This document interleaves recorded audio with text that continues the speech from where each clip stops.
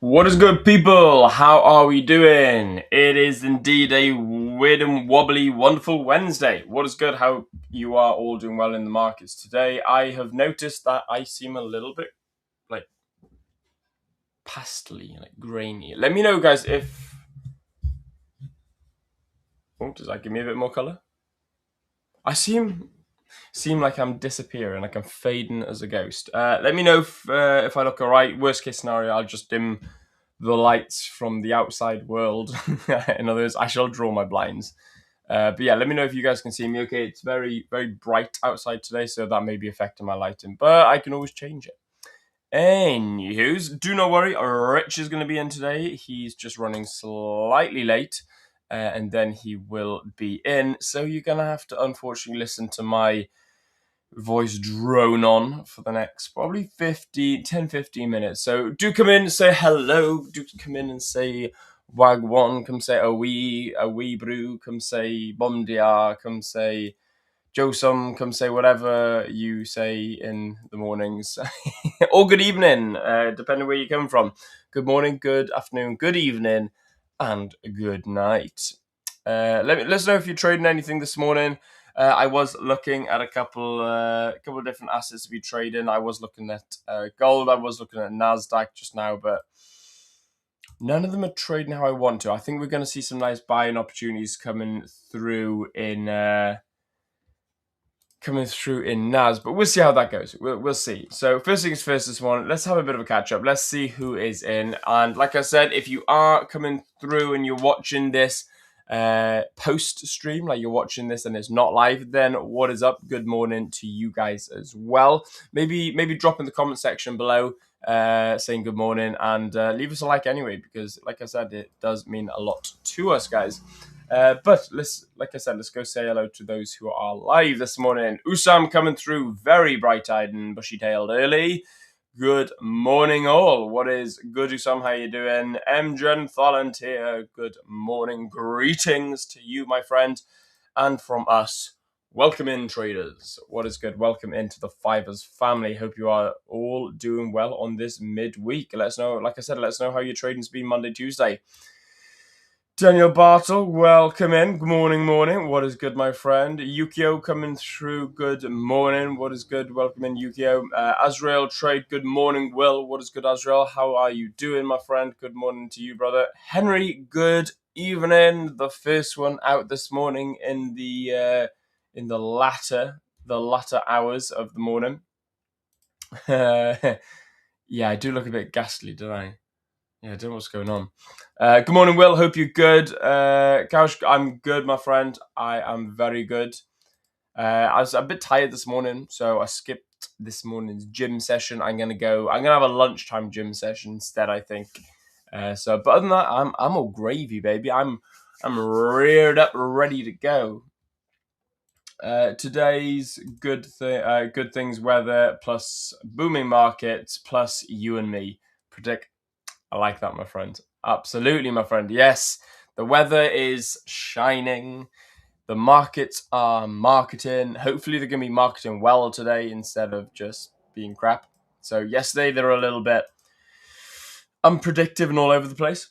So, hopefully, we can see, something coming out rather nice today instead of whatever the hell was going on yesterday. Yesterday's price action was a little bit crap until New York session. New York session came out and we had a little bit. You know what? No, I'm just going to go with all day yesterday. I'm just looking at it. I thought we had a little bit nicer price action. We didn't. Asia session, however, damn. Talk about damn. Look at that for Asia session right there. That's a nice bullish movement. So, nice bullish movement throughout Asia session. I haven't even shared my screen. Sorry, guys. I do sincerely apologize. There we go. Right. I will completely redo all that again. I am sorry. That is my fault completely. So, going back to gold, like I was saying, so I did want to say that New York was looking okay, but I looked at this price action here, and you know what? I'm just going to go with all of yesterday. It was pretty crap, pretty choppy, not a lot going on. And then all of a sudden we had some nice movement going on during Asia session. Look at all that movement up there, which is super, super nice. So we did get some nice bullish momentum. Same goes on the NASDAQ. Let's have a quick look at NAS. So yesterday during New York session, after the news, so we did have news at 3 p.m. So after the news, we just had a one-way train. We had a runaway train going on to the upside after 14:30. So anything after 2:30 p.m. on the New York Open, we just hit that bullish momentum. After the choppiness, we did eventually break and close above the high that I wanted to see. We consolidated, followed by this big breakout on New York Open, followed by massive, massive bullish price. So if you're a breakout trader, then I suppose you could have traded that. Other than that, I think you would have really struggled to trade and get in on something over there. So I think we would have really struggled with something. Maybe we could have gotten in on something like 5 to 4 around here. I don't know. I feel like it was too bullish yesterday. I feel like there's no pullbacks. You weren't going to get a lot out of the markets after New York session. Let's have a quick look back on gold. Gold, like I said, pullback. We've pulled back into this zone here. We're currently ranging. And what I mean by ranging is we've got this high up here. We got this. I'm going to go with this low down here. There you go. So everything within this price right now is a ranging price for me. It's not consolidative. It's ranging. So consolidative is when there's no higher highs, no higher lows. It's all within one higher high, one higher low, whatever it may be. So with this price, we can identify and we can see we've got high, low. So we got range low, range high. Internal to that, we have got a higher low, but we've also got a lower high, meaning that we've actually got identifiable lows but within a range. So that means that price isn't consolidating. When price is consolidating, it's so tight that we don't actually understand whether they're valid highs or lows. These are valid highs or lows. They're just within our overall trend and our overall structure. Does that make sense? So for example, I'll just draw it up here. When we got higher highs and higher lows, we like to mark out order flow. We like to mark out higher highs, higher lows, higher highs, high lows. It helps us identify where the trend is going. Agreed? So when we've got, now, for example, let's just get rid of my arrows there. When we have, I'll actually highlight it up in a different color. These adverts are getting more and more often. It's starting to piss me off. Go away. I don't want to buy your broker stuff. So when we've got high here, high and a low here, we've got a higher high and a higher low. That is the previous and current.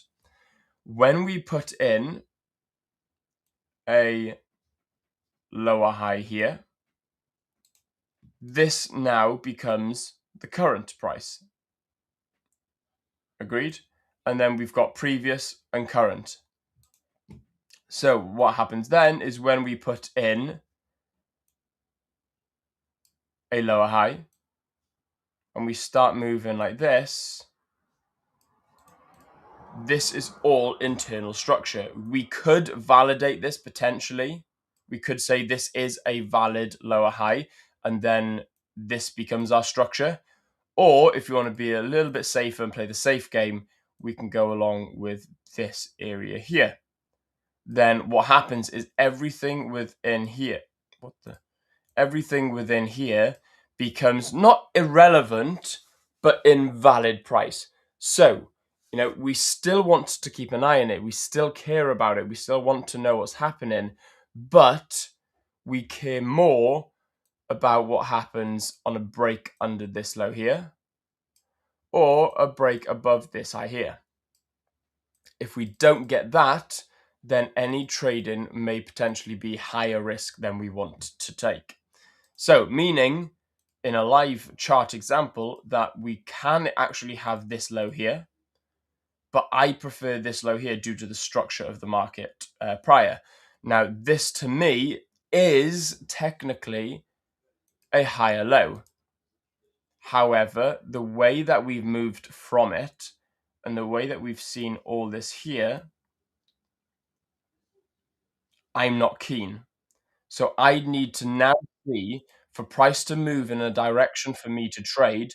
I'd want to see price move above, break and close, or below, break and close. Yeah, no stress. Yeah, sweet boys. So we can have a break and close under this low here, but due to the fact that it's so close to this low prior, I would much rather go with the lower side of the spectrum. Because if I go with the lower side of the low, then it needs to move with a little bit more conviction to validate that trade. Does that make sense? Let me know in chat if that makes sense. If you want me to explain it, I can try and explain it a little bit, sort of like dumber down. But let me know if that makes sense, guys. Let me just have a quick... Yeah, dim the light. Okay, I'll tell you what. Let me... Just while I let you guys answer in chat, I'm going to go dim my lights. What I mean by dim the lights... There we go. What I mean by dim the lights is literally just close the blinds. Dimming the lights from the outside world. There we go, guys. Do I look a little bit better now? Do I have a little bit more color? I think it may be a camera. I think I may have accidentally changed or knocked a setting on my camera because I still feel dim, which is really... Yeah, that's really weird. Anyway, that's a lot better though, I'm assuming. So let me know. Give me some feedback, guys. Let me know if that's a little bit better. Afternoon from Singapore. Yo, what's good, my man? Hello. Oh, God, you're here. Good morning from Richard Butler, everybody. How are you doing? Good morrow, gentlemen and gentle ladies. You did make me giggle a bit when I saw that this morning. I may be a gentleman, but I am not a gentleman. Interesting. Anyway, what's good, Rich? How you doing, brother? Dude, not too shabby, eh, Nige? Not Yeah, too not shabby. too shabby, mate. Not too shabby. Price action is choppy. Consolidation since 2 weeks. Recently, we got momentum now. Yeah, no, it's been a little bit iffy, to be fair. The price has been difficult to trade at the moment.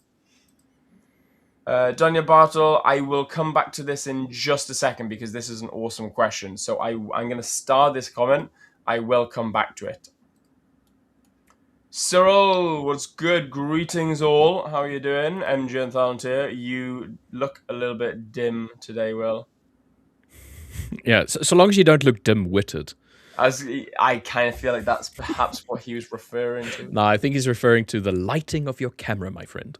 Yes. Well, I think I've gained a little bit more color now. I don't look as ill. But... NASDAQ is doing a bit of a move right now. Interesting. Bit of a pullback.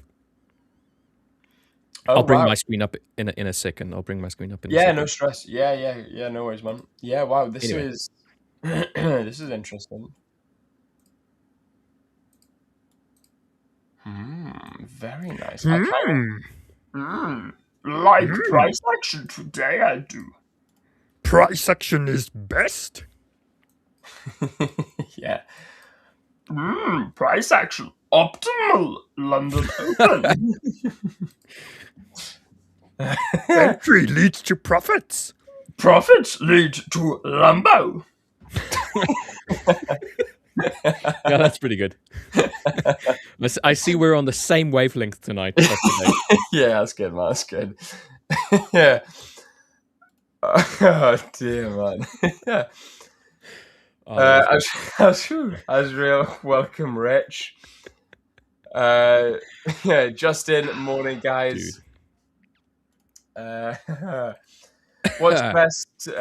What's best is what you have perfected. I use VWAP and vol profile, 5, 10, and 20 EMA. That's it, dude. Yeah, awesome stuff, man. What I like is, well, like, that sounded really complicated to me. Like, that sounds so simple, but when I was like, you've got VWAP and you've got volume profile and you've got 3 different EMAs, that sounds so complicated to a lot of people, but it's not. That is so simple, and like you said, that's all you use, which is actually pretty simple. You see, it goes to show that simplicity is in the eye of the master, let's say, because, the eye of the creator of the strategy. Because I know that LJ hates the idea of keep it simple, stupid. And he doesn't like the idea of keeping something so simple. Whereas to him, his trading strategy is simple. It's just not simple to others. So yeah, dude, I absolutely love that, Randall. Yeah, absolutely. Make sure that you're keeping it simple to yourself and make sure that you're understanding your strategy. Will always looks funny. Yeah, true. I can't argue with that one, can I? I watch the stream while working and feel so helpless. That's an interesting one, man. That's interesting. Like, okay, I'll tell you what. We'll get back to we'll finish everybody's comments here, and we'll get back to Daniel Bartle's information. Daniel, I want to we'll give hash you that out, mate. Yeah, I want to give you some proper attention on this comment, so I will come back to it. You deaf a virgin? I am indeed. I'm a complete virgin. I am waiting for the right woman, and of course, no sex before marriage. Yes. And even if you are married, there's no guarantee. That's true. You are yet to consummate. I'm a married man, and no guarantee whatsoever. You are still yet to consummate it. So definitely a virgin. We're just 100% virgins over here. Yep. Dude, I giggled at this one. Use the sweep, Luke. Yeah. Yeah, pretty funny. Oh man. It's gonna be on my mind every single time I look at a trade now and be like, nice this is. Follow through we shall have. Price action optimal. In all fairness, to be fair, you cracked me with that, dude. I am so glad Cece isn't watching this, because she's never watched Star Wars before. So it's like she grew up like watching Harry Potter and all, which, okay, yeah, of course, so did I. But I'm a big Star Wars fan. I swear, if she watched me doing Yoda impressions, she'd leave you. Let's just put it this way: you. I'd be a virgin from today on. Apologies. I would probably be a virgin from today on, so it's probably best that she's not in today. You should just tell her it's Rich. Rich is the one that keeps bringing it up, and you don't want to not participate. He pressures me into these impressions. Yeah. He sends me tells messages. Me I must do it for the stream. You have to do it. He's gonna sack me. Yeah. It's when I start. What's your husband's name? Will, of course. He's married to me. Yeah, I mean, come on, man. Isn't it obvious, little booyah? And anyway, don't be such a homophobe. Get into the today's century. Come on, man. Yeah, come on, bro. What's my husband's name? It's Will, but I'm looking on dating your mother, so. Well, dude. To be fair, I've had to block his mum and send it over to you. So I'm sorry, but you are going to get my sloppy seconds. Hello, Richard Davies and Will Butler. Yeah. It's actually Will and Rich Davis Butler. Yeah, it's hyphenated. We couldn't agree, so we double-barreled. Yeah, just hyphenated that stuff. Yeah, but anyway, mate, we double-barreled our names just like we did with his mum.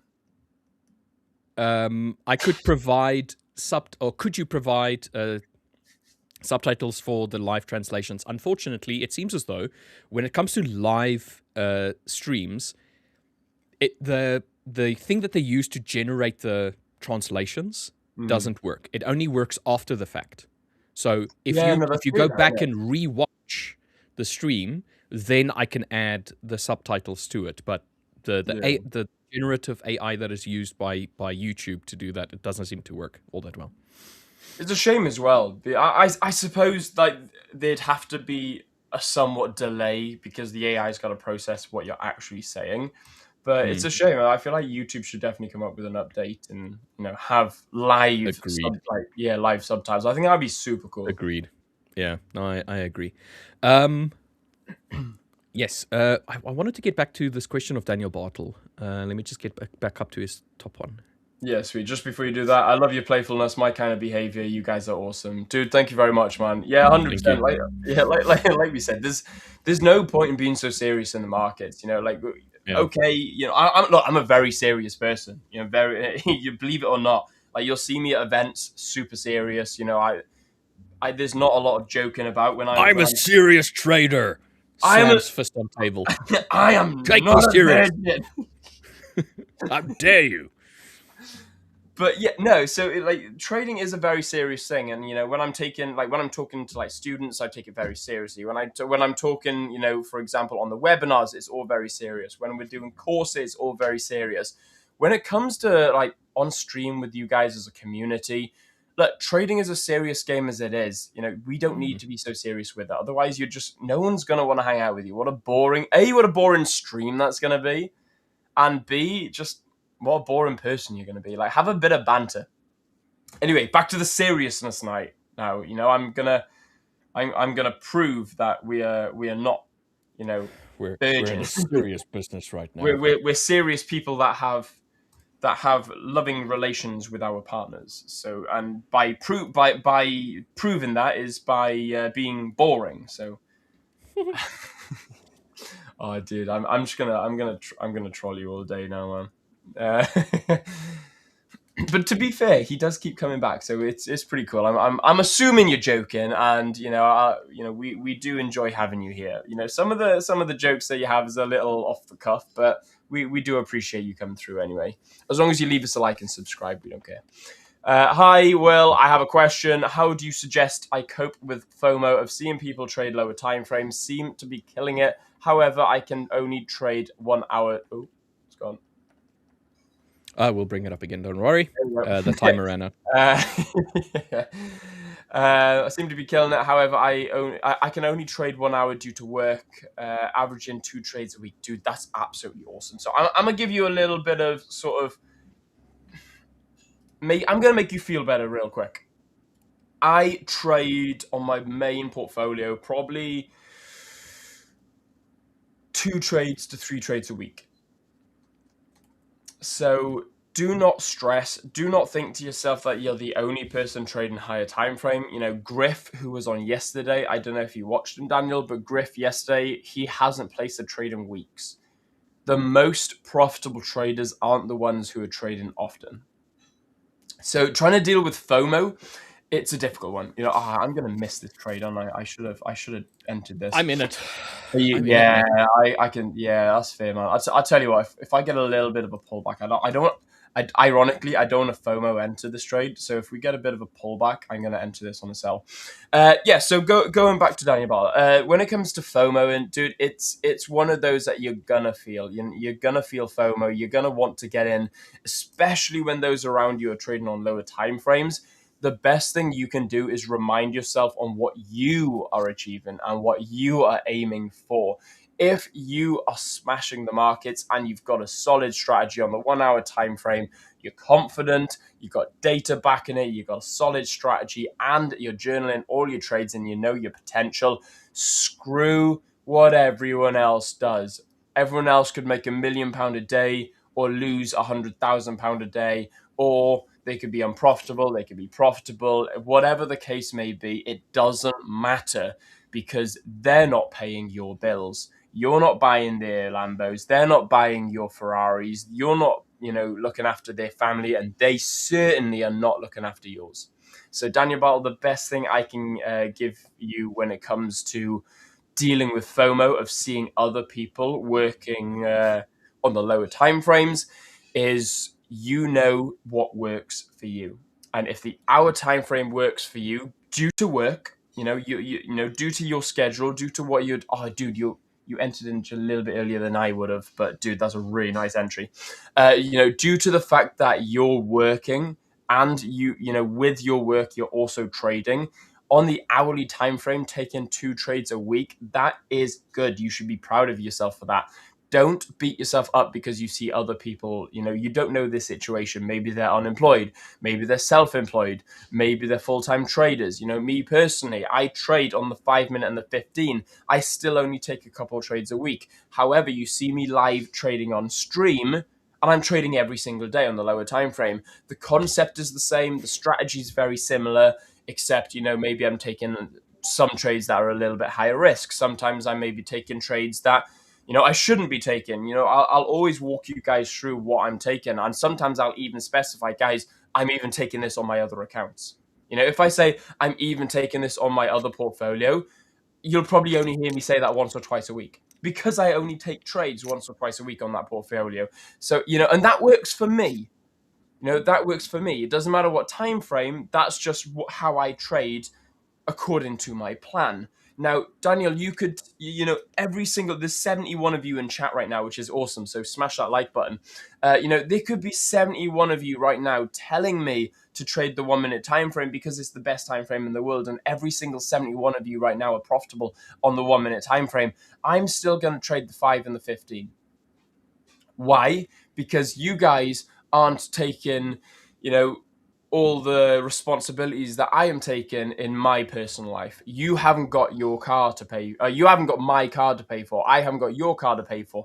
You guys don't, I don't support your family. You don't support my family. Whatever the case may be in your personal situation. Or, for example, I could be trading on the 5-minute because I don't need to make as much as you guys, whereas you guys may be trading on the 1-minute time frame because you need to make it, and maybe you're over trading potentially, or on the verge of over trading because you're trying your hardest to get more profits. So Daniel, you don't know other people's situations, and remind yourself that you don't know what they're going through. You don't know how much they're earning or how much they need to earn, or whether they're profitable, how profitable, what data they got backing up, and how long they've been trading.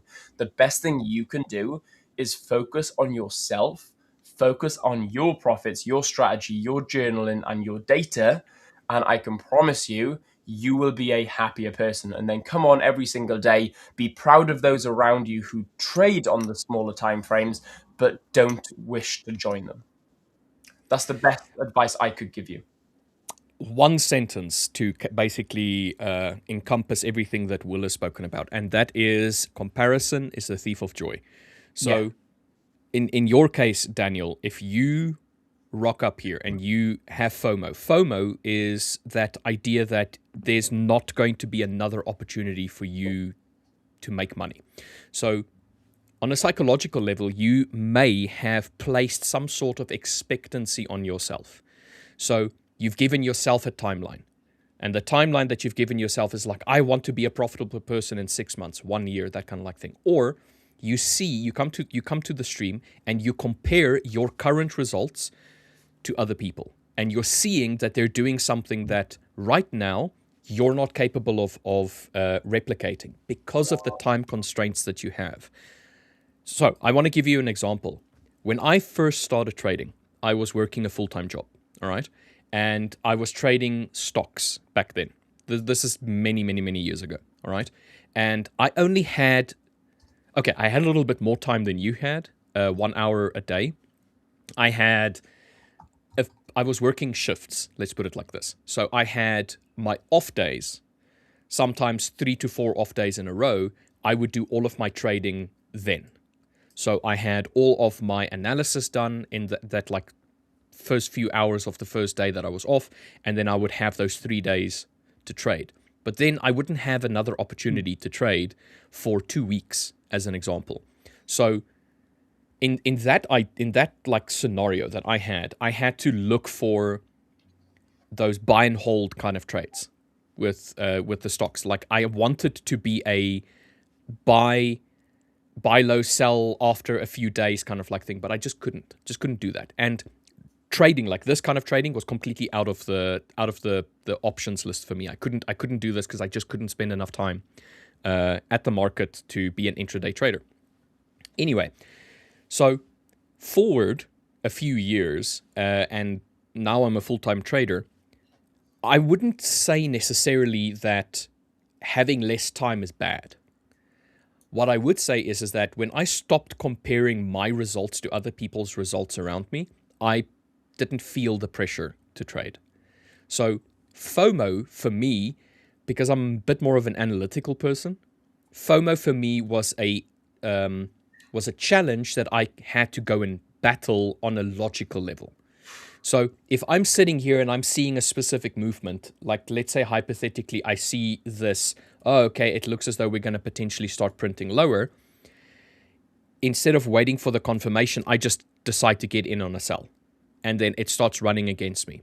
Then I see a stop loss. In that case, I would look at that result and I'd be like, okay, what led to me getting in? Did I wait for the confirmation? Yes or no? No, I didn't wait for confirmation. Okay, so why did I enter? Oh, it was FOMO. So FOMO directly led to me jumping in without confirmation first and foremost. And secondly, if I keep doing this, if I keep FOMOing into trades, do I expect a different result than the one that I had achieved? And the idea was, okay, if I'm going to keep doing the same shit all over again every single time, I should not be expecting a different result. And I forced myself mentally to not fall for that same trap. The first time that you do something is an accident. The second time you do it, it's a choice. The third time you do it, it becomes a habit. So I did not want to fall into that habit category. And being a person that really mentally takes full responsibility for my trading. If this trade goes against me, I'm not going to turn around and say, the market is manipulating me. I'm just going to say, I chose to enter here and it didn't go my way. Carry on to the next trade. So it's taking that ownership. So FOMO is the exact same thing. You're fearing that you're not going to have another opportunity because of time constraints. Your time constraints is something that you can choose to use the best and stop comparing yourself to other people. And then that information that you get there, just carry on with it. Don't create a scenario where you compare yourself to myself or Will or anybody else in chat whatsoever. Focus on your journey. Focus on getting good habits in place during that hour so that when that hour comes around, you can do the best and put your best foot forward. So you're prepped and ready on that day. And then you just accept the outcome of each trade that you get. If it's a losing trade, so what? If it's a winning trade, so what? You move on to the next trade as if that previous trade did not happen. You just keep following your process. Every time you follow your process, it's going to eventually lead to one of two outcomes. You're either going to become profitable or you're going to learn a lesson. And that lesson that you're learning is going to be, okay, maybe my approach needs to be fine-tuned. Maybe there's something about my journaling that is off. Maybe I'm not putting the right effort in. You'll find out exactly where the problem is. But FOMO is the fear of missing out on the opportunity that you have. I'm going to tell you this straight. There's going to be another opportunity the next time you have 1 hour available. There will be another opportunity. You can't go back in time to go and fix that one opportunity that you missed. All you can do is learn from that and say, you know what, the next time the opportunity arrives, I'm prepped, I'm ready, I execute. It's a process that you're going to have to kind of like step through, but that is a mirrored thing. It's you versus you. FOMO is not because someone else is making money. It's not because you're missing an opportunity. It's because you have internal turmoil. You're at odds with yourself. You have expectancy. You've created this. I'm generalizing. Sorry, I'm just generalizing. You created a expectancy, a bar that you want to meet, and you've given yourself a timeline, and you feel potentially that you're not up to your own standards. That's internal turmoil. That's something that you need to go and work on. And when you come back, you'll have, dude, you're going to have bad days. It's going to happen. You're going to have days where you're going to doubt everything that you're doing in the market. The market is going to not align with your strategy whatsoever. But you're learning out of that. And when it starts going in your direction, man, does it feel gratifying. So try to find a happy medium where you don't compare yourself with other people, but still try and learn and build on that. That's what I would say. Of course, man. And Daniel, hopefully that helped, man. Like I said, two experts. Without bigging ourselves up too much, two experts in the field who have been here a long time. Have sort of CP2 hit. yeah, I've given yeah, that's fine. Giving you a bit of a down low on that one. So well done, man. Awesome stuff on the TP2 as well, by the way. I'm gutted I missed that. Gutted that I missed it. It didn't come back up either, and I don't think it's gonna come back up to a position that I'm going to be comfortable trading on. But we'll see. We'll see. Yeah, we'll see. It would have hit my TP1, I think, but I've got a 2-hour trade on this, and this would have been my straight up standard 1% risk, and I would have even been tempted to take this on my personal account or like on my proper off-stream portfolio. So this was a really nice trade. Dave, I completely respect that. MGN, the 1 minute used to scare the crap out of me until I spent time looking at it, and now it's just another time frame, one that I actually prefer on the NASDAQ. Exactly. It goes to show. Look, the 1 minute, it scares the crap out of people because of people like me and Rich. To be fair, I will fully admit this. Me and Rich will straight up slag off the 1 minute time frame. Bless you. No, I'm good. Yeah, I thought there was a second one. It's because I blessed you, mate. It's because you sent your blessings over to me. Thank you very much. We'll slag off the 1 minute time frames because we personally hate them. I don't. I certainly do anyway. I hate the 1 minute time frame. I don't like it. It's a time frame. I don't hate it. I do. I can't. But I'm not a fan of it either. Yeah. So Rich isn't a fan. I really just do not like the 1 minute time frame. And so when you're hearing us daily talking about hating or hating on the 1 minute time frame, you guys aren't gonna like it either. Especially if if you're a newer trader or beginning out in your journey, or maybe you're a little bit more confused in your trading career at the moment. So you're gonna be like, oh, I can't go into the 1 minute because the boys hate the 1 minute and they've been trading years and years and years and years and years.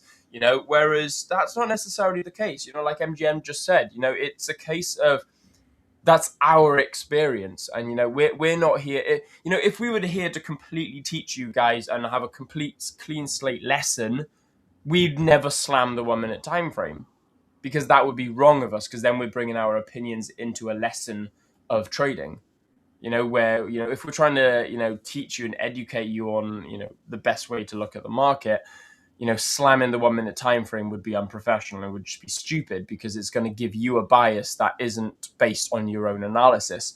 So the best thing we can say is, if you aren't sure what time frame you like, check them all out.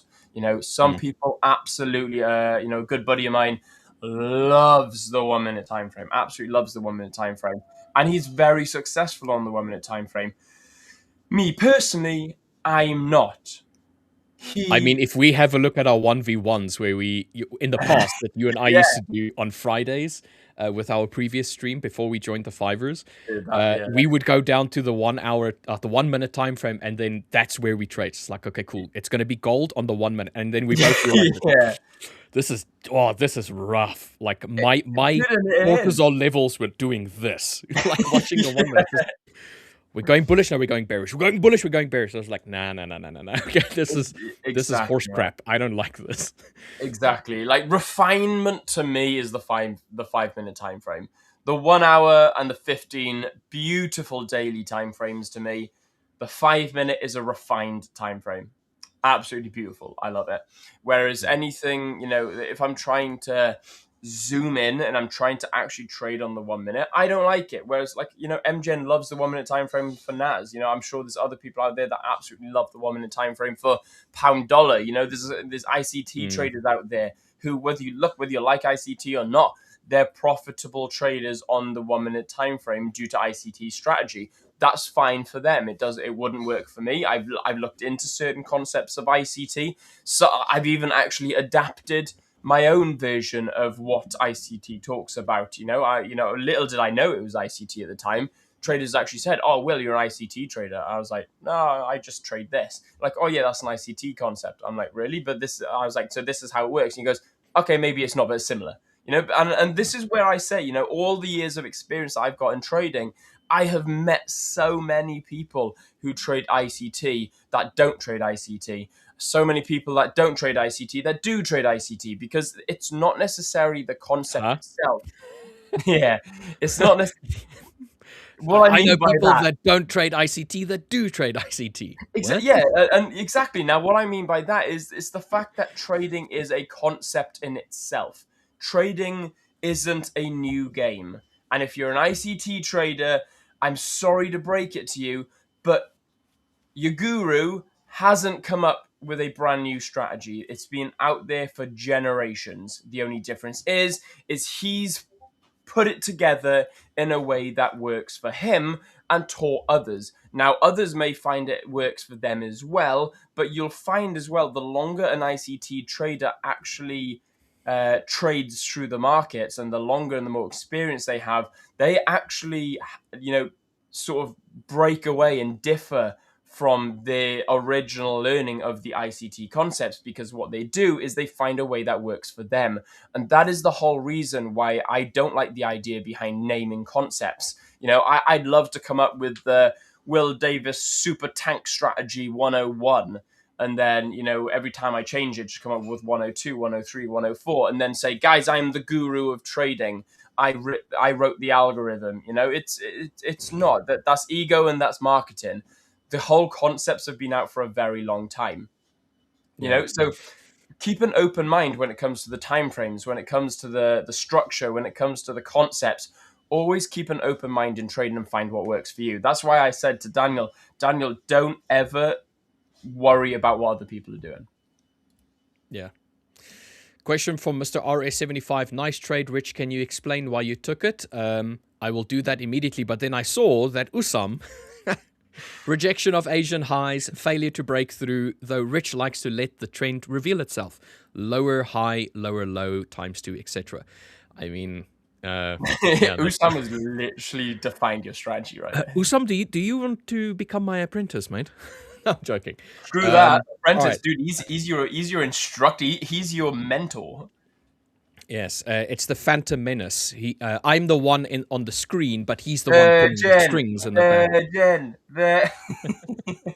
All right, so I'll explain it in very, very simple, quick terms. All right, so if you look at what we had yesterday we had a very bullish day, especially around about the New York session. Even the Tokyo session itself at open was a little bit flat. We had an attempt to push lower and then volumetrically started pushing up. And then eventually the whole day was very bullish. This morning, what we had was a very bit of a gap. Opened up a little bit lower, pushed a little bit lower, flattened out, and then had a very slow upward march to get to the previous day highs, which then ended up being the Tokyo highs. All right. So for those of you who know me, I like to create areas of interest for myself. So I call them break zones, or I call them established areas. The naming doesn't mean anything. It was just a way for me to own the idea, to make the idea stick in my head. All right, so what we had was we had an effective strong sweep of the previous day highs. So the previous day highs, if I were to just draw a line, was there. And then price volumetrically, very strong. And once again, also another concept that I talk about a lot is comparing legs to previous legs, and then the candles itself to the previous time that we had that. That's when I refer to something being volumetric. We had a push from the low of Tokyo, strong. A struggle, a bit of a pullback, a continuation, pullback, continuation, pullback, and then a strong volumetric. So right about this time over here, we really started picking up the momentum. The momentum is to the upside. You've already established it with this movement, but it really started kicking off. If you compare this sequence of candles to the previous sequence of bullish candles that we had a bit of a pullback. The pullback, even the pullback itself compared to the previous pullback, is weaker. So momentum is to the upside. We have a very strong push yet again, but stronger of a pullback in relation to the previous one, but a stronger push up higher in relation to the previous one. Although I think these two are very similar in terms of the amount of pips that they've moved. Anyway, so we eventually created the high of the day, which happens to also be the high of the Tokyo session. Then, when we reached this point, it was right above the previous day highs. We then, very strongly, when compared to the previous time that we had a bearish candle and a bearish pullback, very strongly pulled back, almost sweeping that previous low swing that we had. So the higher low in comparison to the previous one. Okay. And then when we started to push back up bullishly, we lost all of the momentum that we had previously. So if you compare this sequence over here, this sequence of bullish candles to this sequence, to this sequence, to this sequence, you can see visually that there's a struggle. You don't have multiple bullish 5-minute candles. You have one bullish, bearish, bearish, bullish, bearish, bearish, bullish, bearish. You see it. Where when you compare it, tongue twister. When you compare it to the previous one, you had 4 to 5 bullish candles in a row. So that's 25 minutes to half an hour of, or 20 minutes to 25 minutes of bullish pressure that breaks previous swings. So each one of these points here is a pullback, a higher low, and a higher high. Higher low, higher high. But at this point over here, we started to break that sequence. That sequence is now no longer just bullish. There's a little bit of pullback. The bears are really trying to sell from this point. And then what I look for is I look for the time where it fails. So this here is that failure. We did not create a new high. And this movement was so volumetric, we broke that previous swing points closed. So closed below, not just wicked, we closed below those points with vigor, with momentum, volumetric candles, large candles comparative to the previous time that we had some sort of bearish leg. What happens then? We have an attempt to try and push price back up again. So I refer to this as the attempt by the opposite. So in this case, the bulls are trying to break this newly established downward trend. So that's where I'm looking for that failure to produce a new high, which happens here. And then we had one very strong, big bearish candle that pushes price lower. So you have a one, so actually from here, you have one, come on, you have one, come on, drop, you have a base, you have another drop, but it's too early because you've only had the one low, the one high, and a new low. I need that failure, so I need the confirmation, and that is this one over here. But then that leads to a larger base. So you have a drop, you have a base, and then you have the volumetric confirmation of the drop being this candle over here. And then once I see that, given that we have failed to produce a new high off of this move over here, and we started sweeping newer lows with momentum, these candles over here pushing down quite strongly, it's obvious to me that this is the presentation of a potential, you can call it a lower time frame pullback, but to me it's a lower time frame downward trend that is busy being formulated. Me trading the 5-minute, I look for my entry. My entry criteria is the closure of this candle. I prep already for where my entry is going to be, and I just enter. I just put my sell in. I have 4 TP points and 1 stop loss. Once TP2 gets hit, my stop loss moves to break even. So I remove all of the risk off of the table. I lock up some profits and the rest I let run. So if it comes back and it reaches stop loss, that's fine. I've locked up some profits for the day. So that is what I look for. This is my reversal entity. This is what I look for reversals. They can be short-term reversals. They can be a reversal that eventually leads to a higher time frame new trend. But I'm concerned only with the reversal in this specific setup. I will also trade continuations if and only if the momentum persists. It carries on. It continues to push forward. That's why I have this boxed area down here, which was the low of the day. I want to see if we can reach that low. We do have the low of Tokyo over here, where we had multiple attempts effectively. Let's say this one over here created the low, even though it wasn't the Tokyo session, but the low of the Tokyo session respected this. So to me, I want to see how we react here. As of right now, we're having a little bit of a stronger reaction than we had previously. So this bullish attempt here to try and break this channel or this downward movement is now a lot, this section is a lot stronger than that. There's now multiple candles. So I'm weary. I know that maybe there's not a potential for this to continue lower. Maybe we're going to try and push up from here, and then we need to see, are we going to break that high? Are we going to break these recent swing lows over here or this recent low swing over there? And for that, I'm fine. My stop loss is already where I need it. This is a risk-free trade. I have no emotion attached to this trade whatsoever. If it goes to profit, great. If it continues going down, that's awesome. If it goes back to stop loss, that's fine. This is a risk-free trade now. So that's how I look at it. And like Usam said, just I like to let the trend reveal itself. And to me, this is how I let it reveal itself to myself for my specific style of trading. Yeah. I like that. Also, guys, over 100 of you watching right now, which is super cool. Just opened up the stream on the YouTube and only 30 odd likes. Let's smash up them likes. Let's bump up those numbers.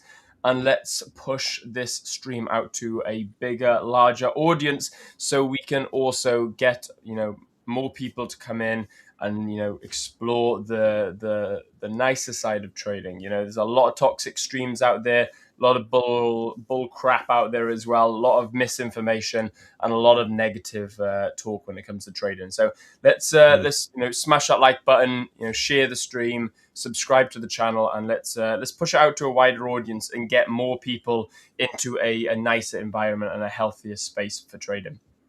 Randall, Wyckoff really pioneered the ICT concept. I definitely agree with that.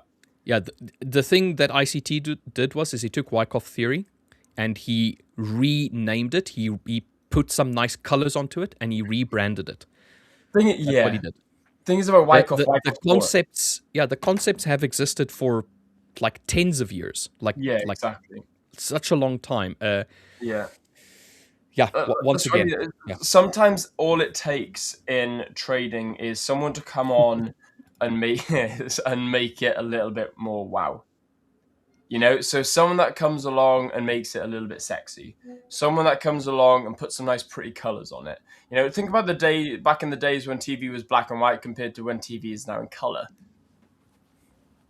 I mean, like Randall said, he remembers when they were still writing it up on graph paper. There you go. You imagine the world changing from writing up on graph paper to writing up on, TradingView. It's, it's mind-blowing, the revolutionary difference. So therefore, you're comparing Wyckoff, which is a boring concept, to ICT, which is Wyckoff concept in color. Pretty much. It's all about marketing. It's all about, making it all colorful, making it a little bit controversial, making it all, ooh, yay, look at me, this is exciting. Look at a kid's TV show compared to, I don't know, a history documentary. You're not going to sit a kid in front of a history documentary who's going to get bored. Whereas you sit them in front of a cartoon where they can watch all sorts of colors and lots of excitement and music and dancing. It's that, pretty much. Not trying to make ICT traders sound like children at all, but you get the analogy. Also, how much profits do you take out from your partials? While Rich actually goes a little bit deeper because his is a lot more complicated than mine. I have two different strategies. One that I don't take partials. The other one I take 50% off at TP1, and then I move stop loss to break even. That is all. Super simple. Now I'll hand it over to Rich to give you a little bit more complexity. So it's very simple once you realize that it is just multiples of 1R. So each trade that gets entered effectively, so this is a 1% risk as an example. So if I used 1% of risk, each one of these TP points will cut 0.25% of the trade off of the table. So TP1 is a 1-to-1 of the original risk in movement. So if I'm risking 40 points on NASDAQ, TP1 is 40 points, TP2 is 80, 120 for TP3, and 160 for TP4. And each TP point cuts 0.25%. So all you have to do then is you just need to multiply that cut, that 0.25, by the multiple R. So in this case, TP1 is then equal to 0.25% of profit. TP2 is equal to 0.5% of profit. Let me just add a 0 there to the front. TP3 is equal to 0.75% of profit, and TP4 is equal to 1% of profit. And then if you put them all together, you get a 2.5% trade if all of them are hit. That is, if TP1, 2, 3, and 4, all of them get swept, it's a 2.5% trade. So you add them up. So if TP1 gets hit, and then afterwards TP2 gets hit, it's 0.75% of risk. I think I did a whoopsie there. Yeah. So that is how they work out. So TP1, if I'm trading 1% of risk, is going to be 0.25% of the total profits coming up off, or total risk coming off, and I lock up 0.25%.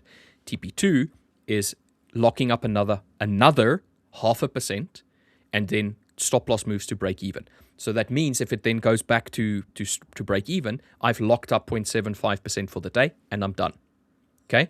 TP3, if that gets hit, that is another 0.75. I will lock up 1.5% across the full trade, and then TP4 hits 1%. That would then be the further 1% for 2.5%. I hope this makes sense. But that is how I've calculated like my specific trading. It's quite mechanical. It's it's preset, pre-tested, pre-expected movements that I've looked at, and I said, this works the best for me. I like the fact of cutting my position a little bit short so I can lock up profits. Psychologically, it helps me. But if you were to go and compare, for argument's sake, a regular 1 to 2 risk to reward trade, that would technically be more profitable when I have to go and compare it to how often it oh my god, how often it hits. Did you see it? Yeah. Oh my word. Dude, I giggled like a girl then as well. Yeah. That took me. Hey boys. Dirk. No. No, You can do better, Dirk. You can do better. Please do better. No. Dirk, try again. Give that another go. Give that another go. Hey boys. That's better. Boys. Dude, you know, Dirk, I forgot to put on makeup. I'm a shiny bowling ball. Dirk, I need to send you something, and you're going to love it. It was Dwayne Johnson and Kevin Hart as Mini-Me and what's his name? Dr. Evil and Mini-Me. Dr. Evil and Mini-Me. Yeah. Except it was Kevin Hart was Mini-Me, and you had Dwayne Johnson as Dr. Evil. So, Nice. man, I've never laughed so much in my life. I'll send it to you once I drop when I jump off. Alrighty, sounds great. So, how are you guys doing? I see Richard with his take profit letter. Yes. You in a trade? Yes, I am. You it's are already hit in TP2, so a short NASDAQ. yes. Well, I don't expect. I just entered a long trade. Oh wow! But I can understand why. I don't expect us to reach lower than the daily low this point in time. So it's slowed down enough. So a long makes sense here. I can understand that because we basically just swept the Tokyo lows, and then it looks like we want to potentially push. Yeah, unfortunately, I completely missed the trade. Yeah. I mean, it's pretty steep what we are seeing now. I was like surprised how risk on suddenly everything is again as it seems. Yeah, I love where you got in, Rich. Really nice. I would have gotten in at the bottom of the candle just after you got in. So you know the open candle that you entered in on? I would have gotten in on the close. Oh, down here. Yeah, just down there. And yeah, really nice trade. Because you like the breaks. You like... I do. I love a good break and close. Yeah, I do love a good break and close. But that's where the 1 minute comes in, doesn't it? That's where you can use the 1 minute. You can do your 5 minute. You can see it looks like it wants to break, but if it breaks on the 1 minute and closes lower, then you're like, fancy. If anything, though, I prefer a break on I close on the 5 minute, mind. Sorry, the 15 minute. Yeah, that's. Do you know what I mean? Okay, yeah.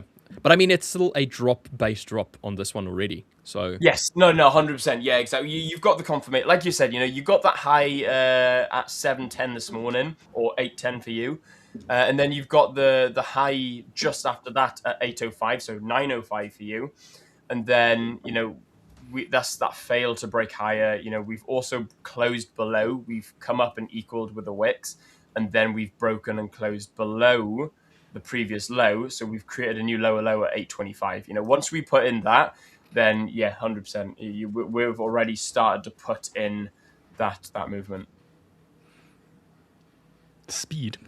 My wife doesn't drive at all, so she won't be You're lucky. affected. You're lucky. So CC was harassing me this morning because she thought she got caught by a speed camera. Okay. So she does my head in. Whenever she leaves the house and goes anywhere to drive, she calls me up and goes, "Babe, I think I've been caught speeding."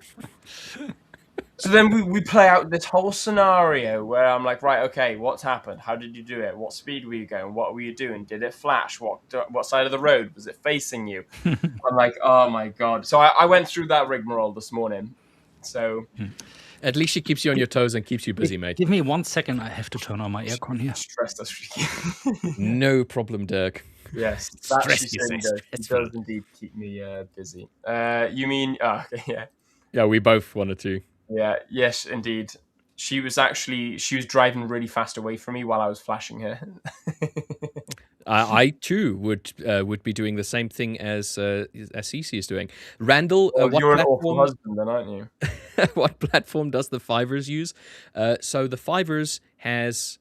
You can, when you choose or when you purchase an account, you can choose MetaTrader 5, you can choose CTrader, or you can choose to have your trading be done via TradingView. If you choose TradingView as an option, it is going to be via the hub. So you will access TradingView like a web from trader. the hub. It's a web-based trader from there. Yeah. Then, if you choose the futures one, you will be trading with a platform called Black Arrow, which is a Brazilian company, if I'm not mistaken. But it is. Yeah, I think so. Don't quote me on that. I do believe, but so those are the 4 platforms effectively that we use. I went like this, and I meant to do this. 4, or as the Germans would say, 4. That's a joke from Inglorious Bastards, where I think that was 3. Yeah, it was 3, and then it was 3. And he went like this 3. Yeah, that's right. And then you have to do this, yeah. That seems weird, apparently. Where this is the right way to say 3. So what would that be for? You tell me. Yeah, I don't know. I'm not sure. Are you a spy or not? Pause this. Yeah, so that's 4. Yeah. Right. So it's the pinky. But in UK, would do something like this, no? Yeah, I think the UK does this. Yeah. I hope it's not too noisy in the background now, because I'm running my aircon. Otherwise, I'm going to die of heat stroke here today. Actually, no. Oh my God, Dick! Turn it down, Dick. Do you reckon we can make him sweat? It's just ambient noise at this point. It's just going. It's too loud. It's white noise. I get better at trading then.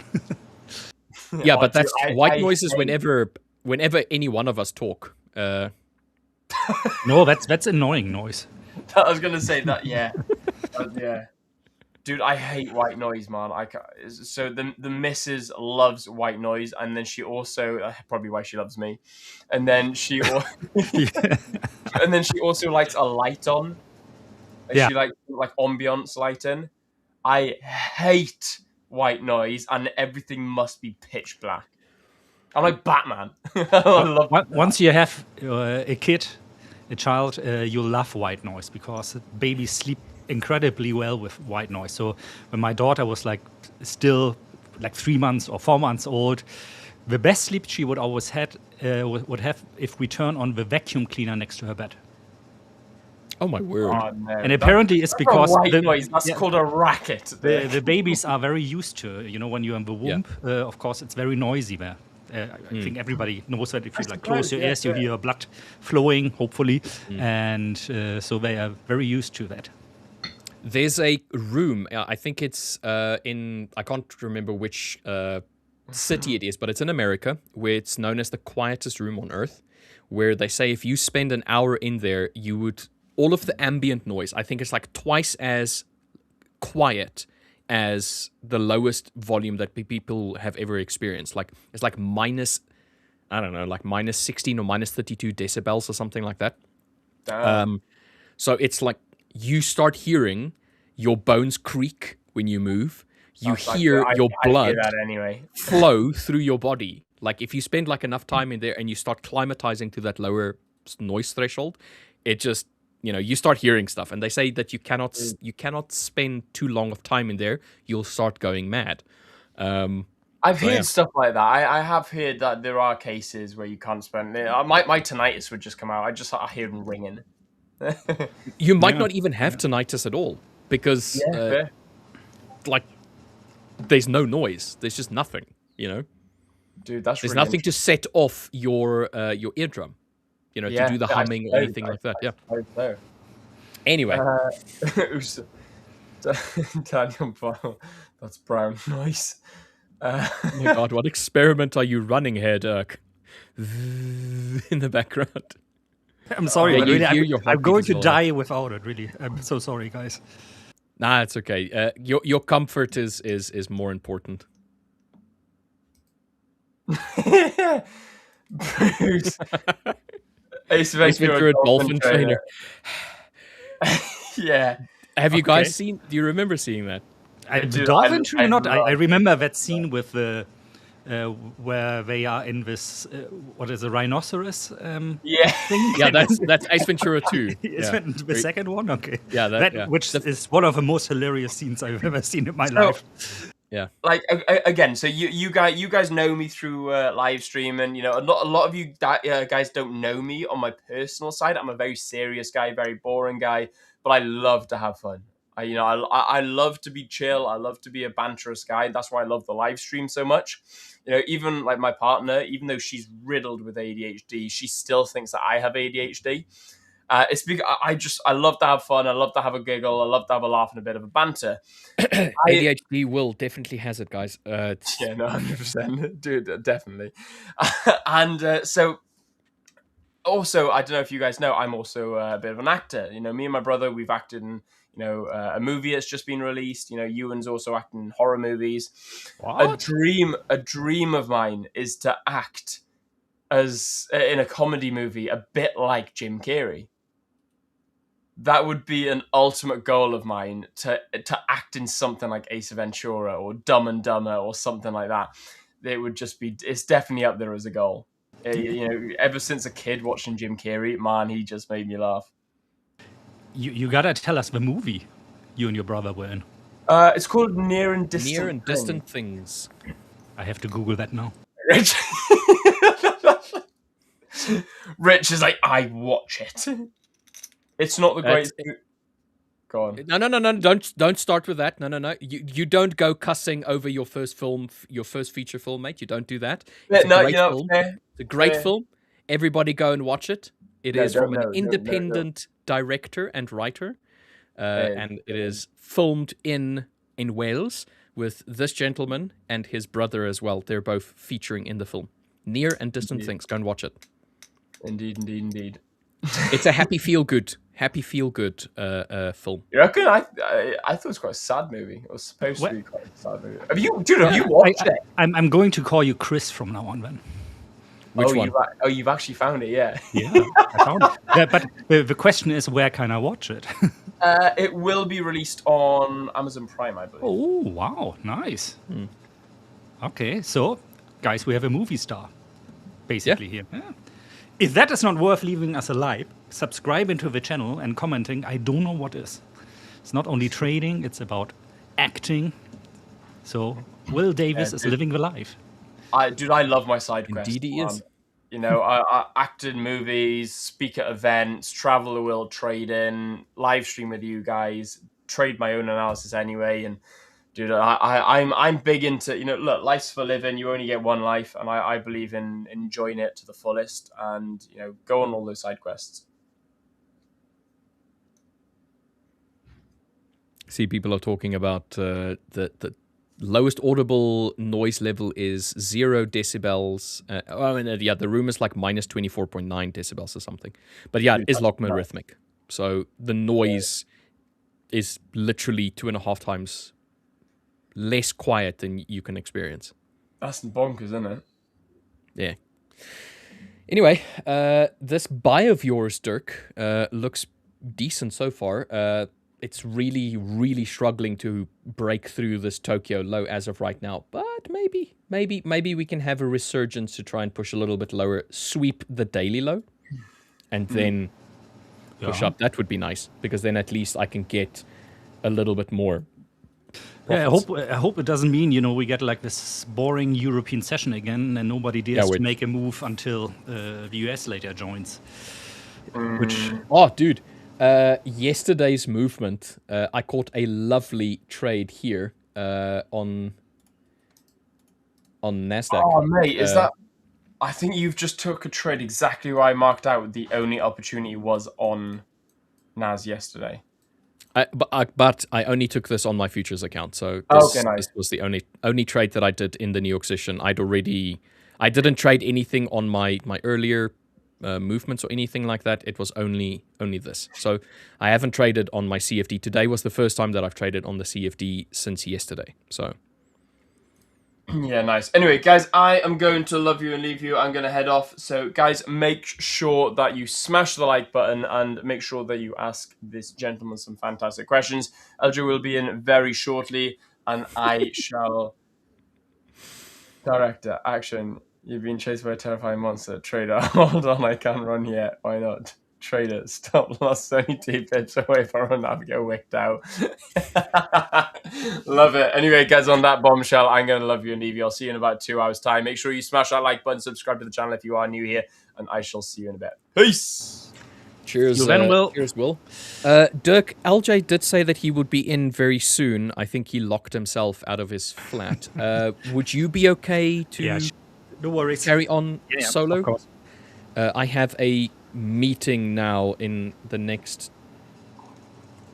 What time is it? Quarter past, so 3 minutes or so? Yeah. If you don't mind. Yeah, no, of course. No worries about that. I'll be there, and LJ, once he found his way out of a garage, he locked himself. Will be here, so that's, that happened to me awesome. 2 weeks ago as well, in an Airbnb. And I was full panic mode. It's like, how do I get out here? Help me. Help me, please. Help me. All right. I have to hop out because the meeting is an important one for something that is coming up very soon on the 5ers. Nice. So, yes. All right, gentlemen, have a good day. Gentleman, singular, and then chat. If you haven't already, like, subscribe, you know the deal. Hit that notification bell as well to know when we're going live. And I'll see you guys in about 2 hours as well. Cheers. See you then. Take care, Richard. Alrighty, guys. Here we are. So I will take you through some of the trades that I currently am in, which is not a lot. Actually, so one major swing trade and this little day trade that I just opened shortly before joining the session on NASDAQ. Why did I take this trade? Let me make this a little bit bigger.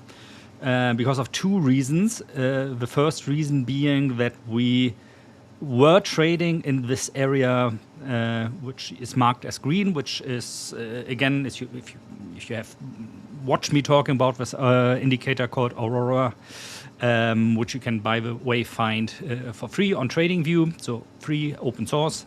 But you need to have a premium tier for TradingView in order to be able to see order flow.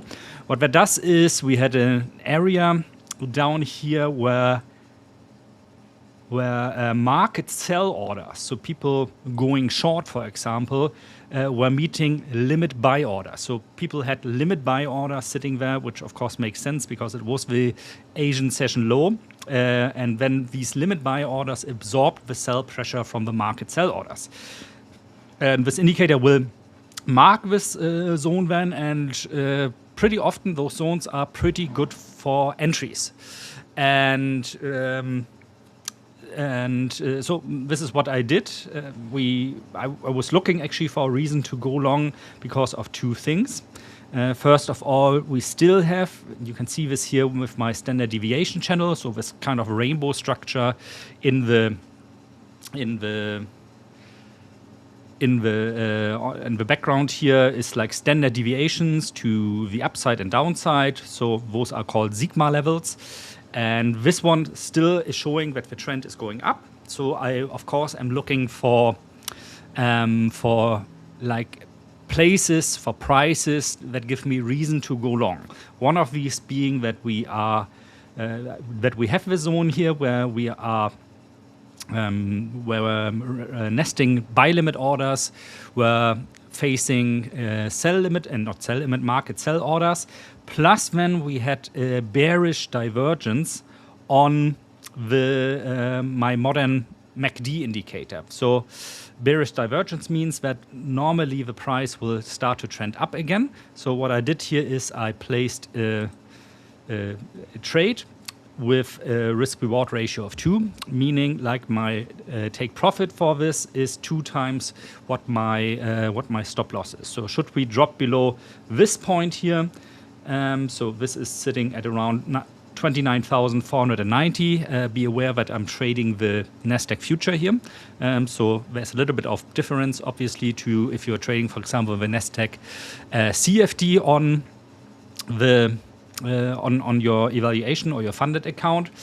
But for me, this is nice because there are 3 things lining up. First of all, the trajectory. So the underlying regime, the underlying structure is still pointing upwards. The underlying structure I identify with a standard deviation channel.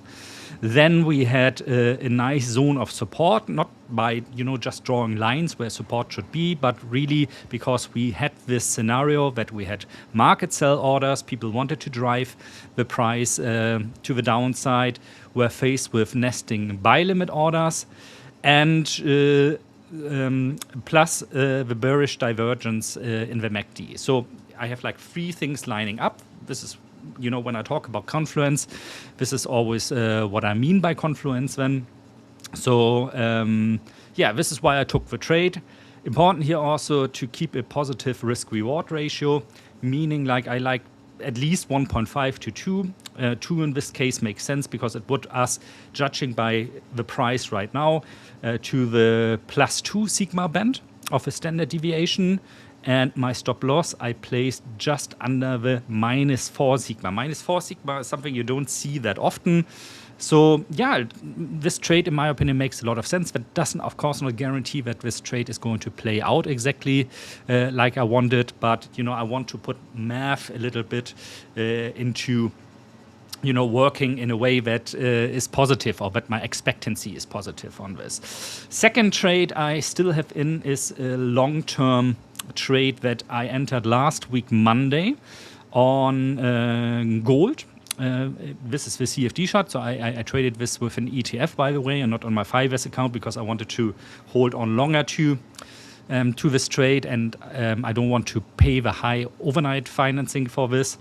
This was based on an analysis that LJ and I did on that Monday, that they said if there is an area where gold should come to rest, it looks pretty good that this should be the area, because if we close below that, would mean we make another lower low, and then the trend actually quite changes to downside. So if there's an area where gold wanted to turn around, it should be this. And I know LJ closed that trade sadly already. I kept in it, and looks right now it's going well. I might adapt, of course, here where my take profit limit is, because it's sitting above the bull market support band, above the 200 moving average. What is nice, actually, if we manage to close today at around the prices we are right now, that would mean we closed above the 8 weeks moving average. That's the blue line here on my chart. And yeah, that would be actually fantastic, because that would be a positive impulse. If we then continue higher and actually for turning around this whole structure of lower highs and lower lows, we would need to close above this here. So that's, of course, still some way, but let's see. At one point, if we should run all the way up to around maybe 4,300, I actually would put my my stop loss to break even in this trade. But the way it's going right now seems pretty good. Seems like the markets in general want to go up, at least the risk on markets.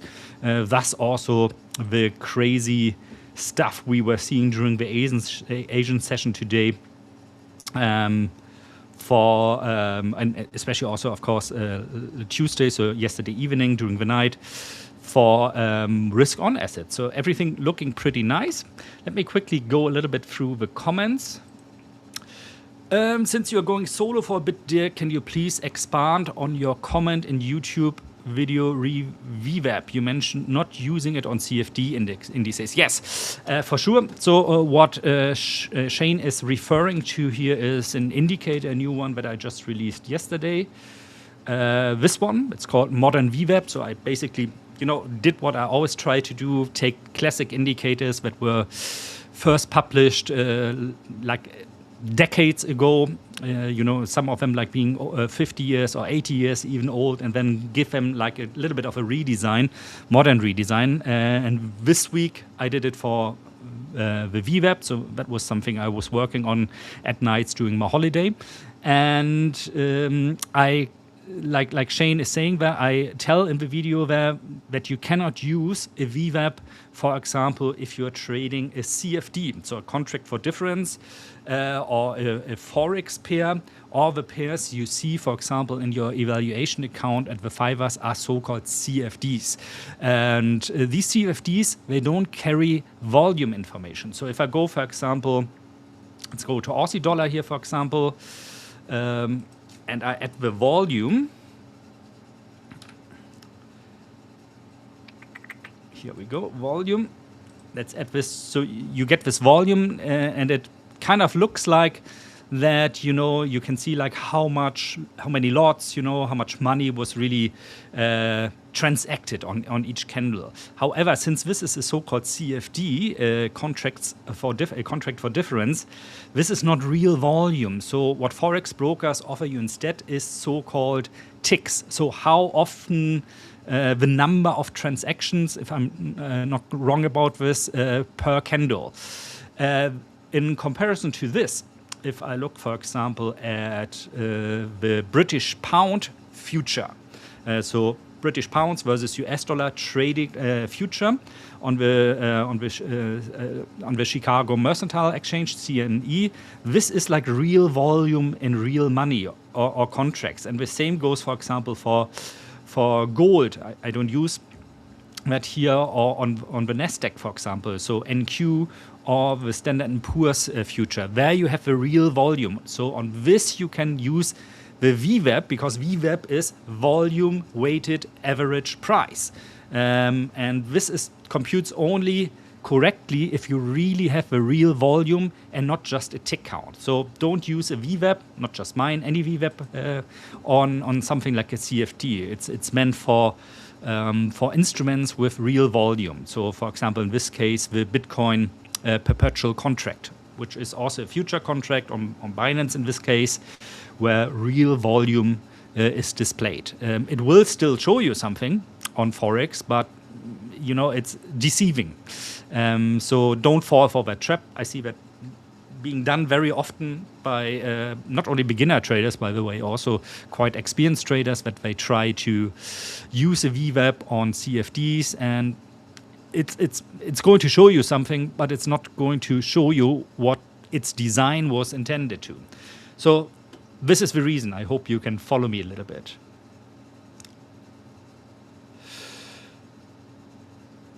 Sorry, I joined late. No problem. I am Clint Barron. Could you cover the indicators you're using and how you draw the take profit levels? I can for sure do that. So there are different time frames, of course, that I trade. Like I just said, this gold trade was a longer term swing trade that I did.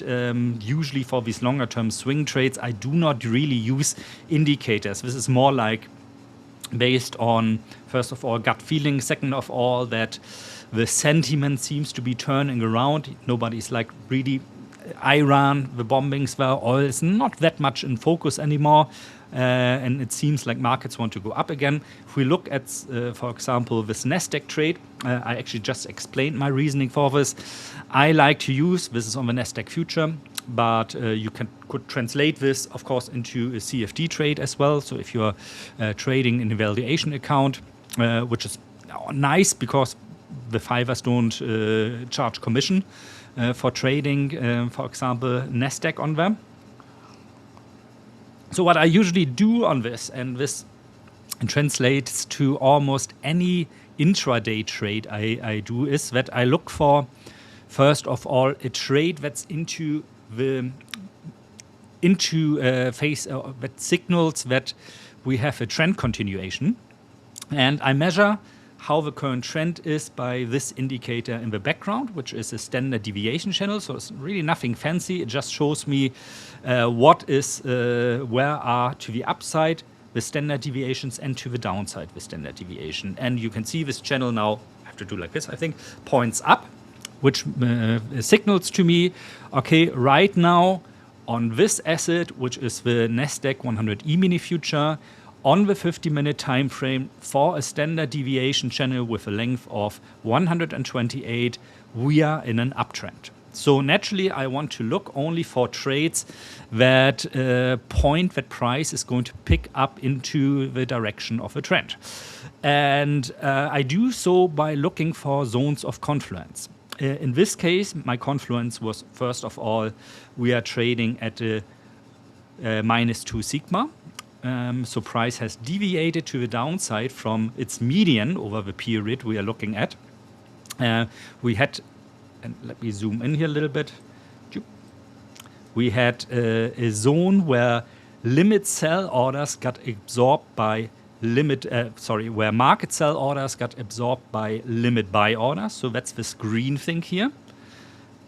Yeah, this is drawn by my indicator Aurora Order Flow Liquidity Heat Shelves. You can also find this one for free on TradingView. It's an open source indicator that I created. But if you want to use it on TradingView, you need to be on a premium plan because this order flow information TradingView does not share on the basic, essential, and free plan. So if you want to use this, just that you keep that in mind, that it would probably mean that you need a premium version for TradingView, which is, I think, around $15 or something per month. Well worth, in my opinion, if you want to take trading a little bit serious. So this is my second layer of confluence.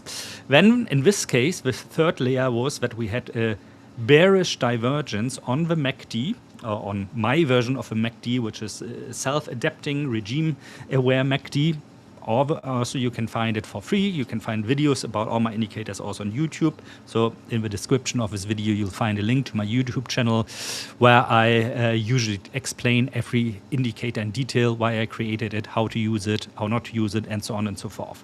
So we have 3 layers of confirmation. I could go even further now and, put another bunch of indicators on there, or I could add something like price action, which I know a lot of you are using. Even something like ICT, if that works for you, you could add to the mix. The important message is here that I don't want to rely just on one thing. I want to rely on things that stack up, so to say. Yeah, in my case, that is a good area on the standard deviation channel that could mean we get a turnaround again, at least to the median price. Then the structure of support, plus, in this case, a bearish divergence on the MACD. So that's 3 layers of confluence, which then, make me confident then that this is a good area to take the trade. That does not mean, of course, that I'm guaranteed to make a profit with this trade. What is important, however, is how I spec out my stop loss and take profit. So what I did in this case is that I looked at the chart and thought like, okay, if we really go all the way down here to the -4 sigma of the of a standard deviation, then I probably should get out of a trade. And then what I simply do is that I spec out, okay, in order to have a positive risk-reward ratio, in my case, I'm looking for a risk-reward ratio of 2 usually, meaning that I earn double the money of what I'm risking. I placed my take profit up here, which is around the +2 sigma band. And look at this, the +2 sigma band is where we earlier also were trading and making those highs. So if the uptrend resumes, there's a high likelihood that we are going to see it like stalling a little bit at the +2 sigma again. Yeah, it sounds complicated, but you know, you do that a couple of times, and then it becomes really second nature. Again, the important thing here is do not rely on any single indicators. People always like to ask me, hey, what are the best settings for your indicator so I can make profit with it? And I will say, guys, you're not going to make money with a single indicator. My last video that I published yesterday about my modern version of the VWAP, for example, I tested this. I always back test these indicators to see, like, is there like edge in a single indicator, and no indicator so far has produced any single edge. That's very important. But if you layer them on, if you use them as one point of confluence, so to say, for your trading, they actually start working. And now you don't need to copy this one-to-one, because in this type of, this is like something I trade manually, for example, and I might change the setup here. So I might, depending on the market regime, I, for example, could say, well, right now we are trending, but if we flip sideways and we have the standard deviation channel, for example, shows me that we are in the sideways market, I would change, for example, the indicators I use. So I wouldn't use a MACD probably anymore. I would use maybe something like an RSI, for example. Yeah, which is an indicator that you shouldn't use when a market is trending heavy, but if you have a ranging market, it's an indicator that can work. So I might say, instead of the MACD, I will use now the RSI, because we're in a sideways market, to kind of catch where the market makes its chop high and chop low. So you have to adjust a little bit to what is going on. This is also the reason why a lot of mechanical systems fail that are based on indicators like this, because the mechanical systems always assume, well, this indicator has to work under every, or my trading strategy has to work well in every market regime, which no trading strategy in this world will. Look at Bart, for example, who's always with us on Monday on the live stream. He's like trading a long only gold strategy, and says like, okay, right now, you know, because the market has been trending down a little bit, this is a strategy that takes almost no trades. And the nice thing is that you can quite easily backtest this nowadays, even if you don't know anything about coding. I mean, you can feed this into Claude Code or ChatGPT, and you'll get some sort of result pretty quickly.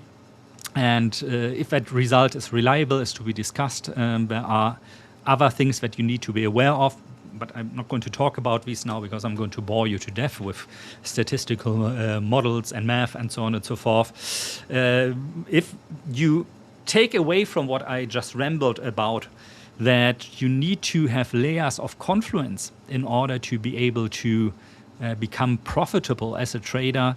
Layers of confluence, meaning that you have things stacked upon each other, be that indicators, be that price action, be that ICT, whatever, even like simple trend lines you draw, then you have a higher chance of catching the right trade at the right time. There is no holy grail indicator. Yeah, nice comment here. There was a guy a little while ago who tested 1 million trades with various indicators and strategies each, and no single indicator provided a long-term consistent edge on its own. Absolutely, that's completely correct. And the factor that goes into this is, yeah, that, I mean, these indicators, especially the classic ones, you know, they are like analyzed to death. Already everybody has been using them for decades, so there is probably no edge in the indicator itself left. We are back there at Confluence, and then it also relies heavily on risk management. And if there's one thing about risk management that's going to make your life a little bit easier?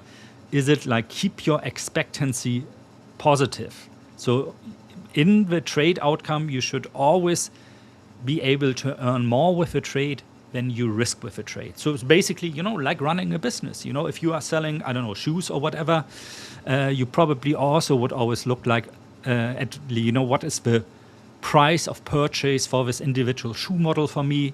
How much can I sell it for towards my clients? And if you find something like, well, this cost me, I don't know, $40 to purchase, but I can sell it for $80, then your expectancy is a 2R.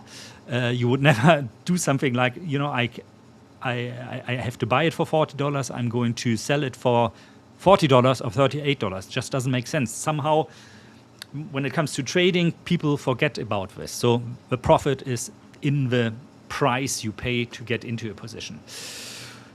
Mega pint for you. I would like a mega pint, thank you. Hey there, euro dollar on the 5 minute looks tired, moving up. What's your take on that? Okay, let's look at euro dollar. I'm going to look at the euro future.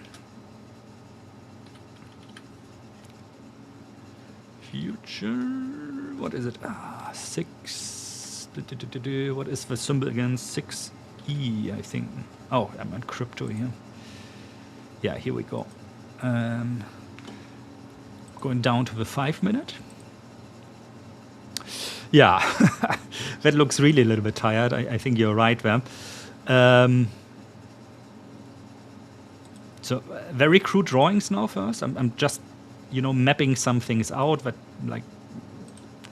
I see right away. Not that I want to trade on, arbitrary lines that I draw onto the chart, just to give me kind of an idea of the structure we are in. Let me add the standard deviation also. Here we go. And then I want to see some more sigma levels. So 128, this one, this one, this one, and this one.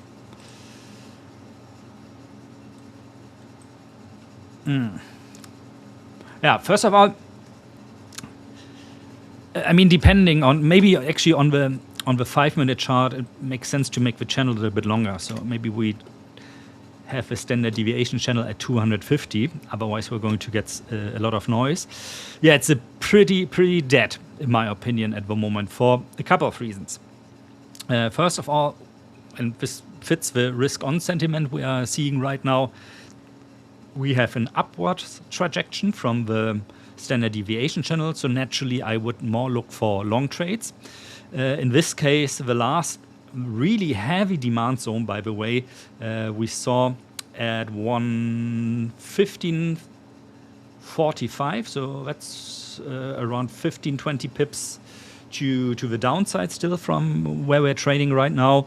What is important is we are almost exactly trading at the median price, the average price of our standard deviation channel. So there's really no reason, since I would be looking for reasons to go into long position. This is the future again. The price you see on your evaluation account, the CFD price is a little bit different to this one, a couple of pips. So I would be looking for something like this maybe, if I want to go short at least, that we kind of get into this trajectory of -2, -3, or -4 sigma. And if I then see, for example, in this zone down here,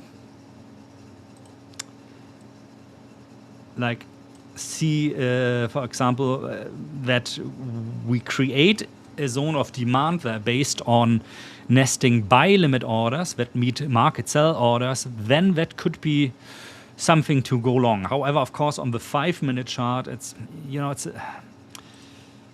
we're talking about like just a couple of pips. So the trade, if that would happen right now, would probably look something like this.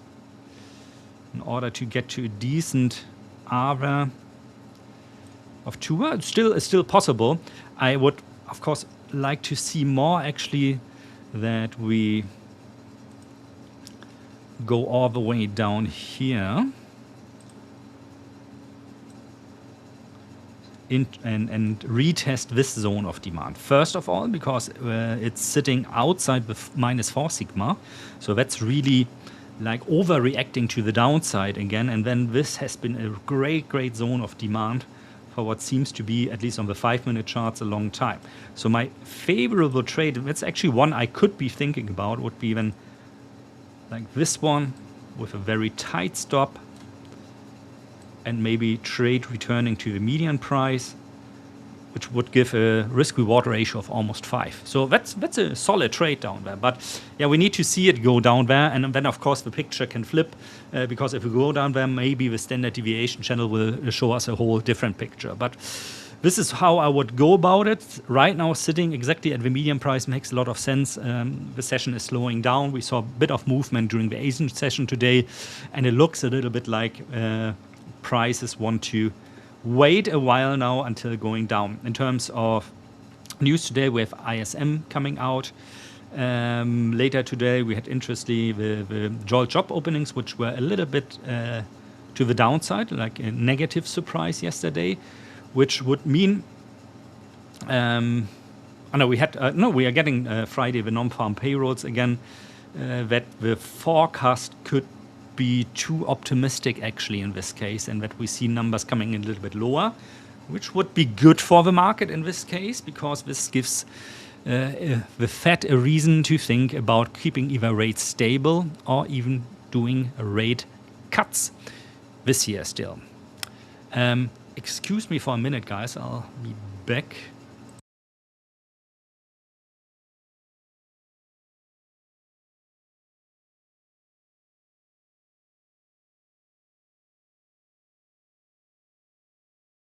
Sorry, just had to quickly answer a question there. Yeah, anything else, guys, you want me to look at specifically? Any trades you are in right now where you want my opinion on?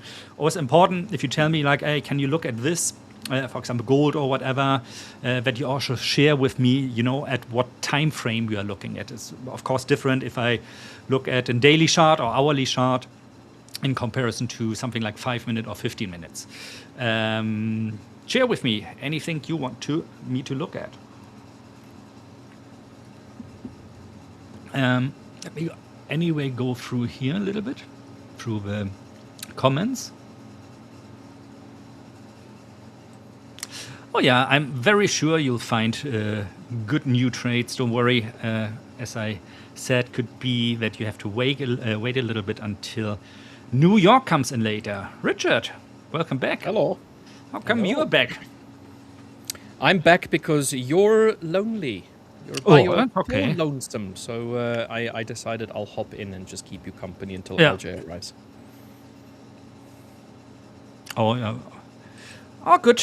Yeah, we were just going through some assets. I was like in detail explaining a little bit about how my especially short-term trade setups look like. So the trade setups where I don't do things in a mechanical way, where there's a lot of discretion in them, but what I'm looking for exactly, basically the layers of confidence I like to build up, so I don't have to rely on, single indicators or the easy way out, so to say, to enter a trade.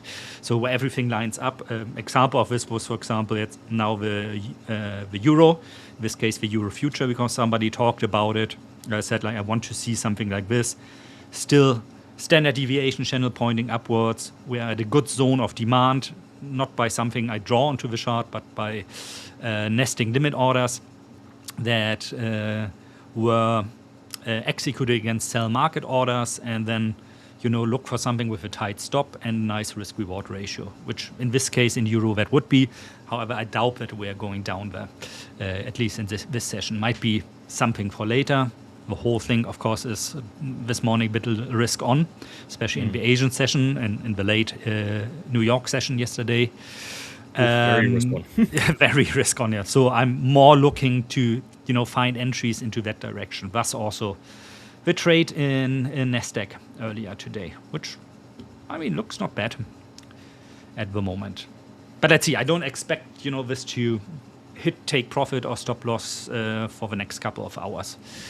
maybe like around 2:30 to 3. And I knew that somebody would ask again about the DAX. Guys, I don't trade the DAX. Please don't ask me about the DAX. I don't like to trade the DAX. Sorry. We can ask LJ or whoever wants to talk about the DAX. I know that Rich Wells trades the DAX. Okay, my trading view is just froze. Okay, it's back up. I can probably share it.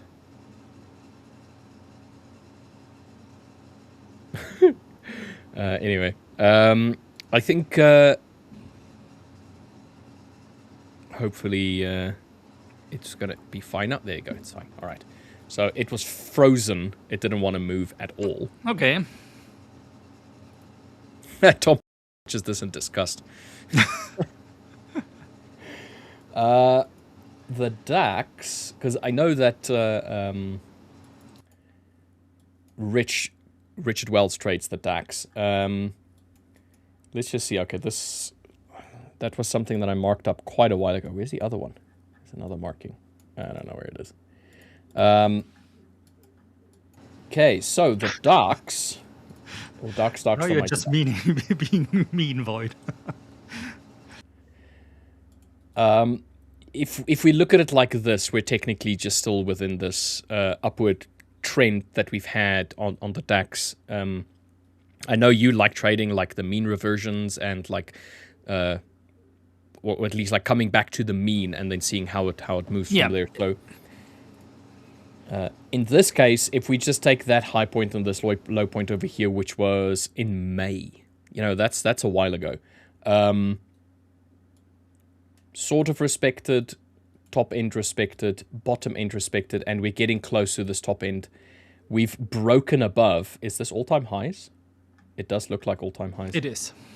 So this being the all-time high line that we had, and then the previous time that we had all-time highs was July the 6th. So it's been about a month since we've created new all-time highs. What I can say is if we're going to have a pullback now, which it does look like on the daily we're busy having a bit of a pullback, if we can get back to this all-time high, the previous all-time high where we had, it seems as though a bit of a gap as well on Monday. Bit of a gap on Monday. So maybe potentially come back to that gap. If I come back down to the hourly. Okay, first and foremost, we know that we're in a trend. I don't need to see that. Just zoom in a little bit. Strong bearish attempt during the London session so far. We have the gap. We've had that high point here. Okay, let's see how DAX. So let's just take that last point there. Let's see how it acted around that area. Yeah, okay. So if we're going to have a bit of a pullback, I can see us first and foremost, we need to sweep yesterday's, let's say, this low segment that we had during the London session. And then if that gets broken, then we have clear sight in my mind for us to potentially get back to over here. So this level is 25,938-ish if we break through below 26,078. Now, bear in mind, we are in a very strong bullish movement, but as you saw on the daily, whenever we have a new high that's created, we have a decent downward swing. New high created, decent downward swing. New high created, kind of expect a bit of a decent pullback as well, considering that we do have this gap down here, which also aligns with this area over here as a little area of interest. So if I just do this, we had the highs here, which was broken out of.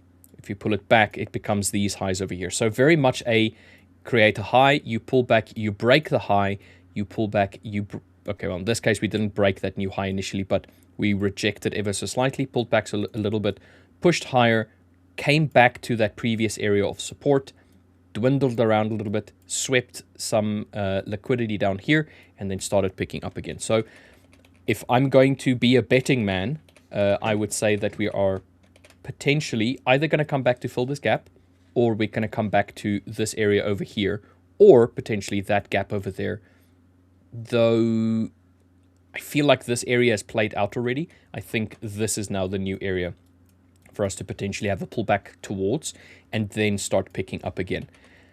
It would at that time probably align with the 50 EMA as well. You can also see that it does like coming back to the 50 EMA, and ever since we've broken above, let's put it, comes back to the 50 EMA and just kind of like plays with it a little bit. So if we do make our way back, there is a potential that we can align that 50 EMA again as well.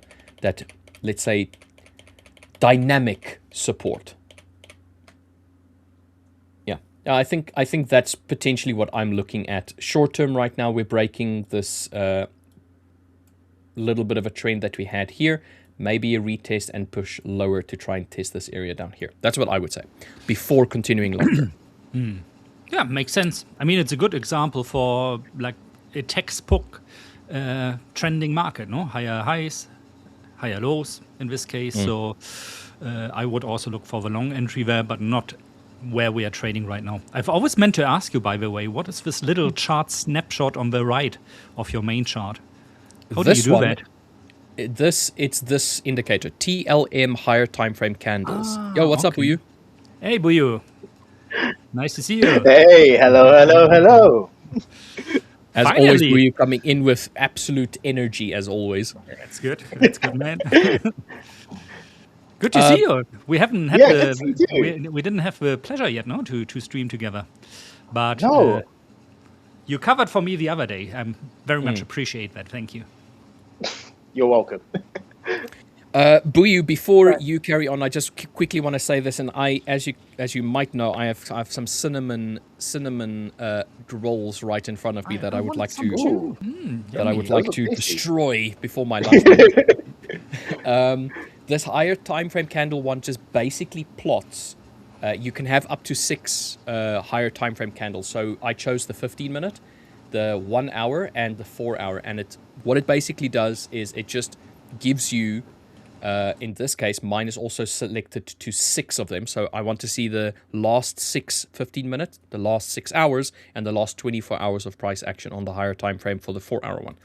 And it just plots the previous one. So if I were to go up to the 15, it will cut out the 15 and it will still show me the 4 hour and the 1 hour. It's a very quick reference point while I'm on the 5-minute to just see what was the other ones doing, let's say over the last few hours or whatever.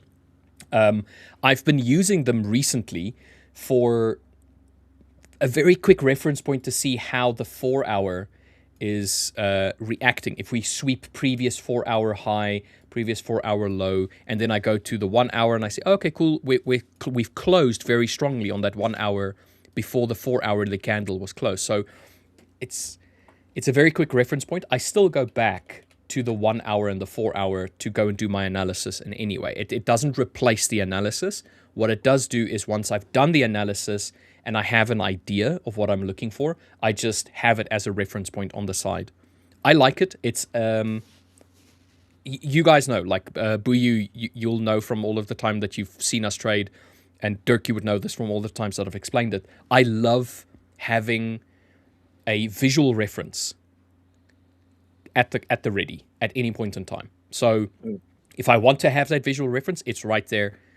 Doesn't change my trading. It just, I don't know, it's just like a little add-on to it. But yeah, I like it. It's called TLM higher time frame candles. It's a free to use one, and I think you can have 6 higher time frame ones and how many ever candles of that amount. You can also have like 30 seconds if you have like the other like lower time frame ones, so you don't have to have the higher time frames. But anyway, that's what that is. Nice. I like that a lot Nice. because I usually have like 4 windows opened in TradingView to have a look at the higher time frames as well, or other time frames, and that clutters it a lot. You know, it's like if you don't have like a gigantic monitor, but just a normal one, it becomes so cluttered. You cannot really see much of the chart anymore that you actually want to trade on, or the time frame that you actually want to trade on. Nice. Thank you. I like it. I do enjoy this little visual thing, and it's every time I stream with you, you know, I get new ideas. I haven't started looking into my idea from Monday though. Okay, well, I mean, that's going to take some time. I mean, like... It is. And you need to dream on that idea a little bit, you know? I have like this long list of other stuff I need to look in before that. With Buyu here, all right, I'm going to hop out then and I'll see you guys in an hour's time or so. Yep. Thank you, Buyu, for assisting Dirk today with LJ having some technical difficulties locking himself out of his house. I'll be sure to see you guys in an hour and 5 minutes. All right. Sure. Cheers, guys. Thanks, Richard. Thanks. And thanks again, Buyu, for stepping in here. Oh, no worries. Any trades you're in right now already? Yes, I'm in some trades, but actually, before we go to my screen, I was going to ask her about your screen because it kind of reminds me of the stock-to-flow model. I don't know if you've heard of that from Plan B on Bitcoin. I think everybody who's in Bitcoin has heard of stock-to-flow and the discussions about it, especially in comparison to the power law. I don't know if you have heard about this. It's like a little bit this mad Italian physicist who is like criticizing Plan B very much for a stock-to-flow model. And but my chart here doesn't have anything to do with a stock-to-flow model. So this is basically what you see in the background, this rainbow kind of structure is a simple standard deviation channel.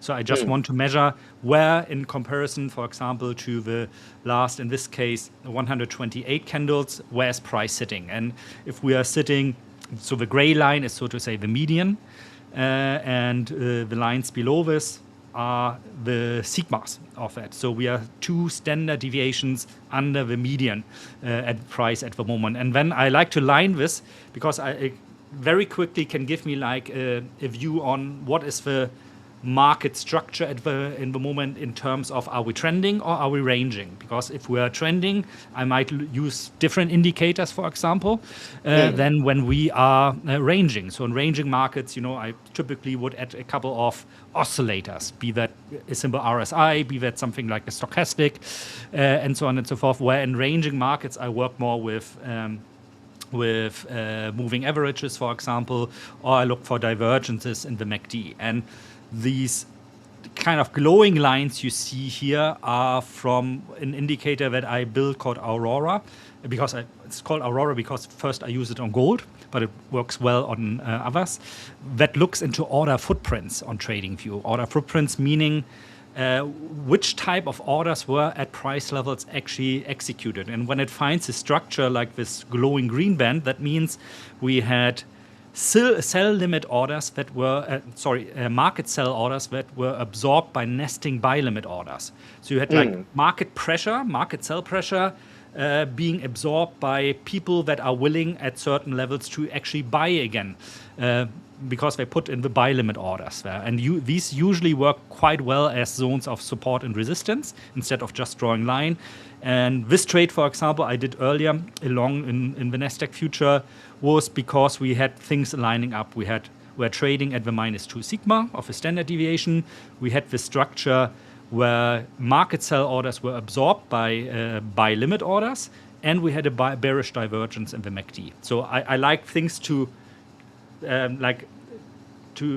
things to stack up in terms of confluence, to not just rely like on one indicator or like price action or whatever you use, but that I have like, okay, I have like 2, 3, 4, or 5 things that are aligning at the moment that are telling me, yeah, this seems like price likes to continue to the upside in this case. And then I simply sketch out where would be a good stop loss for this one, which I put like just under the -4 sigma band. And then I usually want to have something like a minimum of 2R in terms of take profit. Okay, so you don't line up your take profit in line with the standard deviations, you line them up in terms of R. Yeah, I with R, usually if I would have something like that, my 2R would now be sitting somewhere above here, then I wouldn't take the trade. Then it doesn't make any sense. But anything between +4 sigma and -4 sigma, that's like the usual band we will be trading in. And this one right now sits at the +2, which is usually... We've seen that earlier today in this structure here, where we had a little bit of a turnaround. So my theory going forward for this trade is if we really go to the upside with the NASDAQ, maybe in New York session today again, the 2 sigma band will again be probably a zone where the market is going to have difficulties getting above that. That's my take profit there. Yeah. So do you always use a 2 hour take profit? No, it really depends on how volatile the whole thing is. This is like on. It's very discretionary what I'm doing there. So this is like usually I like to have like mechanical systems, at least for swing trading. But since we want to trade live, of course, on these live streams here, I went down the rabbit hole of thinking like, okay, how can I show more discretionary trades that are still packaged into being not too omnious, but into a sort of mechanical systems. Mechanical system being here, like I want to have more layers, that stack in terms of confluence. Okay. By the way, hi to everyone in the chat. So hello, Lewis, and hello, Abradolf. Sorry if I messed up your name. So like, I'm liking the setup of NASDAQ. I'm actually long on NASDAQ myself. Nice. Not on any of my evaluation accounts, but on this trading view competition that I'm in. I'm actually currently long on NASDAQ, S&P, and gold on the Leap trading competition on trading view. And it's going pretty well. I reckon I'm sitting like in a decent position if I were to close these trades. I'd be in the top 250, which is great. I'm loving that. But the NASDAQ, like I was actually going to ask you a couple more questions about that because it has had an absolutely killer run. It's played a blinder. So it's gone all the way down from here, all the way up to here. So you were saying you reckon it could go up a little bit more. Do you reckon it's kind of topped out here? Or are you seeing a potential bigger pullback? What are your thoughts? My thoughts are actually, I think we're going to go a little bit sideways because it seems like, and this is just a gut feeling, or based on an educational guess, that once again, during the European sessions, people are a little bit hesitant of doing real moves, so to say. So I think we're going to wait until later on New York comes in, so maybe at around 3 to 3:30 my time, which is in 3 to 3.5 hours. We're going to see the real moves for this day, I'm pretty sure. I mean, for me, I'm not necessarily waiting for New York session. There is a big piece of news that is not on Forex Factory that I'm waiting for today, which is after all of the, nonsense we've had back and forth, is whether we actually get some news on Iran or not. I know we were being telegraphed yesterday, Trump saying, oh, we're going to have a deal sorted today. We've been here before where it's been like, oh, yeah, no, we've got a deal. We haven't got a deal. I'm going to bomb him. I'm not going to bomb him. What do you have any personal predictions whether we're going to see that kind of news, or is it? Man, I wish I had really, because that would make my job at the moment a little bit more easy, if there is something like easy when it comes to trading anyway. But these whole tweets and new stuff coming from the hands of Donald Trump has been costing me quite some money over the last couple of months, because you can have any type of technical nice setup, and then if Trump tweets the wrong stuff, it goes down the drain, sometimes with a lot of slippage also. So honestly speaking, I just hope he keeps his mouth shut for a little while, because every time he talks about a deal, the opposite is going to happen. And the one thing for me is, which is a little bit ironic, is I have a feeling it's like slowly fading out of the focus of the market. So it's a bit like in the beginning of the war, I think the markets were reacting more volatile to what Trump was tweeting. Now it's a bit like, okay, the guy is telling something, and tomorrow it's going to be a 100-degree turnaround again.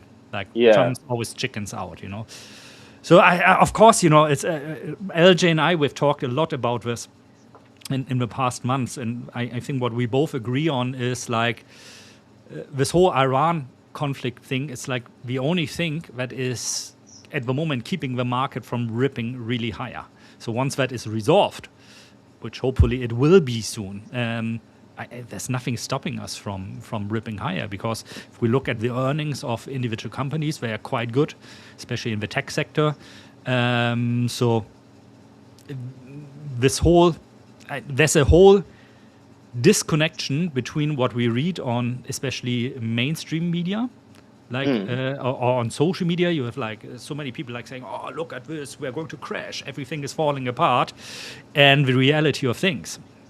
It reminds me really a lot of what we saw after 2008, to be honest, where everybody was like betting on, not everybody obviously, but where the mainstream opinion was the financial system is going to fall apart. And then it was one of the greatest opportunities to long-term get into the markets, actually. Yeah. But that's long-term, it doesn't have maybe anything to do, with usually what we try to do here in terms of day trading, scalping, and so on. Yeah. Because for me, I've been thinking, what is it? When do the midterms begin? It's October, right? Yeah. 2-month deadline to have everything in Iran wrapped up before they go on the campaign trail. Do I reckon they want to get it done sooner than later? Personally, I think they do. It's now dragging on a bit. I don't think they're going to put boots on the ground, which for me would be like the next escalation in the war. So I don't think he wants to really escalate. I think he could continue what he's doing, like potentially bombing, but not for too long. 2-month deadline with the midterms. So, now over the next few weeks seems about right for him to like taper off, potentially have a deal in the making, say, oh, we had a really good deal. They won't have a good deal. People will criticize it anyway. And then he runs for his, third term in office, as he said he will do. Yeah. Exactly. What I also thought about it. I mean, it's just a fringe, a conspiracy theory, of course. Like, is he like going to use the war as an excuse to cancel the midterms? Ooh. Because That would he's be been extreme. has been talking a bit about this, It goes, of course, into the same direction, becoming the president for the third time. And I wouldn't be surprised by a move like this, honestly speaking. It's extreme, of course, but it would probably, tank the dollar very much, because basically investors would lose a lot of trust, even more trust in the USA. But with Donald Trump, you never know. He sees himself for sure as somebody like Alexander the Great or Julius Caesar. So let's see. I really just hope we are going to return to a more normality, and where I know that especially my statistical models can interpret what's coming from the market in a better way than they can do at the moment, because we have this force of disruption called Donald Trump tweeting about insane stuff. Yeah. Right. So we do have a few questions in the chat. Abbas, first level gold signal. Just to make it clear, we do not provide signals on this stream. This is for entertainment purposes only. We give our views on what we reckon will happen, and we will shortly be going through more of the trades that we are looking at. We'll include gold for yourself, and also had another question about TP. So how about you take the question on optimal TP, and then we'll get into some trades. You're muted. Yeah, classic. Again. So, Dirk, I enter trades manually, but I want to backtest what is the optimal take profit in terms of risk to reward. By doing it myself is very time consuming, you probably mean. How to automate it. I don't know anything about coding. Well, the first thing you can do if you have a fixed strategy already, you can do this, of course, on paper. You take a chart, you go through it, you record every entry, every exit, and then you kind of build an Excel sheet and do that manually. However, like you said, this is, of course, very time consuming. What I would do is, in your case, you can actually use a in large language model for this. Don't use ChatGPT necessarily. I would use Claude for this. And then there's a Python library for that can connect directly to a MetaTrader terminal.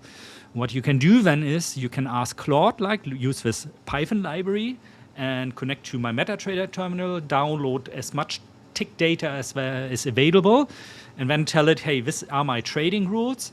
Can you, as a baseline, now tell me what is or you start with a general idea of if I have a risk-reward ratio of 2 to 1, how profitable would this trading strategy be?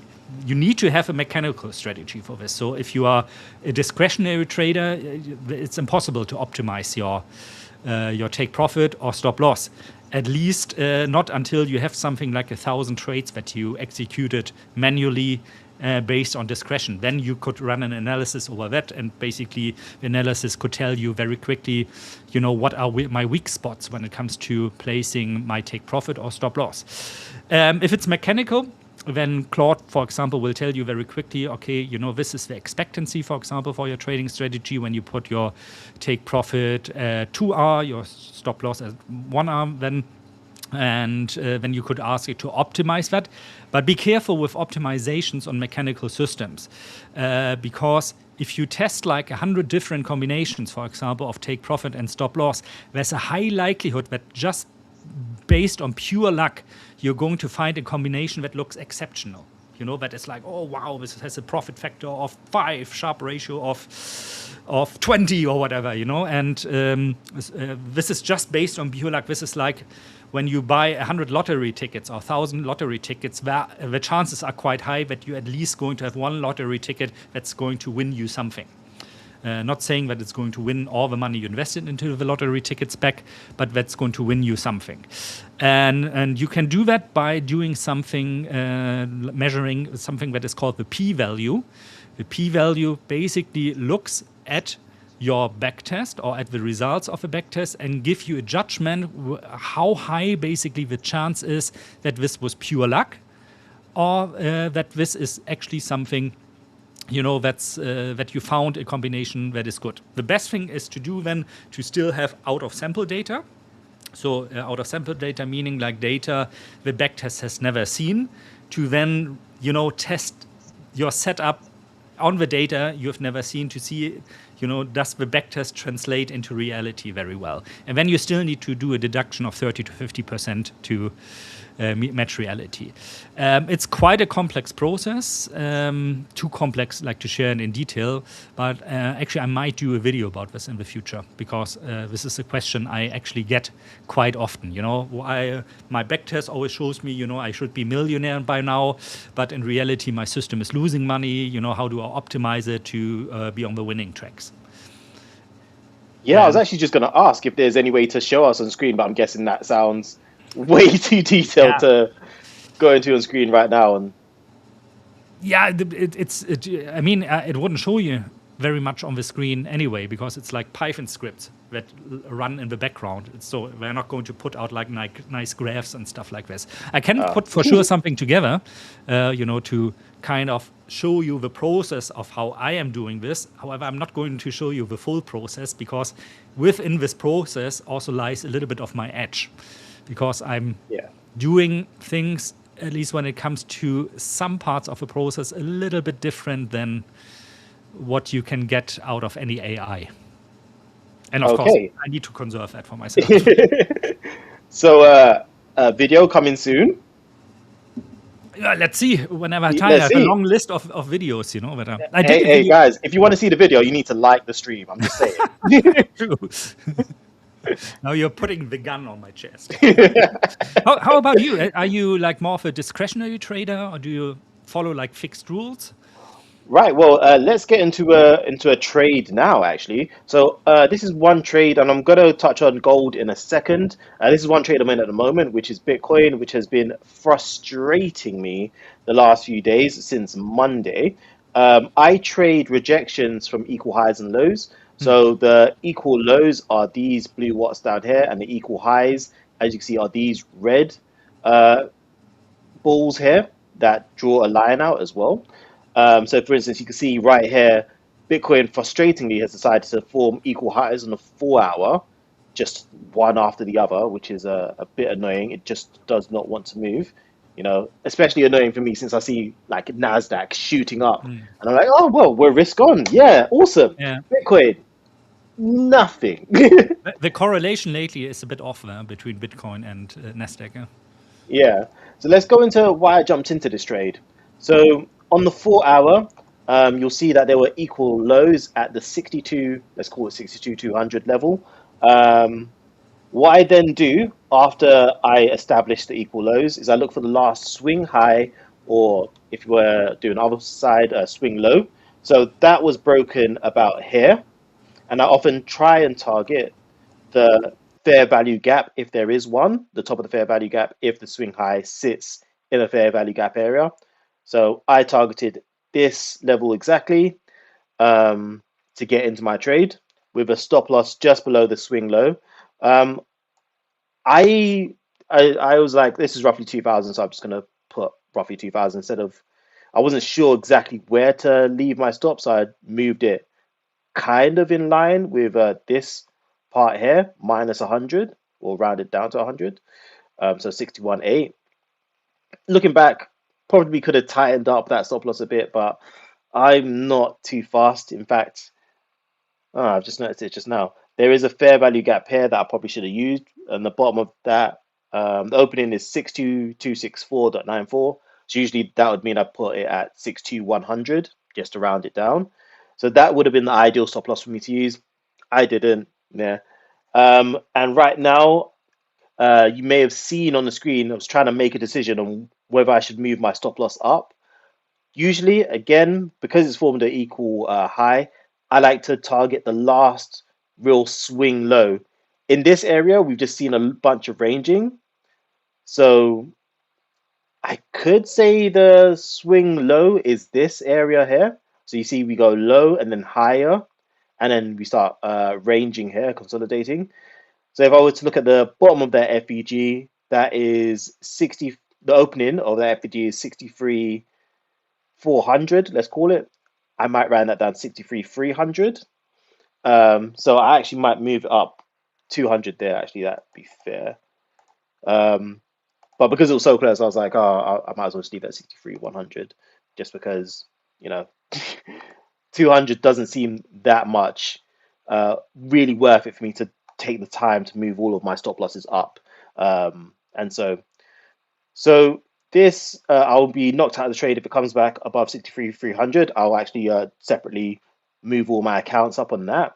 But I don't know if you have any thoughts on Bitcoin as well. I am still targeting kind of these highs up here, but again, Bitcoin is really making things difficult. It doesn't want to move. It hasn't wanted to move since Monday. Imagine Bitcoin, the big daddy, since Monday has moved from 63, let's call it 800, to a max high of 64,500. So a difference of 700 in 2 days. Whereas this thing is known for going wild and doing 3,000 moves in 1 day, 700 in 2 days, despite good news on Iran and everything. It's annoying. It's very symptomatic for the phase in the 4-year cycle of Bitcoin we are in right now. So it's like I think the low in Bitcoin is still to come, honestly speaking. And I think it's going to be somewhere in October or November this year. Nothing to do with your trade, of course. You're looking for a shorter term trade here, of course. But long term, we always see in Bitcoin these structure that we have 1 year from top to bottom, so around 360 to 370 days. So that would put us somewhere in October, maybe early November of 2026. And this is when I would start buying Bitcoin again. As a matter of fact, I actually started buying Bitcoin again, because it's like very typical around this, every 4 years, around this time in the cycle, we see like Bitcoin basically becoming very low volatile. Also, interestingly, Bitcoin didn't react that much to news. Like we have a major exchange, Bitmart, that is winding down business. One of the the biggest exchanges for Bitcoin, and they just said, no, we're done with Bitcoin. We're winding down business.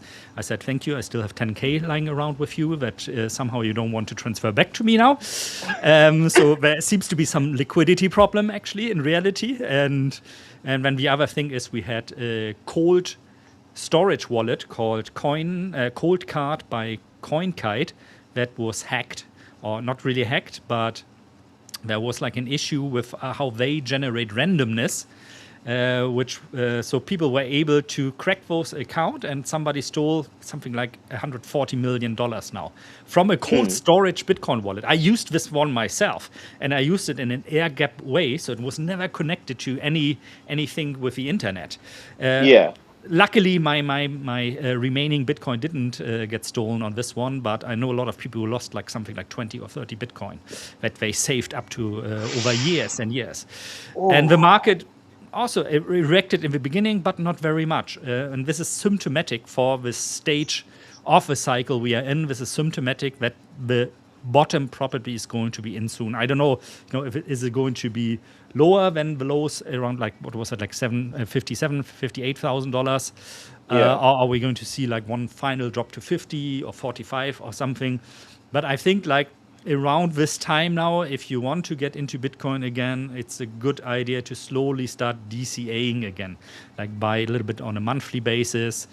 Because interest is going to pick up again. One thing that's very different, in my opinion, from the last cycles is that we have something called miners capitulation when it comes to cryptocurrencies or Bitcoin in general, meaning like if the cost of production of one Bitcoin, which I think sits somewhere at 70 to 75,000 US dollars now, is higher than the actual price of Bitcoin, 64,000 and a little bit at the moment, then miners turn their miners off, because it's not, doesn't make any sense to mine then at that moment, because you cannot even cover your cost probably.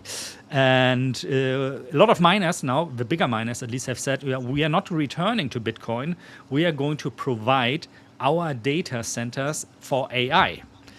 So people say now, okay, that means Bitcoin is dead. I say, no, I don't think it's dead. It's actually nice to see larger miners going away and the mining being done more by normal people, again, who are like invested into Bitcoin because they like the underlying protocol. They like what Bitcoin was meant to do. And the good thing is, of course, Bitcoin always adjusts its difficulties to what currently is the hash rate overall.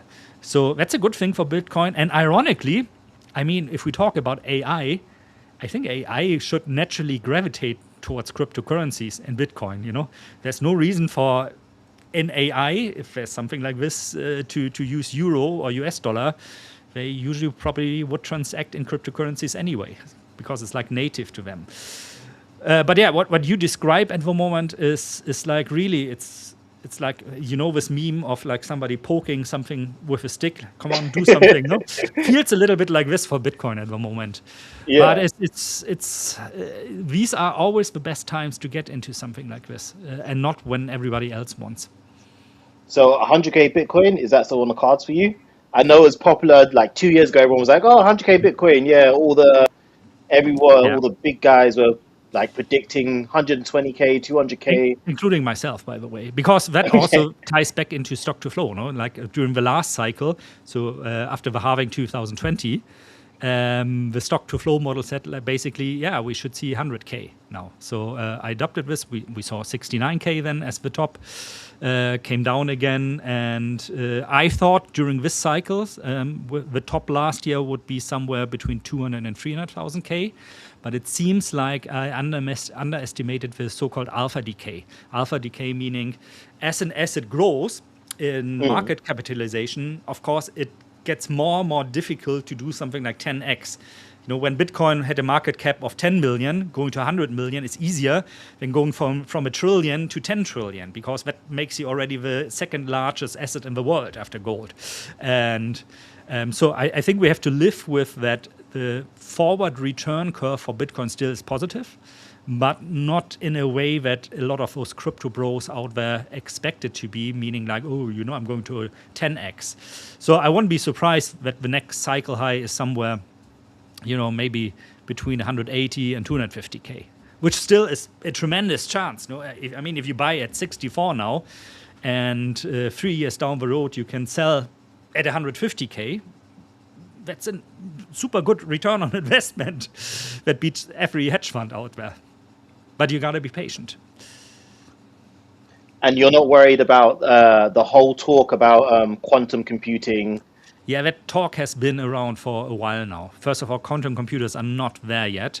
And if we're talking about, if we talk about quantum computing hacking the underlying cyber security structure, especially the SHH 256 that secures everything there, if that is hacked, we have other problems, because that means every bank account in the world can get hacked. And why should somebody hack Bitcoin if they can drain US dollar euro accounts? It doesn't make any sense.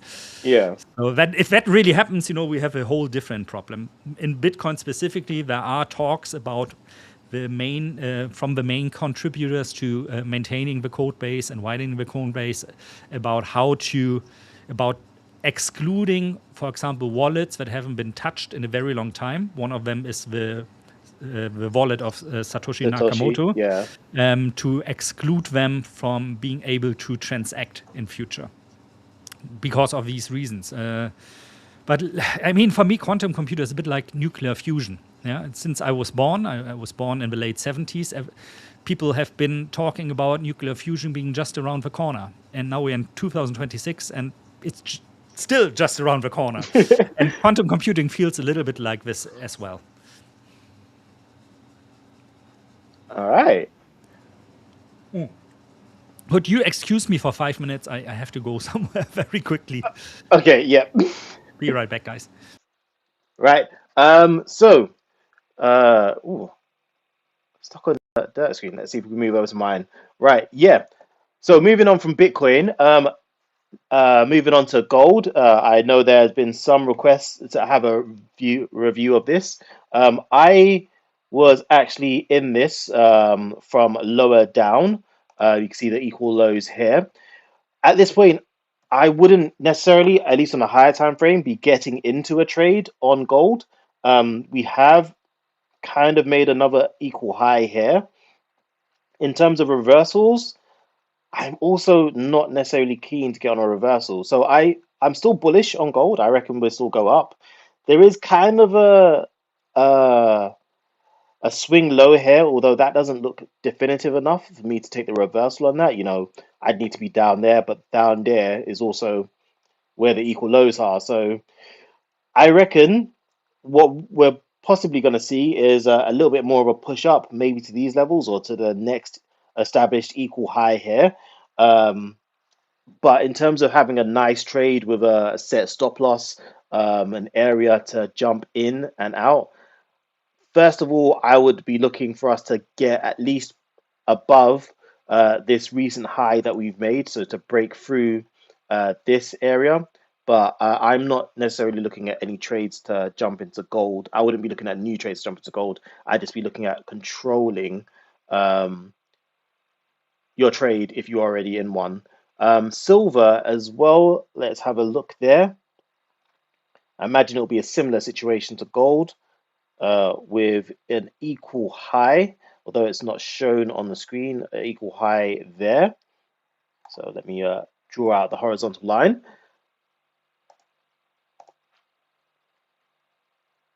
And I would be looking for, okay, it looks a little bit nicer in terms of a swing low, but if it comes below here, I would prefer to take a short on silver if it were to come below this line here. So I'm just going to quickly write short on silver with a stop loss just above the equal highs. I'd put it possibly at this level here, so at the opening of that bar. So let's call it a stop of 62.1. But again, I'm not taking the short immediately. I would only take the short if it were to come and swing below that level, as it were. Otherwise, yeah, we may continue bullish, as I've mentioned on gold. How long we have to run up? Mm, I reckon we're getting towards the top areas, with a potential run up to here. So to these equal highs here, or maybe even forming. So perhaps it will get to this level and then form an equal high there. So I don't know how much upside there is in terms of gold and silver. I'd say leave it. You can find other trades in the market. For me, is what I'd be looking at, or a potential reversal below these levels. So if you're already in, well done, great work. If you're not in yet, I'd be very careful. We could start reaching tops around these levels, so I'd be looking for shorts instead of jumping immediately into longs on these trades. Now, NASDAQ. This is another trade that's played a blinder. I'm actually in, as I mentioned, on my competition account on this one. This again is another one that's also kind of reached the top of the zone. So we saw a huge push up from last Wednesday all the way up to here. This is where we kind of may look at topping out. In fact, Lord, please. And while we wait for my screen to load, yeah, tell me how your week has been. Have you seen green this week? Has it been red? Any particular questions you have or concerns? How are you getting on with your summer plans in terms of the summer plan that we have at the 5ers, and also it's summer now, so you should be out there enjoying and touching grass and having some barbecues and stuff like that. Why are you refusing me? Okay. Okay, for some reason my chart doesn't want to go down to the 15-minute. So let me see if I can get this working on another thing. So Euro USD, I actually have entered into a long on this just recently, just this morning. So I'm personally long biased on a higher time frame. So just to talk through my trade, we had these equal lows down here. I then put my stop loss at the bottom of this green candle here. So stop is at 1.1487, and I'm targeting these levels up here. Why did I get into the trade? Well, we had the equal lows around this level, and then it went past this swing high here, and I jumped in the trade after the last swing high was invalidated just around the level of the FVG. If I zoom in, you might be able to see that clearly. So went low, high, lower, low. That swing high was invalidated, and I was looking for the top of that FEG, I believe, or around that zone to get in. And yeah, I'm in long on EU. Hopefully it makes our dreams come true and runs straight to the target. Dirk, any thoughts on EU? Yeah, I mean, it's a good idea to be long EU because you are taking the risk on trades anyway on your leap competition on TradingView. I actually looked at this earlier and said what really would trigger a trade for me. That's on the 5-minute chart, because somebody was asking about an analysis for the 5-minute, is if we would go all the way down here, because this is a mega zone of support for EU, which is on the future at 115.43 to 45, somewhat in this vicinity, and that would be a cool trade with a very tight stop and just a target of price going back to the median standard deviation, and with a risk reward ratio of 4.9 almost. But I kind of doubt that we go down all the way. So if I switch to the 15-minute maybe here, yeah, if we come down into this area, it's 50 somewhere, could be, although I have to say not my favorite trade of the day. No, do you have a favorite trade of the day? Well, right now it's NASDAQ holding up pretty decently, and I kind of am expecting it to go higher once New York joins the session. If there's nothing spoiling the party, like Trump, for example, or maybe like a ISM PMI later at 4, so in 3.5 hours, that spoils the party a little bit. And I also wonder, it's like with like things being so risk on suddenly, if we are seeing what we've been seeing quite a number of times in the past. So let me quickly change here to the NASDAQ. Like this V-shaped recoveries, that. So we are having one of these right now, V-shaped like this, dripping down. We had this earlier this year, in end of March. We had this especially, of course, last year in February. It seems like that every time we see the markets really tanking to the downside, they recover very, very quickly again. And I think this is important because I think a lot of fund managers out there, so the guys and girls, that manage mutual stock funds, for example, that they are left behind. And that they are sitting on cash, they are waiting for lower prices, but when markets go higher, and at one point they are forced to get into the market again as well. And because if you're running a mutual stock fund, and by the end of year or end of a quarter, you show like, we are holding on to 30% or 40% cash, your investors are going to question you, of course. How come the stock market is going up again? How come you're not invested? What are you waiting for? And because they benchmark, of course, against something like the S&P 500, or if it's more techy, then they benchmark probably against the NASDAQ. So it's always the same, Everybody wants to get in at the same time, or everybody wants to get out of the same time, resulting in sometimes those super quick reversals. A bit like, where you're on a parking lot and everybody wants to get out of a parking lot at the same time without any structure to it. And this seems to be like the normal way markets behave nowadays. When I started trading, so 26 years ago, that was not the case. Like these recovery patterns were much more longer term and played out over weeks and months, and not like, today we're down to 27,000, tomorrow we are trading at 29,000 the NASDAQ again. It's a bit crazy. So I recently read somewhere that Michael Burry is going short on some big name stocks. Oh yeah, like it's been done for the past 5 years. Yeah. I mean, yeah, he's always going short. I mean, we had the whole film, The Big Short, about him.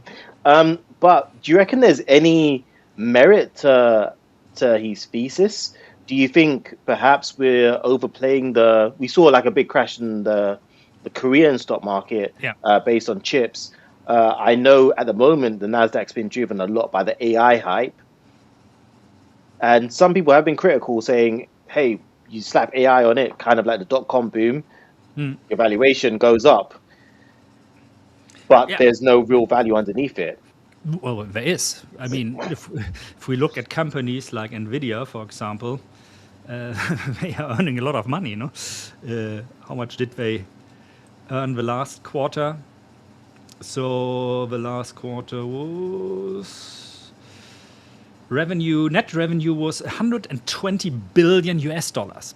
And that is precisely the difference to the dot-com bubble. I was around during the dot-com bubble. I was starting my career, and I still remember me being all hyped about internet stocks back then. But the difference is back then it was enough that you got the message out there. Wow, our company has a website.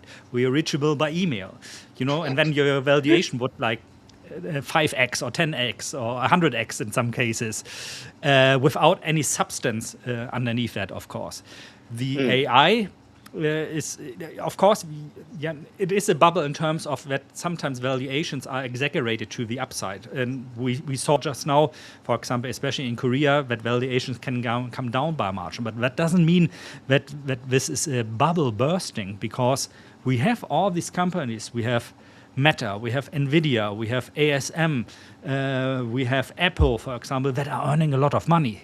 And that's the difference to the dot-com bubble. We have established companies that are earning a lot of money, that have a crazy income. Sometimes their valuations are higher than some of the smaller countries in this world. And So this is not going away. And the trouble we see, especially with the chip makers right now, is that, yeah, of course, China, for example, is catching up. They are starting to produce their own chips now, which are still a generation behind of what currently is produced in terms of lithography. But of course, knowing China, they're going to catch up very quickly, because they are able within the political structure to point all the money and the GDP growth into one project, basically, and force it to become successul. One thing, of course, is like people are like to say always, there's like so much investment going on, and it's done not by the regular credit market. So companies are not approaching their banks and tell them, hey, we need $1 billion, to build up an AI data center. Can you give us some money? They are not doing this. They are using the private credit sector, which has been under a bit of pressure lately as well. And so there's like a shadow credit market, so to say, which is not necessarily a bad thing, because they are more prone to taking risk that banks traditionally do not want to do. If you approach your bank and you want a loan, I don't know, to build a house or do whatever, the bank is going to make sure you have to give us your income statements, this and this and this and this, to basically rule out that that you are not going to be able to pay back your loan. And this is not the case in the private sector for these companies. I always have to remember like one thing, my last boss, when I was still employed and not, running my own business, told me, he said like, Dirk, if you have basically an infinite budget, you can make any product in this world successful. And we're talking about companies that have like per quarter $100 billion in revenue.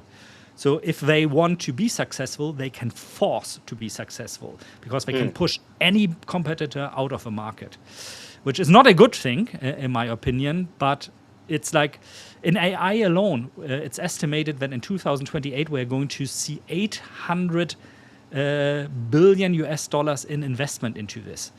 This is where all the money is going right now. And rest assured, this is not going to result in things going to zero. They are going to force these things to become successful. The only thing I can actually think about is that can spoil the party a little bit long term is that, of course, there's a lot of expectations when it comes to revenue generated from like the superior large language models or from AI in general. And if this high expectation in terms of generated revenue is not met, that could be something, that it's not going to pop the bubble, but could be something that we could see something like, prices for stocks like Nvidia or for tech stocks in general maybe go down by 30 or 40 or 50%, which then in return again is a great opportunity of buying. Or something totally disruptive is around the corner.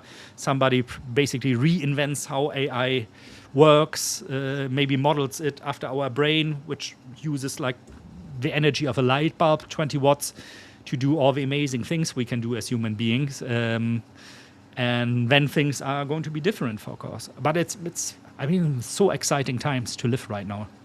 I don't know about you, if you use like any AI or something in things you do. Oh, I regularly use Grok as my like now advisor on many things. So, large language models, just asking it questions, like it's far better than Google for me, at least, just to get advice and little tidbits and get information. But I do know. Well, is there with the internet? It feels like there was no limitations, whereas with AI, you potentially got resource limitations in terms of making the chips. Yeah. Arguments about Taiwan as well, I imagine, will come into play at some point. Do you see the potential limitations in AI being, hey, do we have the resources to make the chips to function, along with other resource issues like water and stuff like that? That's the nice thing, no? If you look at the history of us humans, when there was something that had the potential of becoming super profitable for people, there's a way they find to make it succeed. At the moment we have a chip shortage. If you bought like I don't know, DRAM like 2 or 3 years ago. You can sell it for a very high price right now. Just had the discussion with this like 2 weeks ago with Bart on one of our guys here streaming with us on Monday, who like asked me like, hey, can you recommend like some setup, you know, that I can use as a server where I can backtest my strategies, because I don't want to clog up my main PC that I use for streaming, because it's very computation heavy, and then I cannot do anything else on it. So I sent him some mini PCs that I bought like 2 or 3 years ago that I use as my own servers for trading strategies here in my office. And to my surprise, they are like 75% more expensive with the same specs than 2 years ago when I bought them. Oh, wow. It's like, oh, wow, this is like crazy. This shows, of course, you know, there's a shortage in chips, but this will eventually be resolved as well, because it makes a lot of sense right now, you know, to go into the sector and maybe start producing your own chips or DRAM modules, because it's so profitable.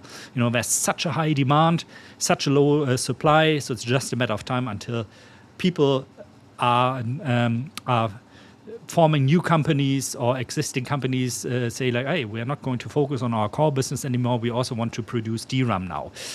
Given, of course, that producing a chip or RAM is like, means you probably need to invest a lot of money, like hundreds of millions, to just get it started. You know, it's nothing you can do from your home, obviously. But if there's a lot of profit to me, so in a nutshell, if there's a sector that promises a lot of profit, it's just a matter of time until competitors come into the sector and arbitrage the profit away. So the same we see on the markets, no? It's like you have a nice trading strategy that makes you a lot of money, and then after a couple of years, hopefully only, somebody you kind of see like, oh, my edge is slowly becoming less, because there are people that arbitrage my strategy away. This is why most indicators, classic indicators, don't work anymore, because the edge is arbitraged away by quants, for example. I have it, by the way, right now. Like I'm by training an options trader for Forex options. So, and like my mean income, my general strategy was aligned, was with being the underwriter of Forex options. So I'm the one selling these, taking the risk that comes with that. And I can slowly see my edge eroding away now, because there are quants, there are other algos, there are institutionals that seem to do exactly what I am doing. And because they have a lot of more resources than me, I don't have like a 10 million research budget for every year, or the hardware surrounding this. I have to kind of reinvent myself. You know, and this is like a cycle I've been seeing repeating over and over again. That every couple of years you need to reinvent yourself a bit as a trader, or modify your strategies to gain that edge, gain that alpha again. But the cycle is becoming faster. You know, in the beginning, a strategy would hold up like maybe 10 or 15 years. Now it's very fast. Like every 2 to 3 years, I feel like I have to invent myself as a trader, reinvent myself as a trader. Yeah, it's crazy. And well, I imagine, you know, there's lots of AI machine assistance in reinventing strategies. Along with that, I'm super dependent on especially Anthropic right now. So I spend a lot of money every month on tokens, because it allows me, I could code everything myself. So especially in Python, I'm good in coding in Python and doing data science in Python. But what Claude with the new models now can do is it's even better than me in coding. And it's even better than me if you use certain prompts in error correcting as well. So I can build a backtest within just a couple of hours that like just 2 or 3 years ago took me like weeks to build. And that makes me, first of all, much more efficient. Or so I thought, because it also, for me personally, leads to the problem that I have like so many projects I'm doing in parallel now, but sometimes I lose like overview, you know. But it's a blessing that something like this is available, because I can so quickly go from, oh, I have this idea, into the phase of let's build this idea into an actual trading strategy, and then let's test if this actually can make money or not. And usually in the past, going from idea to something that is viable took me a couple of years, to be honest. Now I did this with my last strategy that is now live and improving, hopefully itself, on an evaluation account for the 5ers.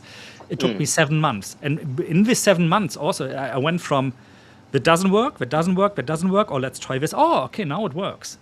And so the error testing is like insanely fast right now. But still, people need to be aware, in my opinion, that it's not going to work and probably never will. What a lot of so-called AI gurus out there try to tell you, at least when it comes to trading. Like, ChatGPT, make a trading strategy for me on this 5-minute chart. Don't make any mistakes. Nothing is going to come from that. You still need to have you need to be knowledgeable yourself still. You need to know about slippage, about spreads, about statistical models, like when is the outcome actually statistically viable, when not, and so on and so forth. It's just you need to force yourself to do a little bit of math as well. And if you're not good in math, also ask ChatGPT to, build a curriculum for you that teaches you algebra or that teaches you the basics of statistics. It's so nice, I jokingly said a couple of months ago to LG, when the last time I was learning physics, for example, whenever I didn't understand anything, I could be sure there's a YouTube video of an Indian guy that explains exactly what I was looking for in a way that I understand it. Nowadays, that video, of course, is still there, but you probably would approach ChatGPT or Claude or Grok or whatever, tell like, hey, I don't understand linear algebra or whatever. Can you design a short curriculum for me that teaches me the basics and so on and so forth? Would have loved to have that back in school, honestly speaking. Yeah. And it'll be interesting to see how AI is introduced into schools. I imagine it will be a thing that's potentially added into the curriculum with more, with learning being less rigid and more tailored to individual students rather than to a whole class who learns at the same rate, even though the students may not learn at the same rate. Yeah, that would be good, no? Because, for example, my brother's wife is a teacher, and she always says it's a bit frustrating that you have to align the speed of introducing new stuff to the student who is the slowest to learn. Because when you have the students that are a little bit faster in learning, getting bored, or the whole class, not fulfilling the criteria to succeed in learning goals, so to say. And I think this is something where AI can do wonders, to kind of align the stuff that is taught to your personal speed, to your personal preference, of course. For example, I was horrible literature, for example. I was good in maths, but horrible when it comes to German literature, which is a thing taught in schools here in Germany, And if I back then would have a personal teacher or AI that kind of dumps it down for me in a way that I understand it better, that would have been wonderful. Maybe I would have found my love for German literature, which I doubt, but who knows?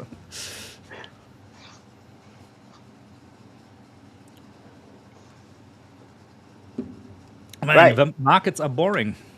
Yeah, the markets aren't really moving. But let's, while we're here anyway, just have a quick flick through of what else is going on in the markets. I saw earlier on you were talking about the DAX as well. It's a running joke because I'm the German and I never trade the DAX. I hate trading the DAX. So people like to tease me about it. Right. So I'm going to quickly do a quick fire view, and you're free to jump in whenever you want, of what I see in the indices. So actually, I'm just going to start again from NAS now that my 15, why does it slow down when it comes and I'm presenting? So I think this is a thing where I'm presenting that it slows down. So on NAS, I have been long in this trade. I am actually cautious of looking for a potential short. So we have a high, low, higher high here. If it comes down below this FVG, I would actually be looking to short it. May not be a long short, but I think if it does come down to that level, I think we're definitely going a little bit lower because we do have like a consistent bounce off of that equal high at the tops here. So on 6th July, 12th, well, that would have been Monday, I guess. Here on the 15th of July. So throughout July and now at this point in August, we've had that tough top. So I reckon it could go shorter. How low can we go? I don't think we're potentially going all the way back down there. I reckon, we could potentially form like a new equal low with it coming back to one of these many wicks down here. So that's what I potentially think could happen if, important to note, I'm not saying we go short straight away. I'm saying if it comes below this level, I'd be looking for a short, potentially down to this equal low here, level here or here. And if it continues going, that's fine. I'd just move my stop loss accordingly.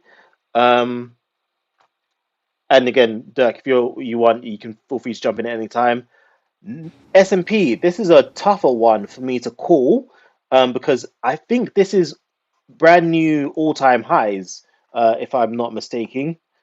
Yeah, I believe these are all-time highs for the S&P, and it's tough to call a reversal on a all-time high. Let me go to the 3-month. Yeah, it's definitely all-time highs on S&P. I'm also in this trade on my competition account. Actually, no, let me double check if I need to move that stop loss. Yeah, so I'm just going to tighten that a little bit to down here. I am not sure what would it could keep going. I'm still bullish on it for the time being, but I'm very cautious about longing at all-time highs because there's no real area to target, no real stop loss to target either. Could it get dragged down by the NASDAQ potentially? Would I go short if it does? Nope. I am staying well away from the S&P. It's done its job. It's gone to all-time highs. I'm not seeing a trade on that. And welcome back, Mr. Butler. Hello. And Hello. And the same kind of story for the US 30, the Dow Jones. At these all-time highs, if you're already in a trade, fantastic. If you're not in a trade yet, I'm not seeing anywhere to really jump into the trade. So I'd leave well alone. So I'm not looking for any shorts. I'm not looking for any longs. I don't know if you have any comments on that.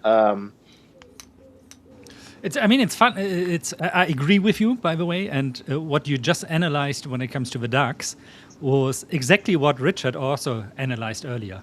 So that we probably are going to, see a little bit of a move to the downside and to continue the structure of higher highs and higher lows. And so that's, I love to hear something like this always because it shows me like, if two of our hosts are agreeing on something without talking to each other first about it, maybe that's a good trade. Yes, we have not spoken about this at all. No. Right. And moving on, UK 100. This is coming off of the equal highs over here. This is a toughie. I wouldn't touch it unless it breaks through these equal low levels. It's already starting to come below some of that bullish structure, starting to show a little bit of signs of reversal. If it comes below maybe here, because you've got nice swing low area here, or potentially even lower down. But at that point, you start saying, hey, is it worth me getting into the trade? I wouldn't touch it. I reckon it might come lower, but it might bounce off. I can see us ranging a bit on this. Not my best trade to jump into, so I'd leave well alone. Any comments? Like I said, feel free to jump in. On the DAX, this is another one that's, I believe, at all-time highs, if I'm not mistaken. Yeah, so we're in all-time high territory. I'm not touching that with a 10-foot barge pole. If we do come down to this equal low area here, then we may have a trade, to try and aim for a bit of a long, maybe back to the highs. But apart from that, I'm not in this, at least on the higher time frames. And the Nikkei, unfortunately, I missed out on this trade.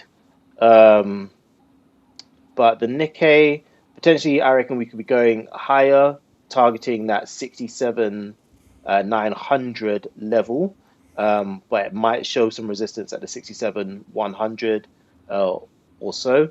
I don't trade continuations, so I'm not jumping into this trade. I'm waiting to see if it comes up to these levels or forms an equal high, and then looking to go short because I trade the reversals rather than the continuations. I also like reversal trading. Yeah. But I'll trade a continuation as well, if it allows. If the volume is good and if the momentum is good.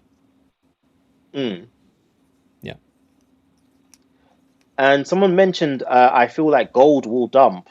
Again, I think I mentioned earlier, I reckon we are getting towards the top end of gold.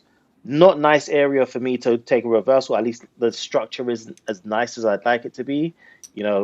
I'd like a clearer swing low to trade off of. My choice for the short, if we are to go below these levels, would actually be on silver instead.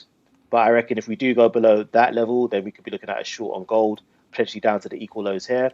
But my preference, purely based on the structure, would be silver if we were to go short.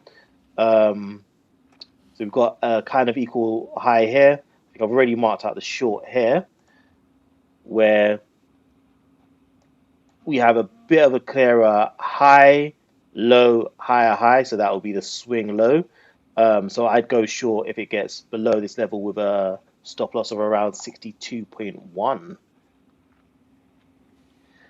And then we can move on to the Forex pairs. But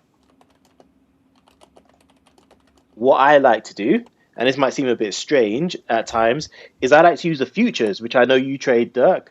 I like to try and see if I can compare the relative strength, see if I can get a gauge on, because all of these are versus the USD, if I can get a gauge on if anything's strong versus the USD and weak versus USD. So, for instance, here we can see that the Aussie still strong against USD. I'd be targeting this up here, these levels up here. So it's stalling a bit, but I still reckon we can go a bit further upwards. CAD versus USD. So you'd see this is the inverse of USD CAD. So you could imagine this is CAD USD. We've just reached the equal low here. So if you go down to the 15-minute, I'd be going long on that if we break above this level here, which means on the USD CAD, if you look at it, that would be going short. Yeah. As we've got our equal high there, we'd be going short. Come and load up, that's it. If we were to break below the bottom of this fair value gap at the bottom of that swing low structure, I'd be looking to go short potentially, although not much in it. Potentially, could be targeting these areas down here. By the way, the thinner the line, the better, because that means that the lows are quite close to each other. When you have the line quite thick like this, that means it's comparing one low that's significantly higher than another low. So could be looking at a potential short on USD CAD. But in terms of everything versus USD, we are looking quite positive. So CHF, again, this looks a bit rangy. Not sure what's going to happen there. Euro, definitely strong against the USD. Okay, we can potentially see a bit of resistance there, but I reckon we're still going up. And you will see that on Euro USD chart. GBP USD, again, fairly strong. JPY, this one is showing a bit of weakness. Has come to a bit level, but I reckon we can break down below that.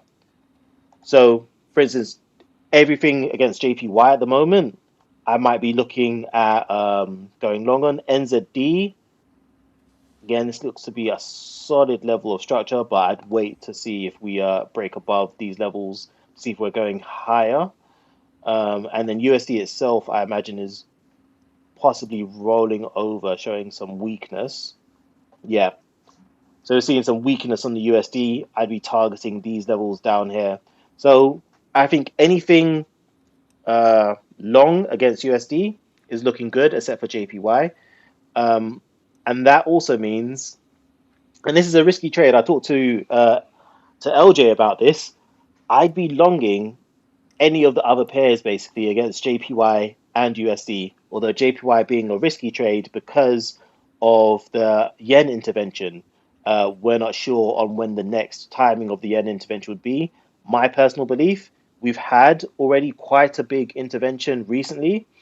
I don't know if they want to stack intervention on top of intervention. My imagination tells me that they'd want to space out the interventions a bit if they are going to intervene.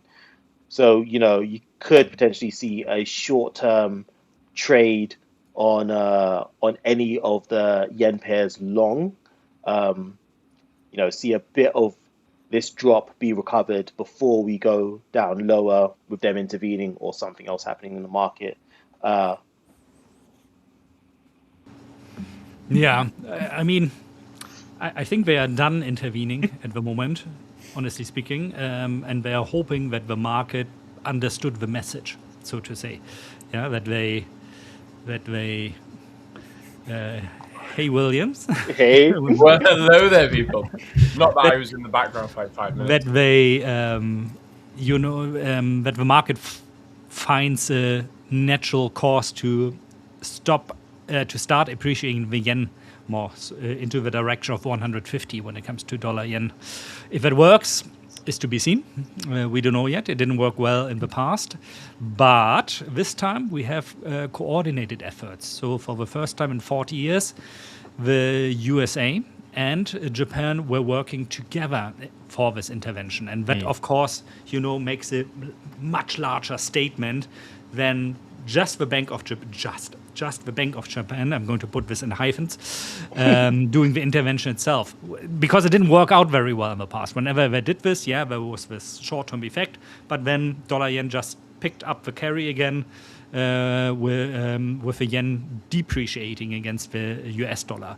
So let's see how that one is. It's like one of those trades where I wouldn't rely very much on technical indicator, support resistance and stuff like this, because it's highly political driven at the moment. I would prefer the downside, so I would take any major upswing to the upside at the moment to sell dollar yen. Yeah, I can see that as well. So, like I said, I reckon we could see a bit of a upswing, and then further intervention in the yen. We don't know the timing of which, but I think for the short term, so maybe next 1 week, 2 weeks, see a bit of appreciation against the yen. So, go long any of the yen pairs, and then be careful, get your stops in tight, because then we could be going lower depending on when they next intervene. I reckon, again, they'll space it out. So, 2 weeks, 3 weeks, maybe end of the month. And that is also why I, have a little bit of disagreement on what's happening with this NZD JPY trade, which I just entered in yesterday, had come up a bit, and is now aggressively sitting at my break even, roughly. I did move my stop loss up on this, but I still reckon we could see a bit more upside towards potentially these levels here, where you see the big wicks from back here. So around the midpoint of that drop. But yeah, be careful. As Dirk has mentioned, you may want to wait till it, retest those levels and then look for the short opportunities. I'm being a bit more risky and jumping in, hoping I can see some of that upside. I like that, what you just said. The price is aggressively sitting at my break even. I super like that. Yeah, I did talk about that last time. It really is. Look at this. It This is. is a 15-minute chart. It's just since 3 o'clock in the morning, my time. It's just aggressively just sat there like I'm not doing anything, mate. I'm not moving. I will be honest, mate. I will be honest. I've not been in the market that long, but I've been in long enough to hear all sorts of expressions. 8 years gives you a lot of terminology, and I have just learned sitting up my break even aggressively. And you know what? I'm gonna use it. I'm going. I will to use too. it. I will too. I love that. I fully expected to use it at your next conference, which is coming up soon, right? Next 2 months. It is. Yeah. It 12 is. weeks. Yeah, 12 weeks.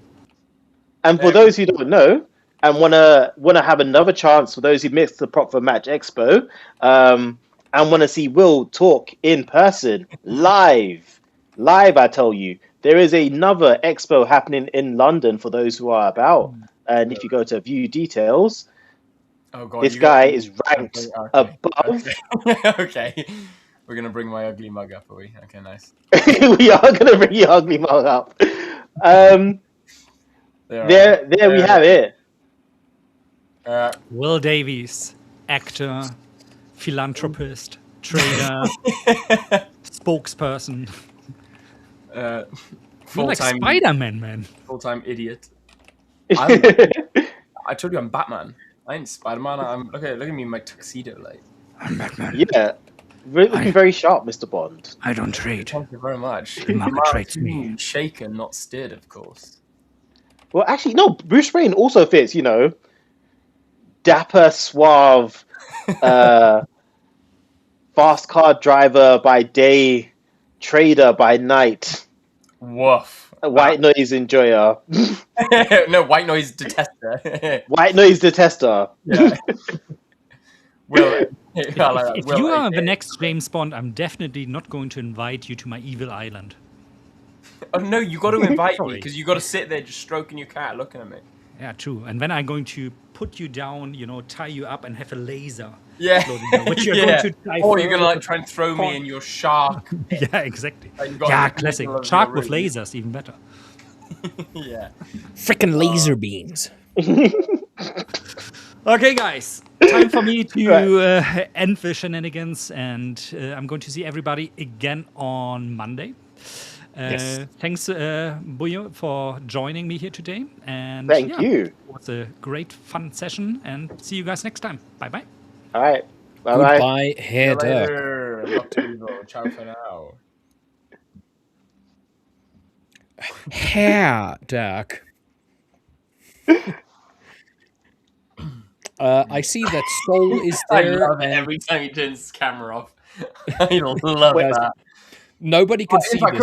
Hang on, Dirk, can we just... Wait, who else is there? Oh, yeah, the CEO of the 5ers is there, I think.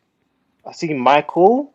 Did you say you saw Soul is speaking? Yeah, Soul is there. speaking as well. Nora Yeah, is it is. there. Yeah, Soul speaking. There's a few people speaking. Yeah, there's a lot of big names there. I'm just going to type in the 5ers and see why does this. Why is my search function it's so? not going to pop up because I don't think it's it's not a searchable text. Okay. But yeah, so you've got Soul two above, Nora, and then you've got Michael Katz as well from Trade the Pool. A little bit up. Yeah, right there. Yep. Trade the Pool. You got myself. They just haven't updated where I'm speaking from because I was part of London Live Trading Floor, which was like a sister company of the 5ers. Yeah. So I was trading on that. They haven't updated it yet to Will Davis, king of the 5ers. So I did try. I did say, but they said, look, Will, we can have Will Davis the king, but we all know you're not king of the 5ers. Rumor has it, Booyoo's coming on to start streaming, so we got to reserve that title. I was like, oh really? Yeah. So as the guy who took you off the throne, yeah. There's two questions here. One, I wanted to just bring up, enjoy the live, but I also want to ask what time does Victor come on? Victor is going to be on the screen in about an hour and 12 minutes.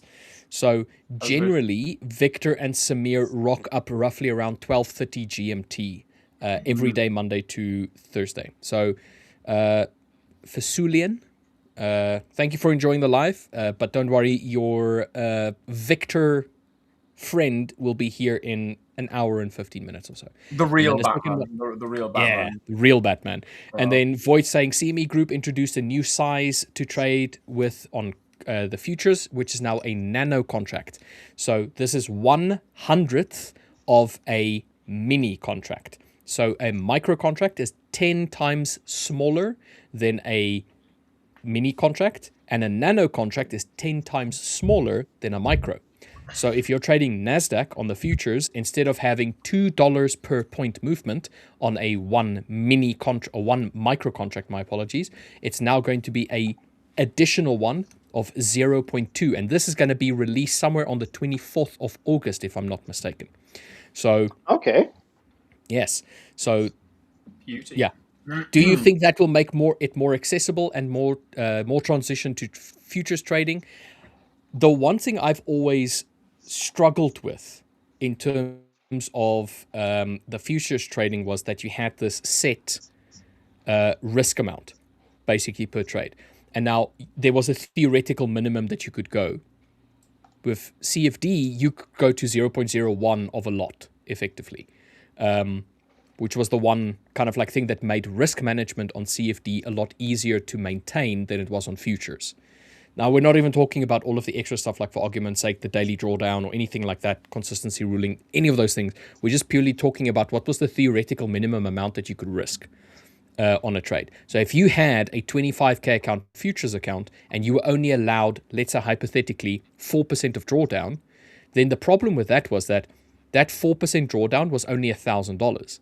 And if you're taking a trade with a minimum of $2 per point movement, and you had, I don't know, a NASDAQ trade where normally you would have, for argument's sake, 50 points as a stop loss, that would then be $100, which effectively brings your minimum risk that you could do for that specific style down to only 1% effectively.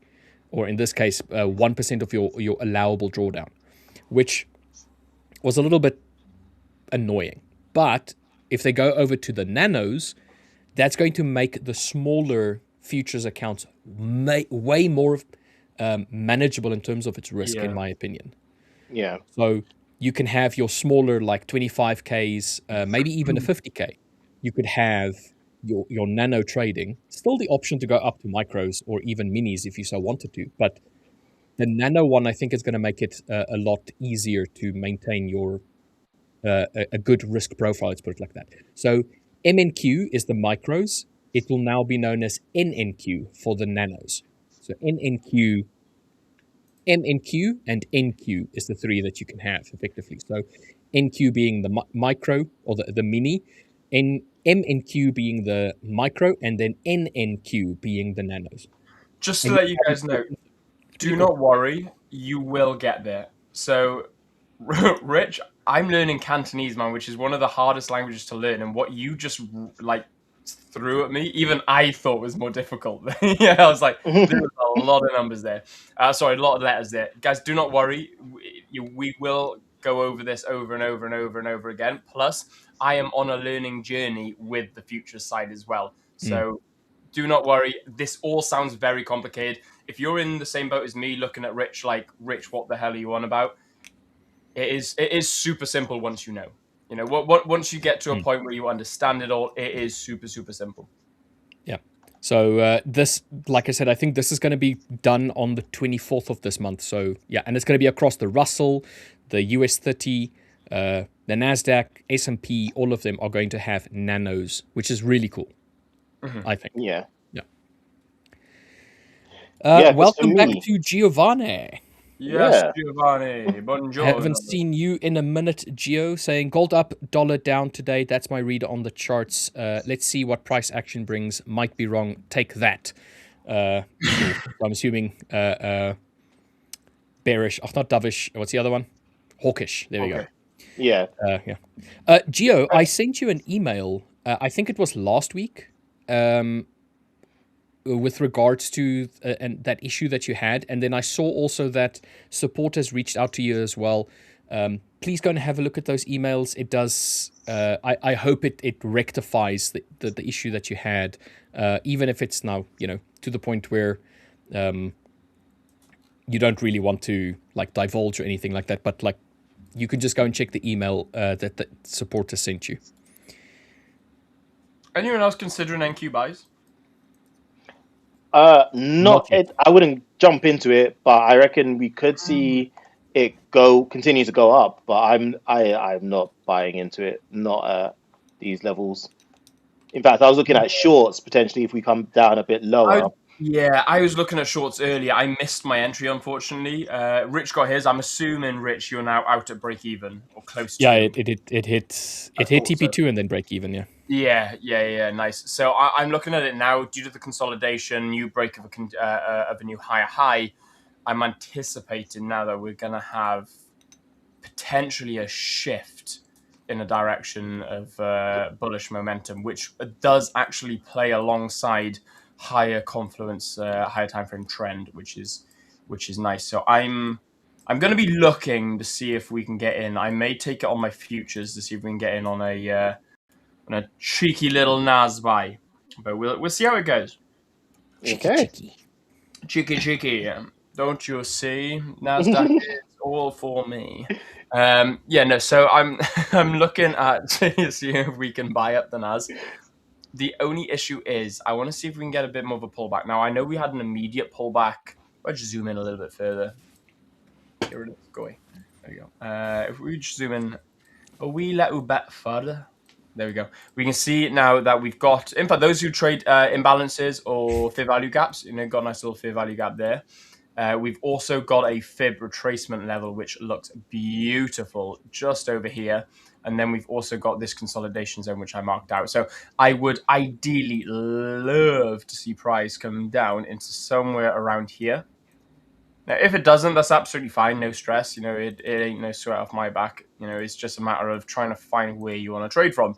Now, the controversial side of my analysis here is saying, but what if we consolidate here, where at current price, and then break and close nicely above, a break and close, by the way, to specify, above the 29,802 level. Now, the only reason I say that is because it would potentially be some form of inclination that we want to break above this level here, invalidating. And what I mean by invalidating is invalidating the idea of a support zone or as a supply zone, should we say, for resistance on this area just up here. So that's what I'm looking at. Now, if we can break above, I'm looking something along the lines of this, but I'm not sure where I'd put my stop. I may have it tight and then just go for a nice 1 to 2, which would be aiming for daily highs or Tokyo highs, I believe this is. Yeah, Tokyo, just about Tokyo highs, I think. And then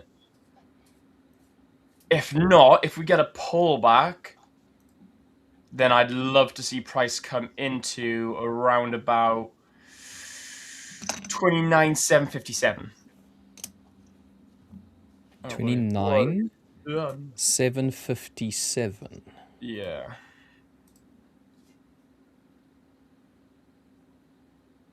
So they're the two situations that I'm looking at now here on the NAS. You know what?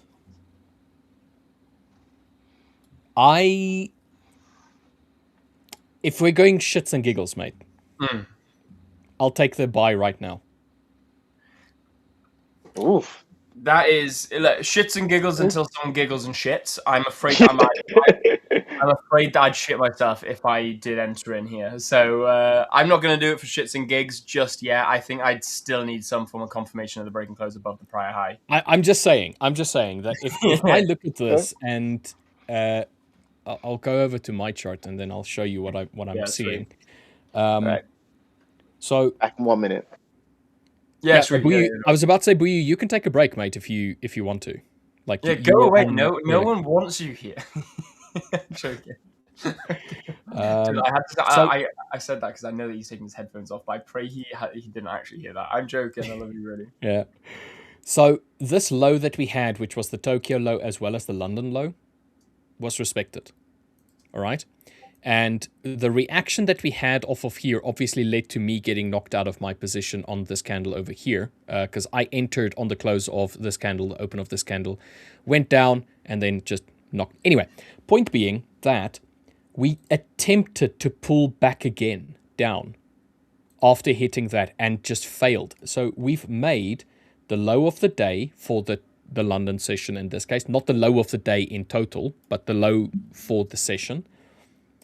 We created a high, which was a previous lower high in relation to this one, but we had a higher low twice in relation to this area. And now we've broken and closed above this recent swing. So we've now shifted from a downward price action in the short term to now going upward short term. So there you have 1, 2, 3, 4 bullish candles with momentum, 1 bearish candle, and then a confirmation. So if I was looking for a potential entry, it would have been somewhere over there. Obviously, let's say something like this, not wanting to go higher than that area just yet, because obviously that was the last time that we had a reaction pushing price lower. So if you wanted to, like I said, for the shits and giggles of it, take a trade here with your stop loss down there and go for a 1-to-1 as an example, and just kind of like see. I'm not trying to tempt you, but what I'm saying is like this is what I'm seeing. So, dude, I like it. Like I said, I like it. We're above the 50 EMA. Overall high time frame trend is on side. You know, we've got some bullish, volatile momentum with it. It's consolidative at a point of interest. If we can break and close above, confirming that volume, then I think NAS buy is really nice. Short term for now. Obviously, we're going to get a little bit closer. Yeah, I think we can try and chase the highs in a higher day, maybe. Yeah. So that is the New York Open, which is from where we are now to there's 2 hours, and anything can happen in that 2 hours. But I mean, a buy from here, trying to get into this area over here would be great. As an example. I wouldn't want to target any higher, I don't think. Yeah. Not without looking at higher time frame, hour plus, hour, 4 hour, daily, weekly, and then potentially even looking at fundamentals. You know, you've got to take into consideration what's Trump talking about. You know, what's the data releases on, you know, the tech companies, stuff like that. So, without looking at those sort of options, then I'm not interested in anything above what I'm looking at as daily high. Nice. Giovanni saying, okay, already answered, waiting. They sent, I think, 3 or 4 more emails, of which the latest one was today. And they sent it to me as well. So just go and check that one. I think it was sent about 3 hours ago. You can just have a look at it and then Right, 3 minutes to close. If we get this 3-minute close, I'm actually going to stop sharing my screen. I'm going to bring up my futures platform. Ooh, okay. I know. Oh, don't get too excited, Boo. You. I know. Did you opt for the Black Arrow Plus or just Black Arrow? Huh? He's a basic. He's a basic B. He goes for the typical basic B.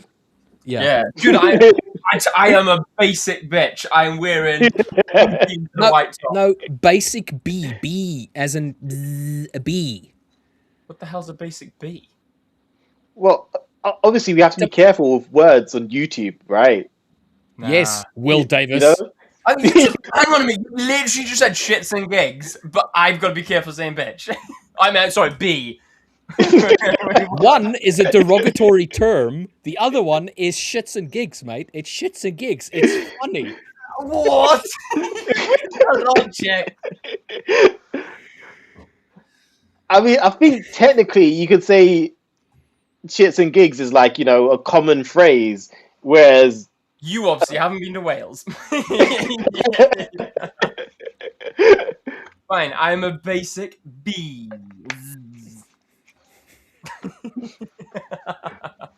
Yeah, nothing I'm special about you. You're basic. I'm literally wearing white trainers, light blue jeans, and a white top. I've never been so average in my life.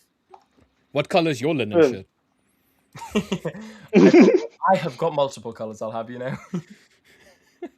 Anyway. Yeah, plus it doesn't matter. I am indeed His Majesty, the King William Davis III of his name, ruler of the Welsh lands, aka live stream host of the 5ers. Did you say King? Do you want to get Kamehameha blasted on the charts again? With my Dragon Ball Z. I'll be You don't know anime. Boo, you have Will no does idea what you're doing, mate. reference at You're just standing in front of a camera for all I know. I have no idea what's on the shit. Boo, have you seen that like little meme of the boxer? It's like a little drawn picture of a boxer. So he's standing there, and then his opponent is like, Kamehameha. And then the original opponent is like, I quit. And then they have like an after contest like interview, and it's like, I knew he didn't have the ability to do it, but I wasn't going to stick around to see if he could. Probably not. I haven't seen it. I I'm not see sticking around. Yeah. So yeah, that's like me and you, but Will is like, yeah, no, straight up, I don't have a clue. Yeah. At one point, I thought you were going to reference the F1, but you didn't, so now I'm confused again. No. Anyway, No. swiftly moving on from that tangent. Thank you. Okay, so Will, bring up your futures account. No, there's no point. It's invalidated. But I'll bring it up anyway. But I mean, just bring it up so we can see. all right. Yeah. Oh, come on, show us your trades. That's derogative now. Oh, look at you! You're in profit. You got $132.50 of profit. I know. I'm Yeah. I'm a big boy futures trader. I'm $130 up. Dude, Did you get? Is What this a colour's your Bugatti? Is this a summer plan one or? No. This is No. before this is the release one. This is as they released it. I got this. Okay. Yeah, but he's been skimming on it. He hasn't actually been trading on it. So I've been trying to get. No, Will okay, into the futures no. sphere. I should have been higher up on this, but I took a loss because you guys were teaching me how to use it, and then it was on the main. Once again, there's this one selection that you can do that turns it into a simulation. There is actually. Oh no, not there. Where is it? There. Yeah, if you click there, you can select simulation, and then it becomes red, and then you have a simulation. We can't actually see it because it's paneled. hang on. Yeah. Oh, do you want me to show? Don't worry. It's you don't have to show us how many other accounts you purchased. All 8. 8 of them. Actually, to be fair, we're seeing. It's quite nice. I keep forgetting this ain't CFD. Right, I gotta remember. Control. No, Control. Oh no.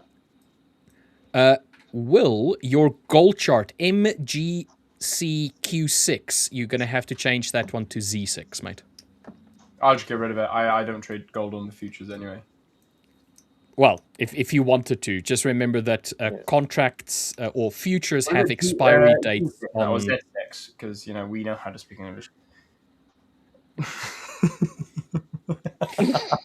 For anybody else who doesn't know this, if you are trading the Black Arrow or you trade futures, What is it called? the numbering MGCZ6. Z6. Yeah. Z6. You have these numbers expire, so they expire usually once per month. Some of them is once per quarter, that kind of like stuff. But the gold one, the one that you had, the U6 one or the Q6 in this case, expired. So Z6 is the latest one. Yeah, sweet. Anyway, I wanted to bring something up. Sorry, Booey, before you do that. How do you guys feel about us bringing up like goals for potential giveaways? That'd be sick. I'm down. Yeah. So I reckon. Okay, no, sorry. Carry on. So if we reach certain goals, we may look at doing a giveaway. And if somebody has the quote of the day, or message of the day, or question of the day, we potentially run a giveaway for them. Just wanted to hear your thoughts. People in chat, if you like that idea, like the stream, first and foremost. And then secondly, let us know in chat if you would like something to that extent. I reckon it should be account giveaway on size of likes. So like if there's 500 likes, it's a 50k giveaway. If there's 1,000 likes, it's a 100k giveaway sort of thing. I reckon hub credits probably better, but like 1,000 likes for a 10 hub giveaway. But I'm stingy, so clearly, clearly a bit stingy. My God, talk about frugal, right, Ebenezer? Like, Okay, 100 likes for a 10 hub giveaway. Tuppence is tuppence. I mean, we can do stuff like hub credit giveaways. Obviously, that would then you'd have to be somebody that is registered with the 5ers. Otherwise, you can't get hub credits. Yeah. To nobody's. Yeah. Yeah. Anyway, just something to consider. Just something for the consider. Boo, you stay out of this. Shut up, Boo. 100k account. Boo, you talking like he's the CFO of the 5ers. Let's keep it lean, folks. Yeah. We've got one person saying account giveaways is better than hub. Today we have news. Where's LJ? LJ unfortunately had locked himself out of his flat or his house, and yeah, we haven't heard from him since. So we're assuming that his phone is flat.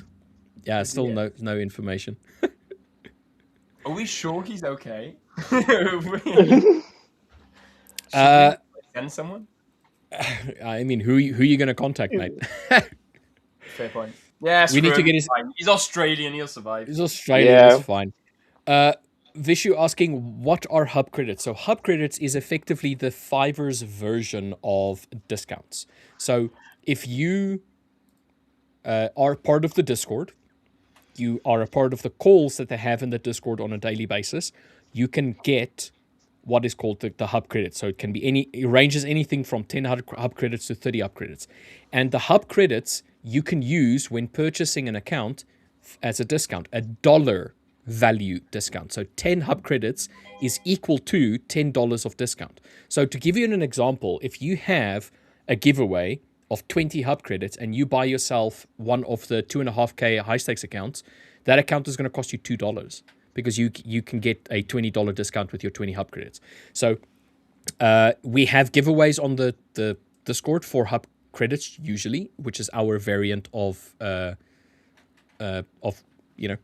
discounts. So that's what a hub credit is. So the thing about the duality is, on the one side you win an account. If you already have that kind of account, then you maybe sometimes you want to have a different account or something like that. You can't choose what account you're going to get for a giveaway. But with hub credits, you can use those hub credits to purchase any account if you have the right amount. And you can use that as a discount on any account whatsoever. Yeah. So imagine this. You have the summer account, $149 for the 10%, 5%, 100K high stakes account. All right? Costs $149. You can use your ICT or any affiliate code, like from any affiliate that you have. Like for argument's sake, Jeremy, that was here yesterday, he's got his own affiliate code. So if you use his affiliate code, 10% off. Same as the ICT one, all right? Definitely get an affiliate code. It should be like Kingwell or something. Yeah. So you can use that to bring down that 149 to like 134 or something like that. And you can still use hub credits for it as well, making that even cheaper. So that's the idea. But it's like it's the 5ers' way of giving back to the people that are in the Discord, that's in the community, that that's there, and they do it on a daily basis. So you can choose: is an account better, or is it the ability to have a discount on an account better? Like you get to choose which one. So on the one side you get to choose, yeah. So yeah, I don't know what I'd prefer. I prefer the hub credits. This is why, for all those reasons. Exactly. Yeah. Agree with me now, huh? Agree with me now, audience. Say you want the hubs. I mean, Kavish is saying hubs is better, and Neon Spark is saying account is better. At least you know what you're winning. At least you know what you're in for a chance with. Like some people don't want all those options. Like some people are like, just give me the account. I don't want to have to try and think about which one I want. Yeah, well, if you're somebody that doesn't care about the account size, then obviously getting an account is fine. But if you're somebody that has some particular idea, maybe you were saving up for a 100K account or something like that, then the hub credit goes a far way, goes a long way for you specifically. So it's different strokes for different folks, but it is an option. All right, it is an option. But like Louis is saying, keep the hub credits for Discord and accounts for the live stream. Maybe I rate that. maybe. No, I rate that. I prefer that as well. Boo! Hub credits all the way. Talking like somebody who made their way through the Discord onto the live stream, I was gonna like, say the irony. so used to receiving these hub credits like on a monthly basis, and then he comes onto the live stream and it's just like, no, I want hub credits. And it's like, no, you can't give you hub credits. We'll give you accounts. It's like, damn it, I don't want your account. He's there like squirreling away hub credits. He's got like 10K hub credits. Vishu is like, all right, guys, let's have it both ways. Let's all sit on the fence. No, I actually prefer this. I actually prefer having a. Let's say hypothetically you have 2 or 3 giveaways on a day, as an example. The one you do a large account, the second one you do a smaller account, and then the last one you do hub credits, as an example. So, I don't know. I like the spread. I like the spread of it all. Rookmere is asking, Rich, how do you check the expiration date on each futures contract? Well, you're supposed to have the ability within, if you're trading with Black Arrow, they should be there on Will's chart where it says MNQ-U6 5 minutes CME. There should be a little, if you hover over the green dot, okay, there should be a thing there that pops up that says expiring soon, as an example. But I don't know if it is still active. But you can go to the CME website, and from there on you can see when the contracts expire as well.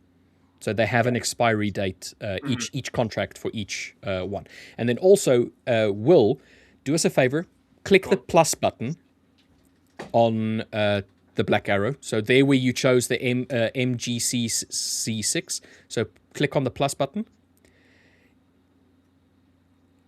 Okay, so it's not showing on yours. All right. If you, yeah. But anyway, when you click on that, it will show you which ones are current and which ones are expiring soon. Yeah, well, it says current. Oh, right. Okay, I tell you what. Give me literally stay there 2 seconds. I'll show it properly. Here we go. You lucky ducks, you get to see my whole screen. So if you click on that and you search for any one of them, like, I don't know, like in this case, you have CLU, which is the light sweep, whatever. Okay, whatever. This one you'll see oil, now.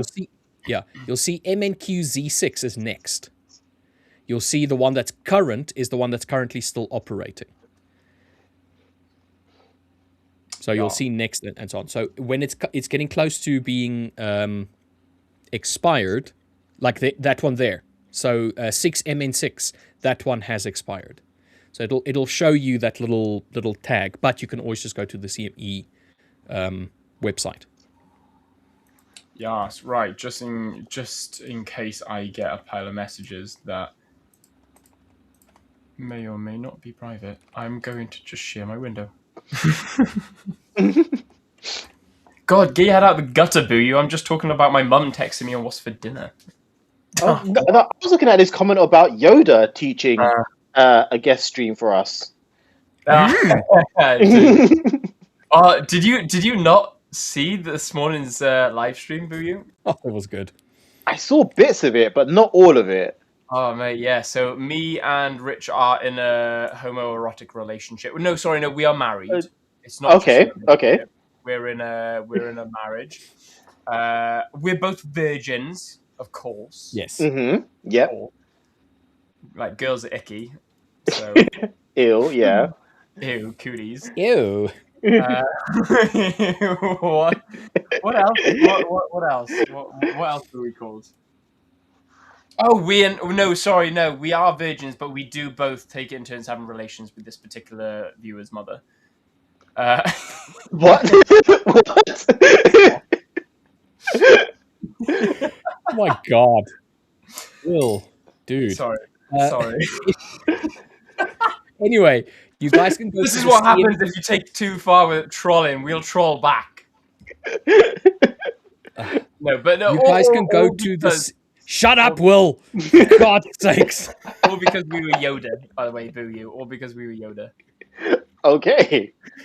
You can go to the CME group, and then you can go and search for the futures expiry dates, and then you'll get the Globex code, which is NQU6. So obviously MNQ is MNQU6, and it gives you the expiry date down here. It'll tell you August 26 is the contract month. The first one, the Q1 DQ26 one, the first quarter one, is going to be settled tomorrow. So you can see that information from here, and you can then just add. If I go back. Did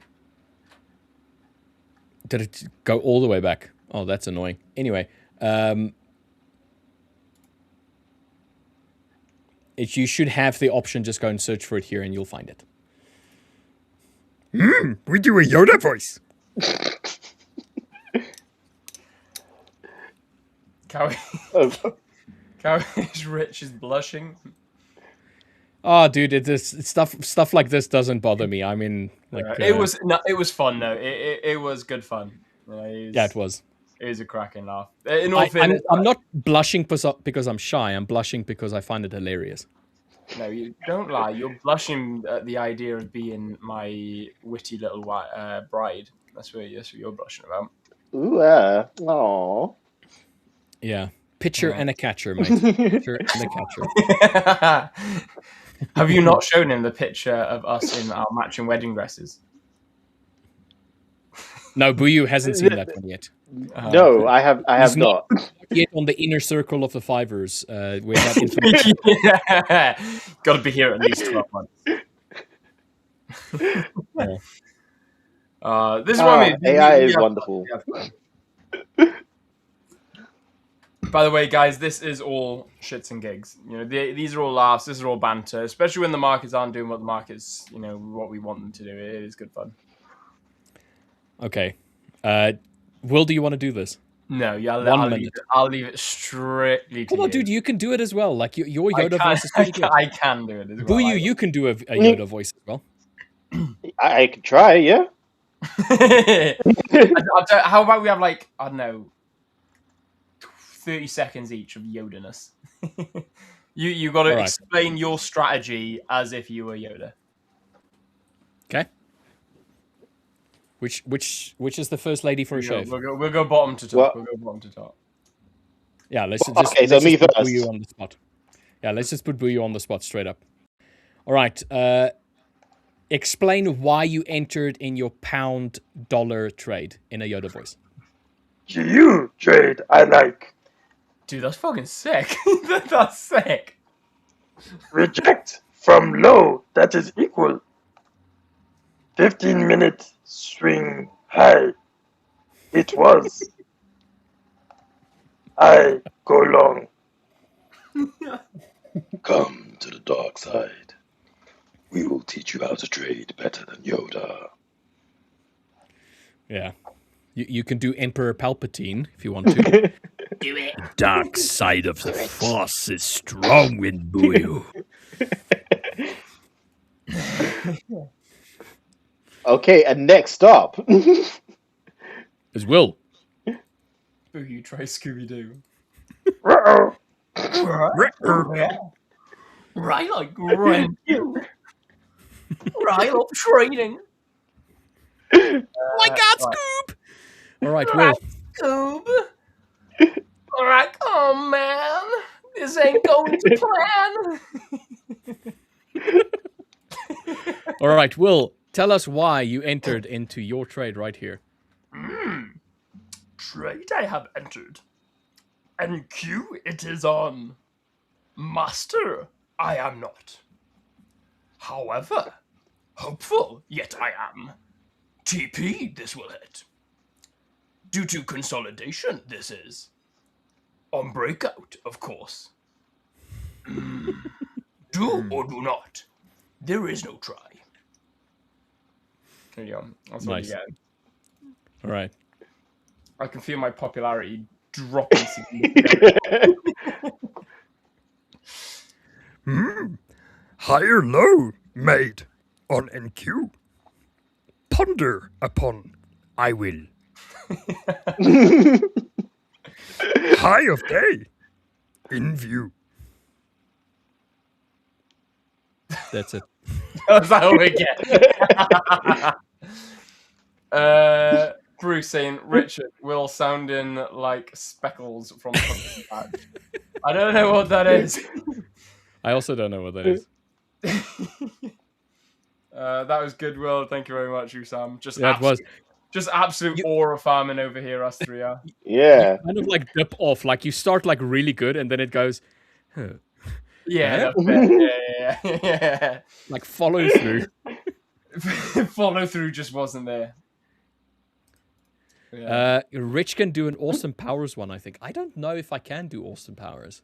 Yeah, baby. Baby. I don't know if Yeah, I can baby. hit that timbre. I don't know if I can hit the timbre. And Dude, also, it's you've like got, over the this top. severe energy that goes into a bit of Austin Powers, though. Yeah. So yeah, can do baby, and you go like, I used to be able to do a really good fat bastard. nice. My belly. Yeah, you know, especially when he's talking about Look at me, a hairy belly. yeah, like especially when he was talking about I haven't seen me Willie in 10 years. You know, that kind of like thing. I'm unhappy because I eat, and I eat because I'm unhappy. That whole thing. I used to be able to do that, but I since COVID, I have not been able to kind of like get that raspiness because it like really screws with my throat. So yeah. Yeah, baby. But 5ers Got Talent. Did we have a talent show at some point No. on the I don't Discord? think we have. Not since No. I've been here. I mean, what an idea. Maybe No, we that should is do not like a like Friday stream of just talent. Yeah. Have I not told you I seem to be ill every Friday? Every Friday. Will's talent is he's always sick. Starting from this Friday for the indefinite. I am sick. Oh no, guys, I've got a fever again. Look how red I am. No, guys, I'm just ill. Ugh. What's wrong with you, Will? Pfft, everything, anything. Oh God. You name Where it, do I start? I will have it. Can any of you guys do a Chewbacca? Do it.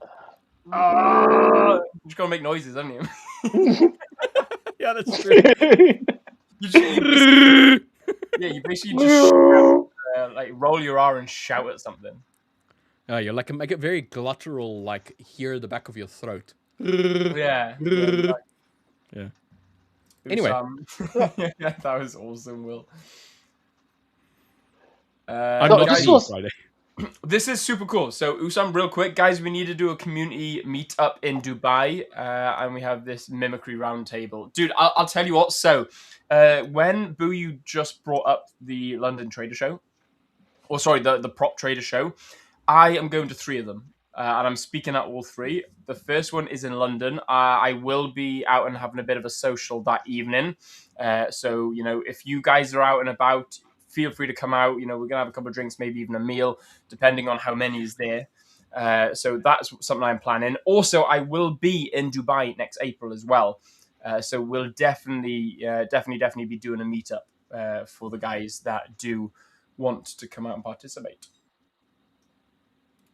Vishu, director, can you act scared? Trader number 1 opens his MT5. Trader number 2 checks his floating P&L. Trader number 3 hears breaking news in 30 seconds. Director, perfect. No acting needed. Yeah, I like that. Yeah. Speaking of no acting needed, what's happening with NQ? Or what's going on with the NAS? We've just mitigated an entire move. All right, hold on to your horses, mate. It's like there's still a minute left. Yeah, we've still Don't worry. mitigated the move. Even if we fail to close it, we've still mitigated the move. This is funny. Do a chewy to my missus when I'm calling her in Tesco. She does not like it. You do not love that. Like, especially if you want to get someone's attention, you just like run in like a madman. And you go, Jessica! Jessica! You don't have it. Your wife's name's not Jessica or whatever. Or like, you just see everybody like, what the? And then your wife is just like, I don't know that man. I don't know that man. Yeah, no, I've got an Asian partner, and I think if I embarrass her in public, it's not going to get. She'll like throw a slipper at me or something. It's just, dude, you'll get smothered in your sleep, like pillow across. Yeah, the face. She had a go at me once and called me a 3-year-old because I was twirling a shopping bag. Did you twirling lie on the floor and throw a tantrum? No! Throw the shopping bag in the air. I want it! I'm not a 3-year-old. No, so I remember walking out. There wasn't a lot of stuff in the bag, and I was just like swinging it next to me, not like fucking woo, not like swinging it, but just swinging it back and forth, like as you're striding with your legs. And she's like, "Will you stop swinging that bag?" And I was like, she's like, "Give me the bag now. You're a 3-year-old." And I was like, "Oh my god." Oh, So, yeah, I am too scared to piss my missus off. I will be dead honest. Up until she hasn't like stapled your bedding down and threatened you with like a soap bar and a sock, I think you're safe, mate. Yeah. Okay. It's when I see one of her stilettos, because she's a big heel girl as well. It's when I see one of her stilettos flying towards me quicker than I can duck. That's when I gotta worry. Like Buyu, you're like, yeah, that's weird. But have you never heard of that? The stapler and the soap? So No. the ultimate revenge is wait for your husband to go to sleep. While he's fast asleep, you staple the bedding down. So the blanket is stapled down onto the bed, all right, around the side, so that you can't lift the bedding up. And then you just take like a nice big bar of soap, put it in one of your stockings or a nice long sock. You just tie it up and you just... Ah, okay. Try and block those shots, mate. Anyway, on that fantastic bombshell, guys, I have got to skedaddle because I've got a quick appointment to rush to in 4 minutes, which is just never going to happen. So, yeah, guys, I'm going to love you and leave you. I shall speak to you tomorrow. Keep up the banter, people in chat. Make sure that you go and troll Samir and Victor when they come on in about 30 minutes time-ish. So make sure you go wind them up as well. Get them to do all sorts of impressions. I'll tell you what, I will personally give anyone an account who manages to get Victor to do an impression. Oh, dude, you're going to be out quite a bit of money, mate. You reckon?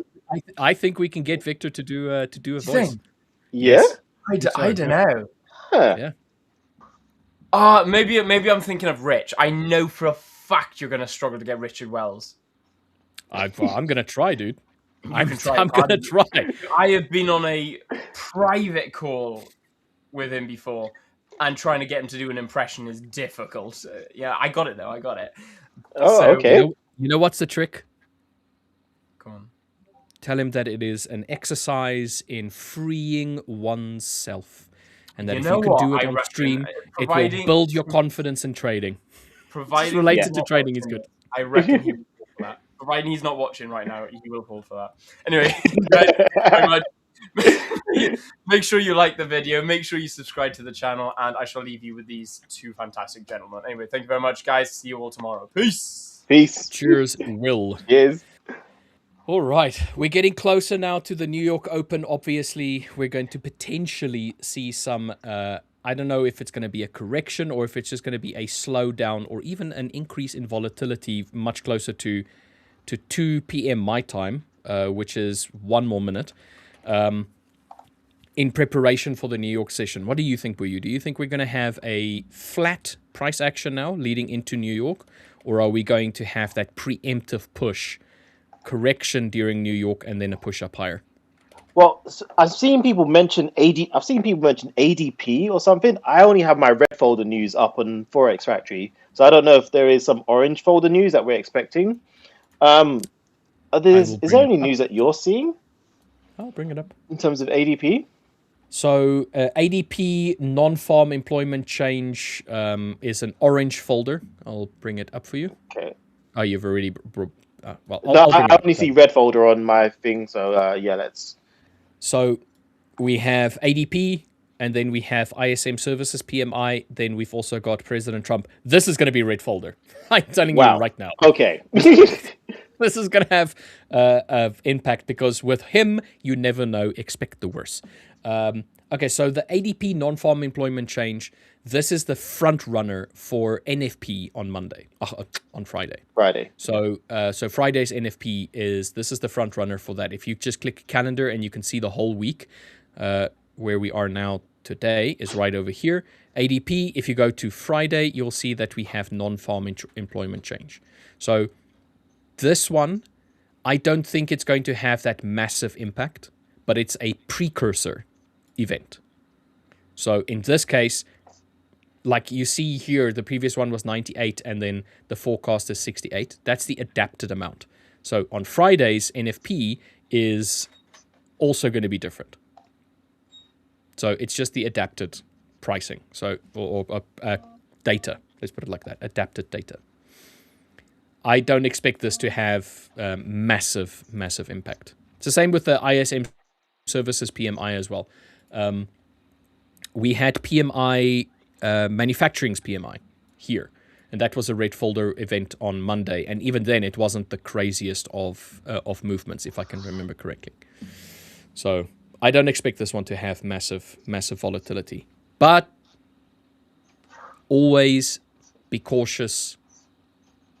So if you have doubts, I would rather just say wait and see what happens with the orange folders, because they can act as a red folder, they can act as a yellow folder. But yeah, so we have ADP non-farm employment change. Yeah, it's in 15 minutes from now. Yes. Okay, so that looking at our audience is something that they're looking out for. I don't pay attention to it because it's not red folder. So, but I completely miss the Trump speaking because I've only got my Forex Factory set to red folder. So I thanks for put that. all of them up. I put all of them. So, like for argument's sake, you don't get to see if there's bank holidays if you don't have the gray folder one selected. Yeah, so I miss out on quite a few of those, but I don't know. It got messy just looking at all of them. I just wanted something straight to the point. Okay, these are the big ones that are going to actually affect my trades. If I get stopped out of anything else, I get stopped out of it.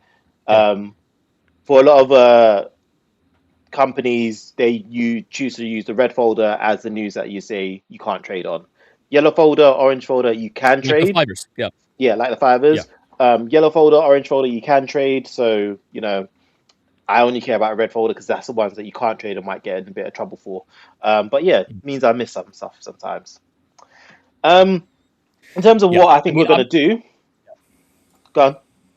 No, I was just going to say I'm not a fundamental or macro trader, so to me, I don't really care about those events. I don't trade them in any way. So to me, they're avoid them in any way kind of event. Like if it's red folder, I'm not trading that folder. I will close my position beforehand. Just no. Yeah, fair. In terms of what we're going to do, I am...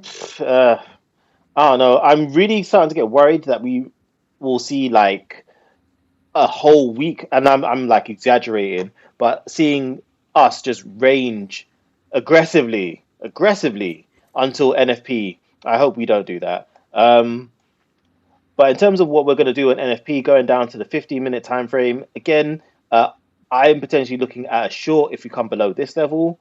Right now, I still think we're between this equal high and between this equal low, and nothing's okay. Maybe you can say, okay, we rejected from that equal high, but then we've already we rejected from the equal low, and have already touched the equal high. Do I want to get involved in anything? No. Do I reckon we're gonna shoot up to the highs? I don't know. Too difficult for me to tell on this low time frame. I'm not really for me. Not really for me in terms of stuff to look at. Gold, another popular one, which we've talked about before, that's really still rocketing up. So I've said I reckon maybe we can see a bit of stalling around this area or this area. I don't trade continuations. So even though I am still bullish on it, I'm not going to jump into a trade and say, oh, yeah, we're going to the moon. I trade the reversal. So I'd be looking for it to like touch one of these levels and then come for this swing low here for a reversal. If you are trading, what would I go for? I reckon we're seeing dollar weakness temporarily. Could news tonight also help towards dollar weakness? Potentially, if we're going to see Trump announce some news around Iran, that could definitely see the dollar drop off a bit. Personally, in terms of dollar weakness, I'm long Euro USD and GBP USD already. They're finally looking that they're starting to move. Others that could move, NZD, I reckon, was at the turning point where we might start to see some pressure coming in. I think for those who were here, I mentioned that, yeah, we were at the key levels here, but I'm looking for that real ramp above the last swing high before I'm like, okay, yeah, we're definitely going higher on AUD. And I think the same thing on NZD. I think the same thing may have applied to AUD. Actually, didn't. But, you know, general direction is upwards on both AUD and ZD. And the only one I was really seeing as a weak against the dollar was JPY, where, you know, there's a potential for it to still climb a bit higher before rejecting. But what we do today, I'm already in the trades I'm in. In terms of anything else, looking to get into new trades, there are some stuff that I could potentially look at. You know, NZD JPY, it's still at my break even. If you wanted to jump in that trade, have at it. I'm personally on the long. JPY trades are a bit riskier because of intervention. USD trades also, you know, I would say have at it in terms of jumping in. AD USD, not well. We've gone quite a bit of away from the setup. Actually, yeah, ideally would have got in around there because we had that clear swing high there. But in terms of jumping in now, I wouldn't. Euro USD, if you're willing to accept that you may get a little bit less R&R, it's only now starting to rise up, so you might still be able to me matey. I was doing an Australian oh no. R&R. Oh nar! I forgot they spelled nar as NAUR. Nar. Nar. Anyway. Yeah, GBP USD I reckon is also a good point to jump into. NZD USD, be waiting for as I mentioned, that swing above this level here. If you're looking to trade into USD CAD, I think I mentioned earlier, we've got the equal highs here that we're rejecting from. So USD CAD, I'd be going short on now. I would happily take that short and be targeting like down there or down here. So the 1.4 level. You do sometimes get a bit of a false positive with this indicator, especially because of the settings I'm using at the moment. So the safer target level, if I take it off for a second, would be these equal lows down here, or this. Actually, that's not a great equal low. So this equal low would be where I'd be targeting if you were to go short on this. Around that level, I reckon you're pretty good on. And USD CHF. I'd leave that. That's in no man's land right now. USD JPY. This one I'm not too sold on. So again, I would probably leave well alone. So yeah. And in terms of like, yeah, the indices, they've run a mile. I'd stay well aware, especially S&P and US 30 all-time highs. I would not know where to jump in if you were to go. I reckon they could still go along, but you know, I trade the reversal, not the continuation. So I'd personally, based on the way I trade, leave well alone. I mean, if you intend on trading the continuation, the way to go about it is if you zoom in a little bit on that exact same chart that you had on just Yep. now. If you just zoom in a little bit, like no, 15 minute no, time no, frame. keep it Oh, on the no. 4 hour. Keep it on the 4 hour. Yeah. But just literally just zoom in on the chart itself. Yeah, like that. So do you see that last? So the high, effectively, of when was this? The 7th of July. 7th of July. Yes. Yeah. Okay, so that high over there, you would have, in my mind at least, if you go and look at around about the August, the beginning of August as an example, you slowed down when you got to that area. So you had strong bullish movement leading into, maybe like the top end of that area. But then you had 3 bullish candles slowing down, 1 bearish candle, and then a absolute run off. If I were to be trading a continuation on the 4 hour, it would be on that breakout as an example. Or if I had conviction that we were going to push higher, and anyway, from that point, I would probably have gotten in on, what is that? The August, go back to the 1st, I think, 2nd of August. 2nd of August. Not this one, because this one. This was be the follow-up one. You were at it just now. Just go back 4 hours forward. Yeah. One more. Oh, this one. That bearish candle on the closure of the bullish candle after that bearish candle, I would have traded that as a continuation pushing price higher, and I would have, for argument's sake, had my stop loss below the 4 hour swing, the low swing. So right there, the top one, and then continue trying to take higher. And the reason for that is because that previous, the 29th's swing pushing price lower was broken there with conviction. And then when we had the opportunity to try and push price lower, we failed. So the next 4 hours presented with very strong bullish momentum. And I would want to get in on that candle as an example. So it's the idea of the rallies, then a base, and then another rally. And then a drop, a base, and a drop. So that's how I trade the continuations. Is I look for a rallying leg, I look for a attempt at creating a base, and then the confirmation of the rally with a follow-up bullish candle, as in this case. Okay. And what are you looking at if we switch over to your chart? Anything that's caught your eye? As of right now, I am in limbo. You know that I only trade NASDAQ. I'm waiting. So obviously we had the lows of the day down here, which was respected a fair few times. So at open, price pushed lower at open, created the low of the day. And then since then, we've been trying to push up. We retested it, carried on pushing up, creating the high of the day, sweeping the previous day's highs, but not really closing or not really continuing to push up higher. We then had a bit of a retracement, pushing price back all the way down to the low of the low of Tokyo in this case. So to me, we're currently stuck. We're currently stuck in this bit of a range that we have here.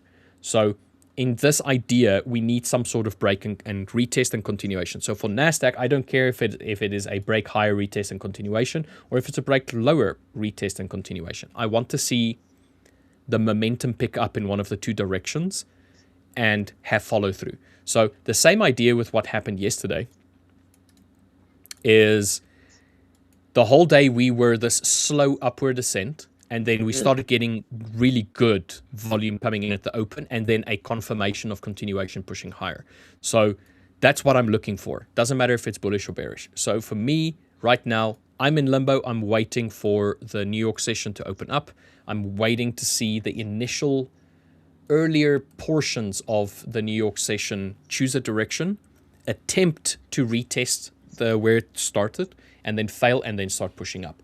That's what I would ideally want to see. If I'm going over to the daily, we had quite the run already. So if you just consider So this move that we've had since, so this one leg of movement that we've had started down here. So in the last 6 days of, so 6 trading days, so we're not including the weekend, 6 days of trading, we moved 276 points. All right. So 2,760 points. Sorry, not 200, 2,761 points. All right. And if you take this exact amount, so 2,761, how long did it take for this downward stretch? So from top to bottom of that segment, right?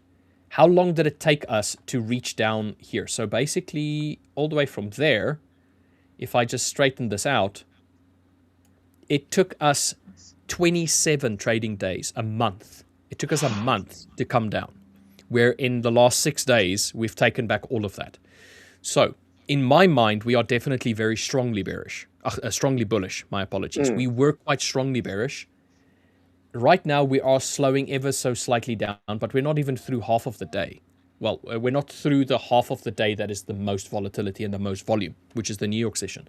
So in that case, we can potentially see us either fail to continue higher from where we are right now, going into this area, or we can actively see us try and push up higher, trying to sweep the all-time highs, which is not that far away, given the full movement from down here in the time frame that we've had.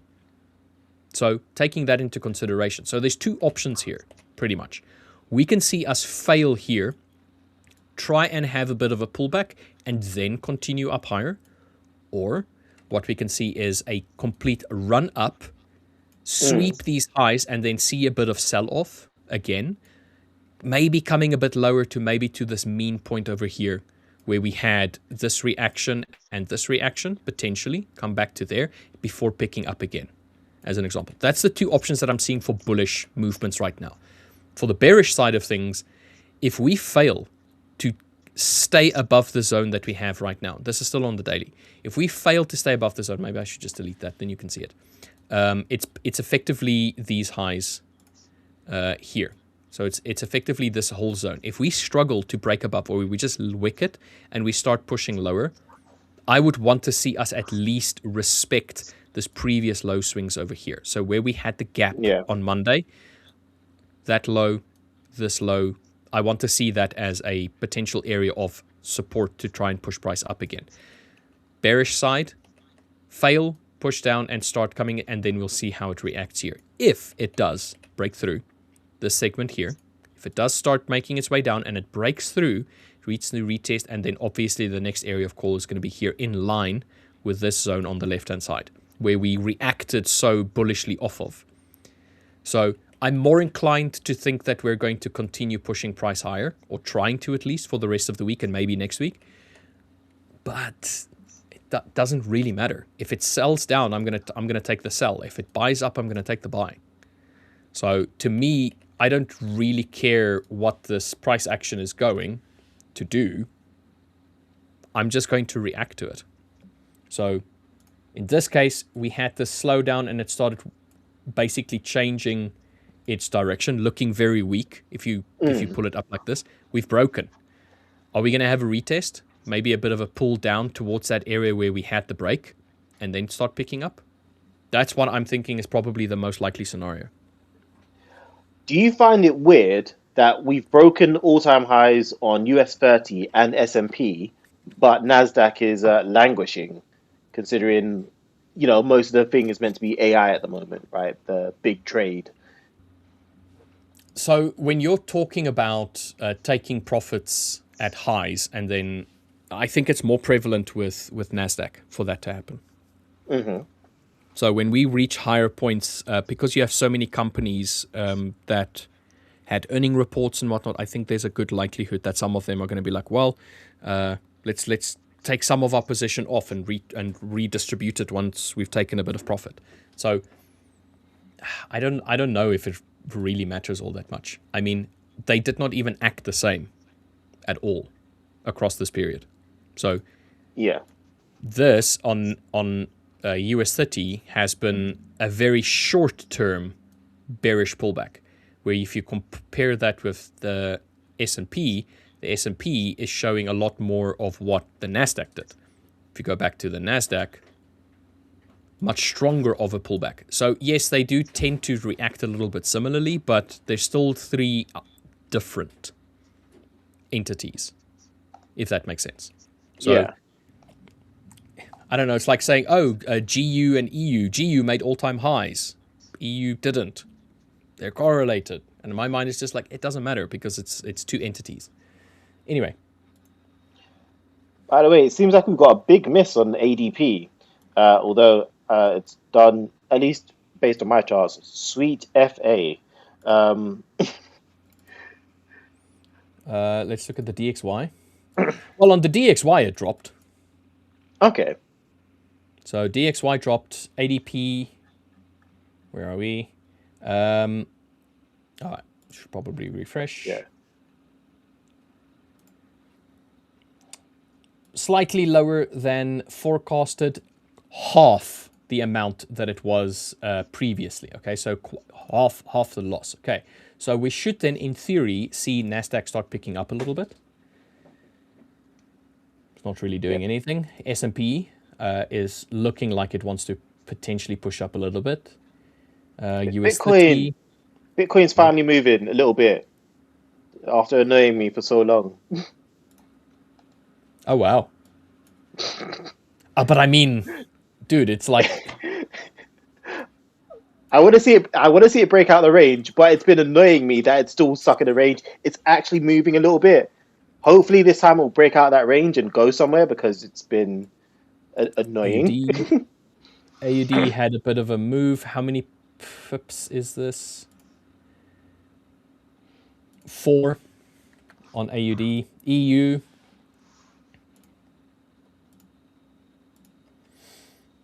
Yeah. 5. GU. 5.6. So you see what I mean? Like when I'm talking about like the ADP stuff, like it can be very volatile, but I mean, this move that we had here, which was that candle, I mean, it's not much bigger than that candle over there. It's smaller than this candle over here. So like just general movements throughout the day where you have a little bit of positions coming in is a bigger move than the ADP number. So the ADP number in this case was just, I don't know, it's like a bit of a misnomer. It doesn't really matter all that much. Yeah, see, like this. Pulley is saying 140-point move last month after the ADP came out. So sometimes it can be very volatile. Sometimes it's just like, whatever, you know? So. And does this say anything about what's going to happen on Friday, NFP? Does the ADP give some guidance towards that, or in your opinion? So from my understanding, ADP is like past data. Okay. Yeah, it's the previous month's data. So you have the NFP as an example, and then you have the ADP, which is the adaptation of that information. So they do like a recalculation, or maybe some information was doubled up or anything like that. It's basically like last month's information was over here. This is the correction. Yeah. That's how I've always viewed it. So, and this is the excluding the farming industry, so it's non-farm. Yeah. So if you read here, it says, this data provides an early look at employment growth, usually 2 days ahead of the government release employment data that is designed to mimic. Sources changed the series calculation formula in 2007 February, 2008 December, and so on. But it is the estimated change in the number of employment during the previous month. So if this is low, then you should theoretically see NFP come out lower as well. Theoretically. Heard it here first. Go short, dollar. Long everything else. I mean, would you? Not financial advice. Would you? I wouldn't.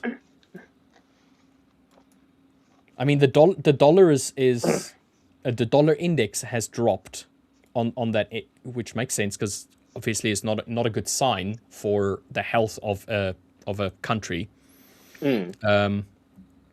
Whereas the indices you would generally see go in the opposite direction of the index. So if the index is going down, you would generally see your indices picking up because it becomes cheaper now to invest.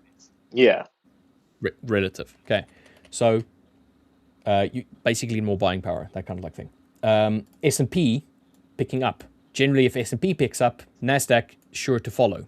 Not always, but like generatively, it'll move up along with it. US 30 can have a mind of its own in general. AUD picking up now. EU, GU, NZD also starting to pick up as well. So maybe you were correct in your thought pattern there. That Generatively, I think, is a new phrase that needs to be coined. I don't know why I said generatively. Yeah, I'm like, generally, I can see that, but the tively, where's that from? Let me search. What does generatively mean?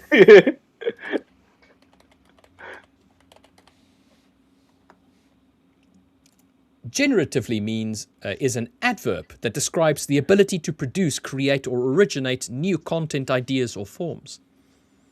Seems apt. Like generative AI. Anyway,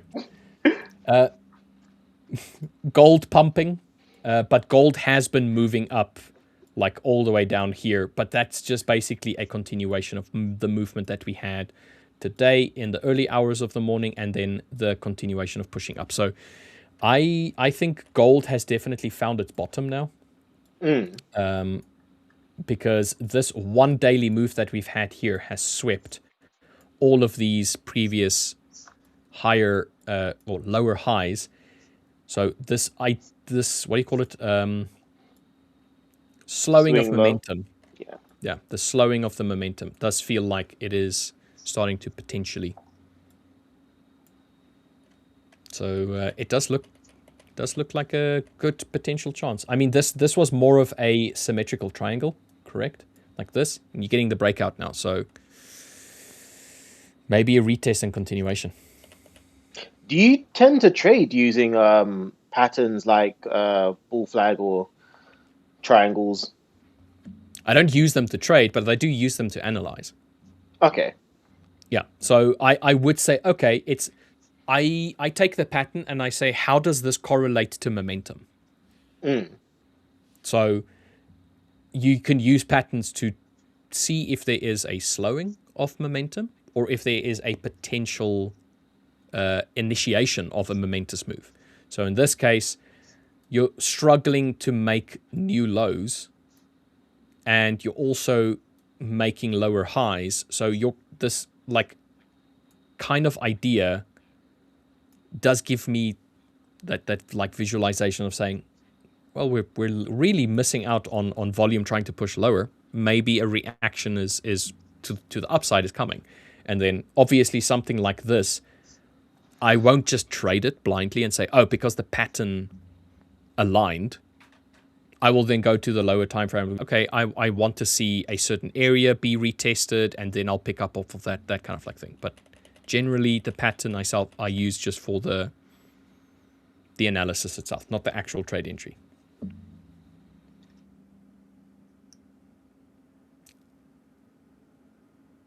And do you remember the first kind of trading? Like, did you used to use patterns when you first got into trading, or? I did not hear a single word of what you just said because you froze for me. You went, "Oh, am I back now?" Yeah, you're back. You're back. Okay, awesome. So, do you remember what your first kind of trade ideas were when you first got into trading? Like, did you use patterns when you first got into trading, or did you have a mentor? Or I did not trade patterns. I didn't have a mentor. The only thing that what I started with was just pure and simple support and resistance. And I don't think I unlearned that, if anything. So I never learned candle patterns. I never learned, flags, bearish this, bullish. I never any of the patterns. I didn't learn any of them when I first started out. Obviously, I've learned them since then. But like when I started out, it was purely just support and resistance. So when I started out, I went over to the 4 hour, and I looked for areas where we struggled to push lower. So like this. That's what I started with. Okay. So I literally just took a few wicks and said, okay, cool, it really struggled here, and then it started pushing up, and then it came back to it, and it couldn't break through, and or created a low, and then it started pushing up strongly from there. Okay, cool, maybe if we come back to this area, I can take a buy. So I would then wait for price to come all the way back down, and if there was a candle that presented, I would try and take that, and I had like this one, and I think I did 1 to 2s or 1 to 1.5s, I can't quite remember, but something like that was what I would normally trade. And then I realized that I struggled to hold trades overnight, and then I brought this down to the 1 hour, doing the same idea, but then it got a little bit more hazy for me, because then you have like areas like over here where you have a swing point, there's a bit of a swing point, there's a bit of a swing point, bit of a swing point. And then I did the same idea of saying, okay, cool, if price gets back to this area and rejects, I'm going to take a buy. And then I would get stopped out, and so on and so forth. So I started with support and resistance, and I just kind of like moved forward from there. Okay, yeah. I'm just remembering some of the crazier like trade ideas I had. I'm surprised you started on a higher time frame, which is really good, because like I was straight to scalping and then got burned badly, and decided I'd never touch those lower time frames again, because it got to a point where I would sit on my desk and try and wait for an entry, to the point where I'm like, I really need to go toilet, but I don't want to move away from my screen in case I miss a trade. So I'm just gonna hold it in for the rest of the day, I guess. I don't know, maybe get a water bottle. I started with stock trading. So stock trading obviously was the idea of, I only had finite amount of time in the day to do analysis and to, try and take a trade. And then it was usually buy and holds. So it was like stock investment. So I would look at like the last month's worth of movement and be like, okay, this looks like we're busy breaking out or something's happening there. And then I would want to try and take that trade as an example. So that kind of like when I went over to CFDs, the idea of trying to do the same thing played in. So I wanted to take a trade and hold it. And then I realized like with the swaps and all of that kind of like stuff, I couldn't sleep at all. Yeah. So yeah, that then basically I had the opposite to you. You were like scalping and then decided, no, the long term is better for me. The higher time frame, I started there and I was like, I don't like this. I don't like this at all. I can't sleep. I want to go and check my trade. And then that's how I eventually, slowly over time, and I'm talking about like years. It took years to get to that point where I eventually said, okay, you know what? This is me. This is the kind of trader that I am. Intraday, I generally don't hold a trade longer than an hour. I don't trade news. I try and stick to one asset at a time. I don't mind being wrong. So it's been a process. Like it's been a step process. Let's put it like that. Working from where you started something over here, you work your way down, you're over here, and then you start picking up again. Okay. And have you tried out Trade the Pool? Or do you have an account with Trade the Pool already? No, I don't. I haven't done stock trading in it's probably 6 years now, if not. Yeah, it's like I don't do stock trading anymore at all. Would you give it a go? Say if you were given an account for purchasing 4 summer plans? Maybe, but I fear that would be me spreading myself too thinly across too many aspects. So when I started doing CFD trading, this was 5-ish years ago. 5, maybe 5.5 to 6 years ago. I started with CFDs. And that was a slog in the beginning. So, I don't know, like I'm 38 years old. I feel like that was like a page in a different book. Let's put it like that. Yeah. So I don't want to go back to that same book as an example, if that makes sense. Okay. But you were trying to do a, yeah. Yeah, but don't worry. But futures is similar. I denied you. I was trying to be smooth with it, okay? Yeah. Sometimes your hosts and co-hosts don't participate in what your idea. Like, This is a great time to do a segmental changeover. Maybe I can do a little ad break here. Interesting. All right. So, Rich, would you ever do trade the pool trading? No, I wouldn't. Work with me here. Throw me a frickin' bone, mate. Throw me a frickin' bone. Yeah.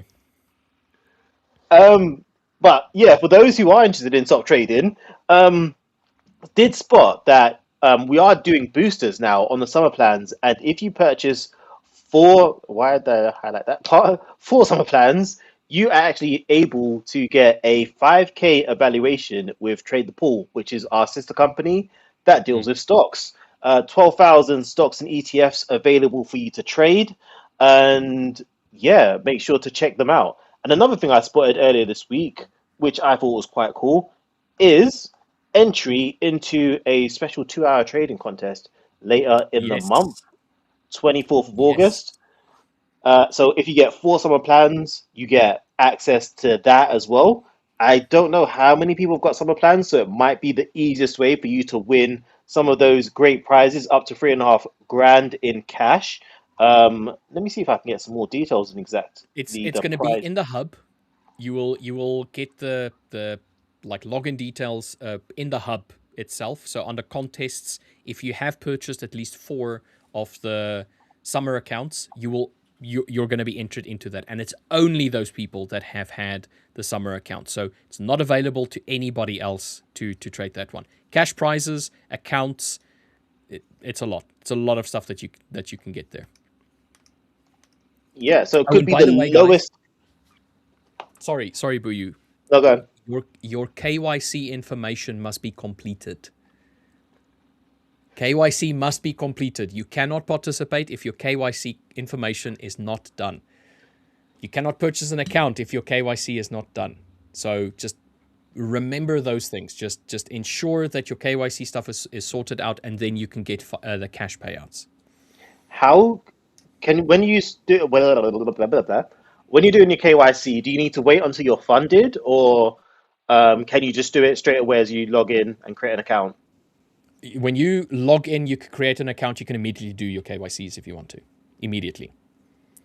But if you want to have a cash payout, like the 2K, 1K, $500, that they can only do for you if you have your KYC sorted out. That's a business thing. That is something on the business side of stuff. They can't provide you with any sort of payout. They can't provide you with any sort of cash benefits if you did not complete your KYC. Hello, Victor. Oh. Hi. How are you? Talking about compliance. Sorry, Victor, you're breaking up ever so slightly.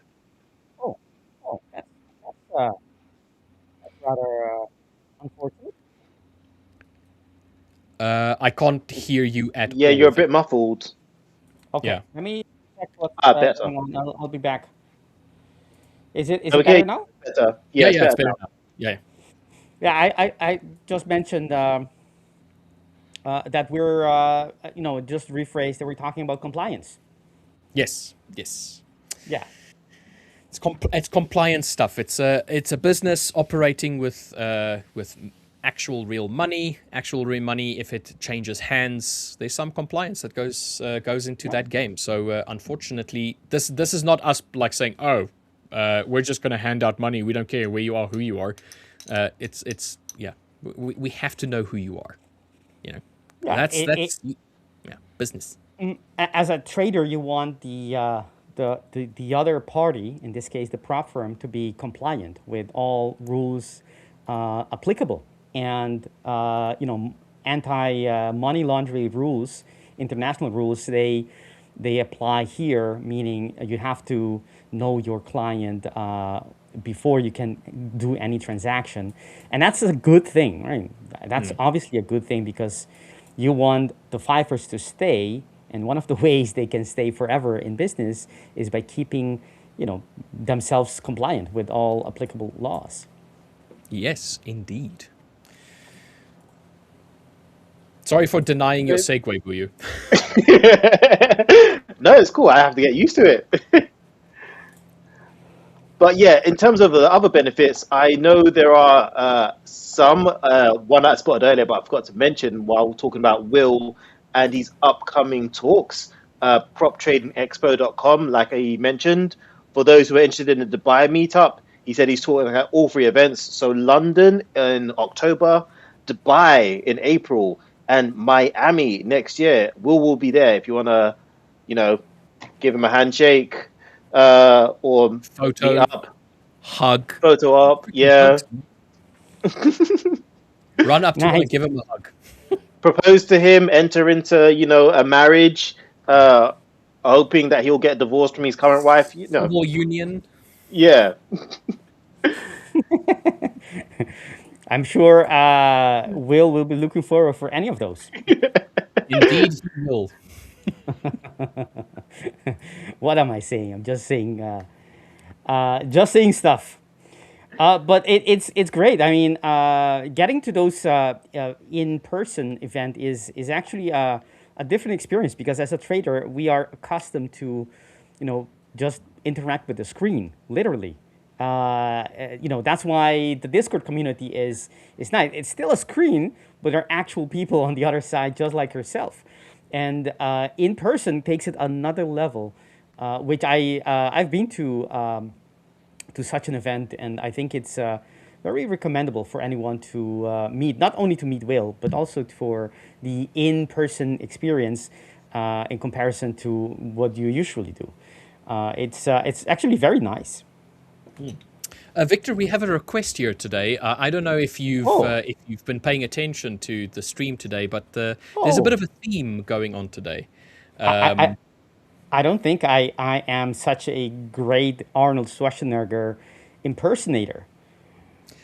Is there something that you can impersonate? Something that you can mimic? I don't know, like maybe a Yoda voice or a Darth Vader or Batman?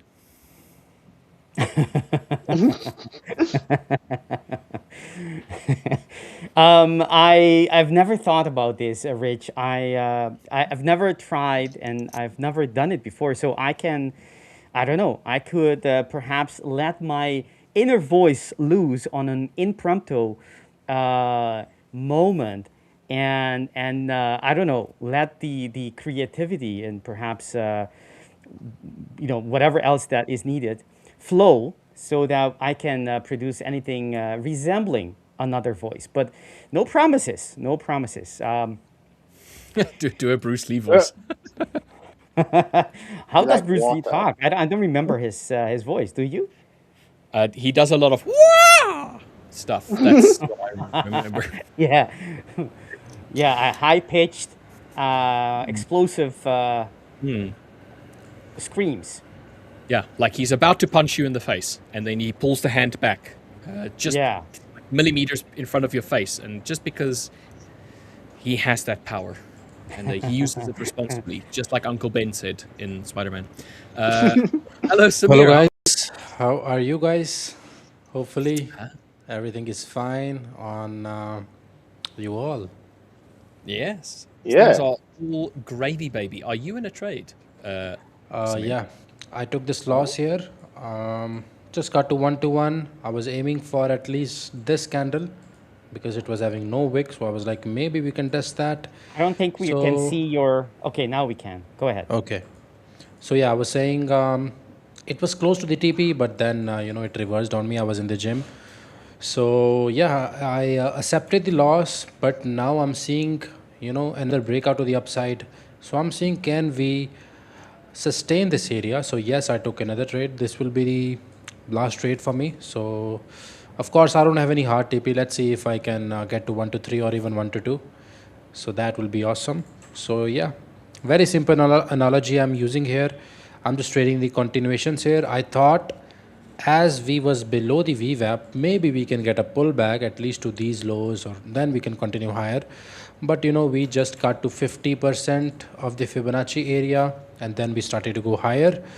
So I think we are not gonna go lower. Of course, this NYSE session may can give some kind of liquidity moves, or if it goes to the upside, that's a good sign. But it failed here, so I think we can get 1 or 2 pushes more, and then it will give a kind of a pullback. So that's what I'm thinking.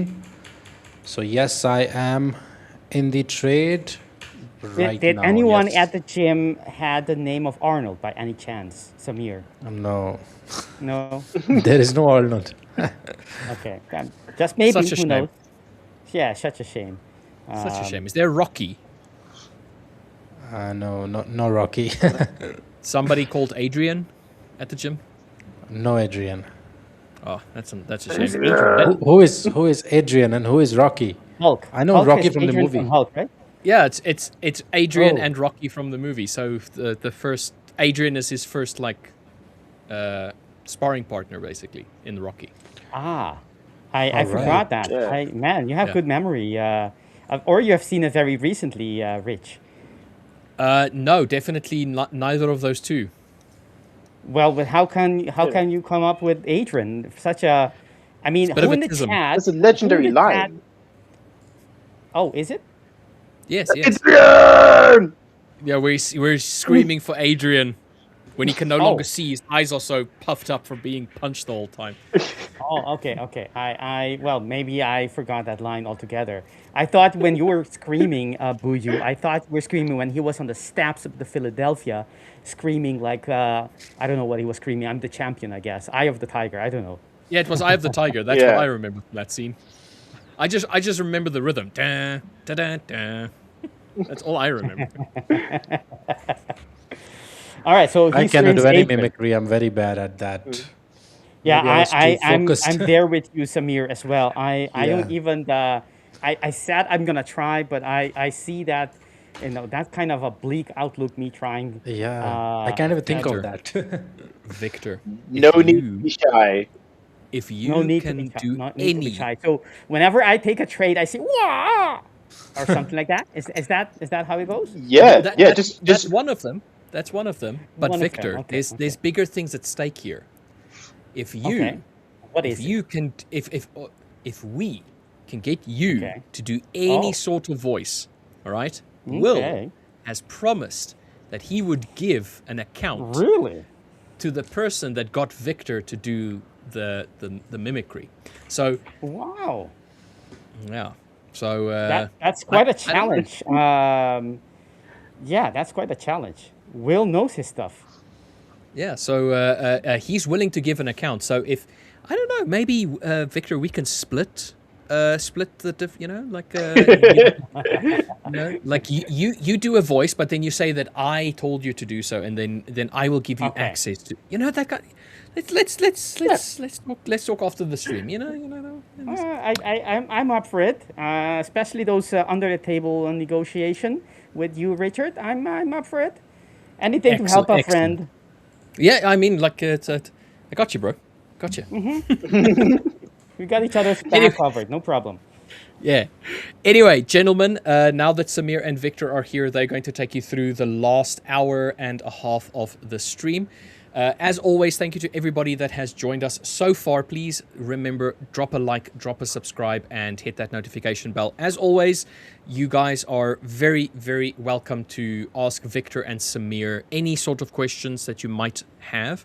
And then, same as always, you're going to be directed after the stream in an hour and about 20 minutes to the future stream, just to kind of like continue the learning process and the community process.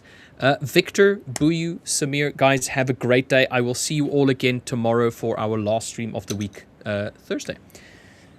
Right. And on that note, I'm also going to leave as well. Make sure to like the stream, guys, and also leave some comments on the actual video itself about the idea of having giveaways for light goals. Let us know what light goals you reckon we should have, what we should give away, hub credits or accounts, hub credits. And yeah, let us know about our plans and what you think of the video in general. And we'll see you tomorrow. Bless. Take care, guys, and thank you so much. All right, they're gone already. So I was saying thank you. Thank you, guys. All right, let's continue on a serious note. How are you doing, Samir? Before we start, how is Samir doing? How is the person Samir doing? I'm good, actually. I feel good. Although I Yeah? took a loss, but I did that all the self-talk already. So I'm Okay. good. I feel very good. I feel very positive. So yeah. What about you, by the way? So Yesterday you said you made a step back into your, how aggressive or how conservative, on that scale. And you said because you're coming out of a losing streak, you yeah, went back to once a day rule. How is that rule coming up? I'm still following that. This trade, you might be wondering, oh, I'm taking this a second trade, but the risk on this is very, very less. I'm just seeing if, if I give a trade a second chance according to the VWAP supply demand, whatever I'm using, how that will, perform. So yes, I'm using very less risk. So I lost around 1% here. So I'm using like 0.2 or 0.15% here. So I don't count this as a trade, but I want to test this setup. So that's why I risked very less. So yeah, Nice.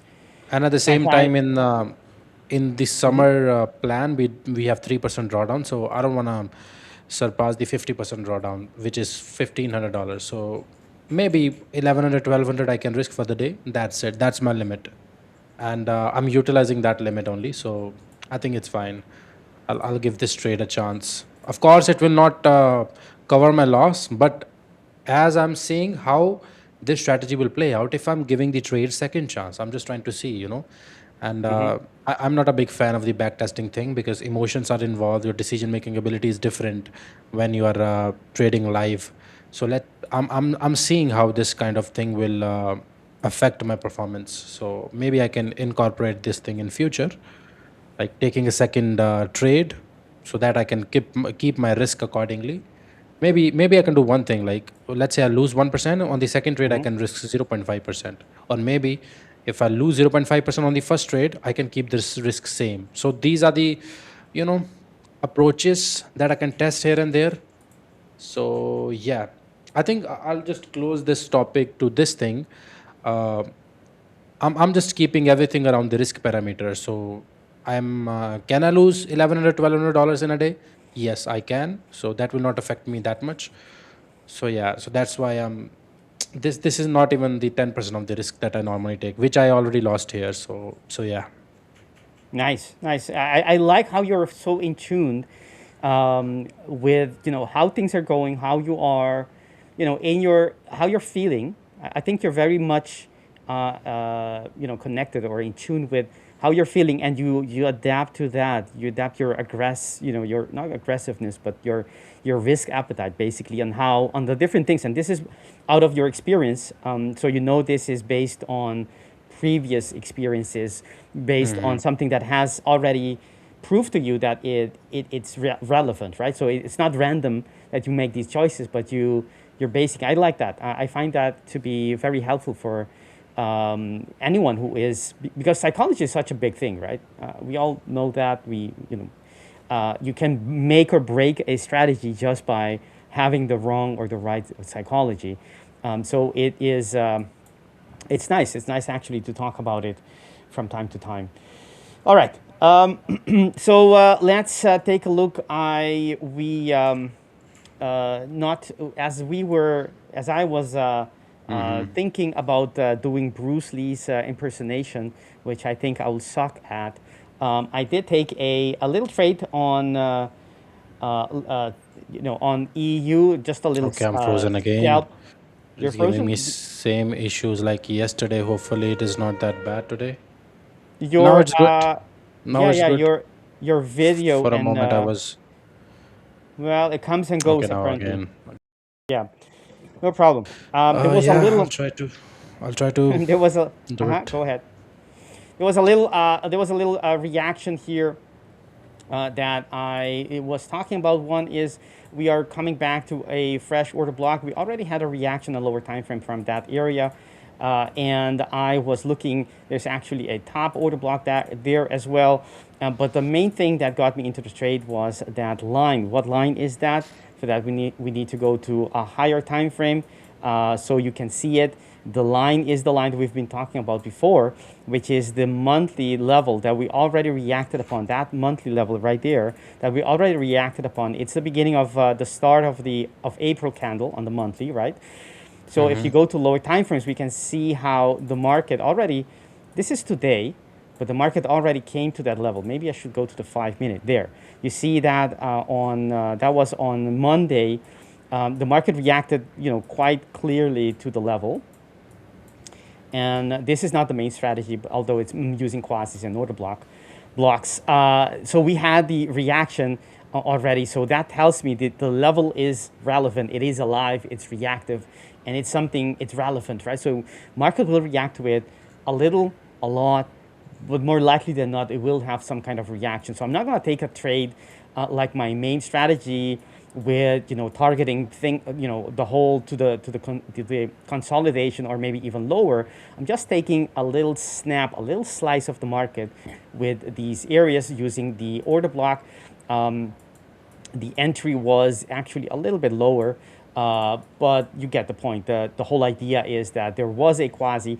I wait for the market to actually react right on a present time, not only from before, not only from to the left, meaning a couple of days ago or a couple of hours ago, but right now. Is it recently on my chart, on this chart of the lower time frame? And it already reacted upon it and reacted again the second time, but eventually created that order, that quasi that I talk about all the time. And the quasi is from this point. You can draw it from this point. That would be the left shoulder. It doesn't really matter.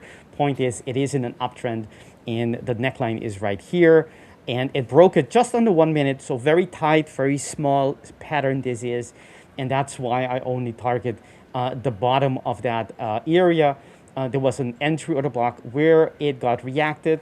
You can see it right there. So actually everything that I do on, this is the scalping, the way that I scalp, but everything that I do, I let, at least that's the principle behind it. I let the market, the market tell me, so to speak, that which I think is going to be a reason for the market to reverse or to react from, it actually reacts to it. So to the left, I already mentioned from Monday, and earlier, a couple of minutes before, on the, again, that's about an hour ago, yes, about an hour ago, and then it creates that reversal pattern that I use so often. Let me, right there. We lost Samir for a little bit. I'm sure he will be back in a short while. And then, so we have the reversal pattern, and let me mark it so you guys can see it. There, right? So I'm gonna put a little bit of right there. So that's the established uptrend, the neckline, that's the head, the left shoulder. It comes back to the order block, the entry order block, and reverses off of it, right? And once you see, so increasingly, basically in every step, I wait for the market to tell me that, it is still respecting or reacting to the level. It is creating a reversal pattern, an indication that the market actually wants to take a jab down. And then when it gets to the level, I actually wait for some kind of a reaction. It could be a pin bar, it could be a engulfing, it could be an outside bar, it could be anything. It could be something you see on a different time frame, as long as you do it consistently. That it indicate that the level is reacted upon. That's my trigger, right? And that could be anything for anyone. Well, not randomly anything, but something that makes sense. But it could be different stuff. It doesn't have to be exactly the same thing for everyone. And then I could have targeted that low. I could have targeted that or one of these lows. Or if I want to be a little bit conservative, something a little bit higher of it. But in this case, I didn't go for the first one. I went for the second one because it was quite a small area. So that's basically the reason behind that little scalp that I took while I was thinking whether or not I'm gonna be doing Bruce Lee impersonation or Arnold. I'm not good at any of those. But for the maybe for the viewers, who knows? All right, so we this is EU. I will go. Are you looking into, Samir? Are you looking into anything on your equities asset, the Dow you mentioned before. Are you currently in a trade? Yeah, I'm still in that buy that I mentioned. So this is the very simple, strategy I used. This was some kind of demand area. We broke out, we retested. Trend is already up. If it would have reversed, a deeper pullback, it should have gotten right from here, but we didn't got it. I took a loss there, as I mentioned. So we are trying to bounce from the 50% area. I took a sell here, so took a stop loss. So maybe price don't want to have a pullback yet. In future, maybe in the NYSE session, or I don't know, maybe later in the session we can have a deeper pullback. But right now, as we are respecting that 50% area or this level that we have, so I think it can continue to the upside a little bit more. So yeah, I don't want to go against the trend. I've tried that, and this was a part of the strategy actually. It doesn't mean that I'm trading against the trend. So VWAP was bearish. There was supply zone. There was impulsive legs. This leg. So I took a short. So lost this trade here. So let's see how this trade plays out. I'm still in the buy here, and yeah, let's go to NAS actually. Still NAS have a good potential to go more higher.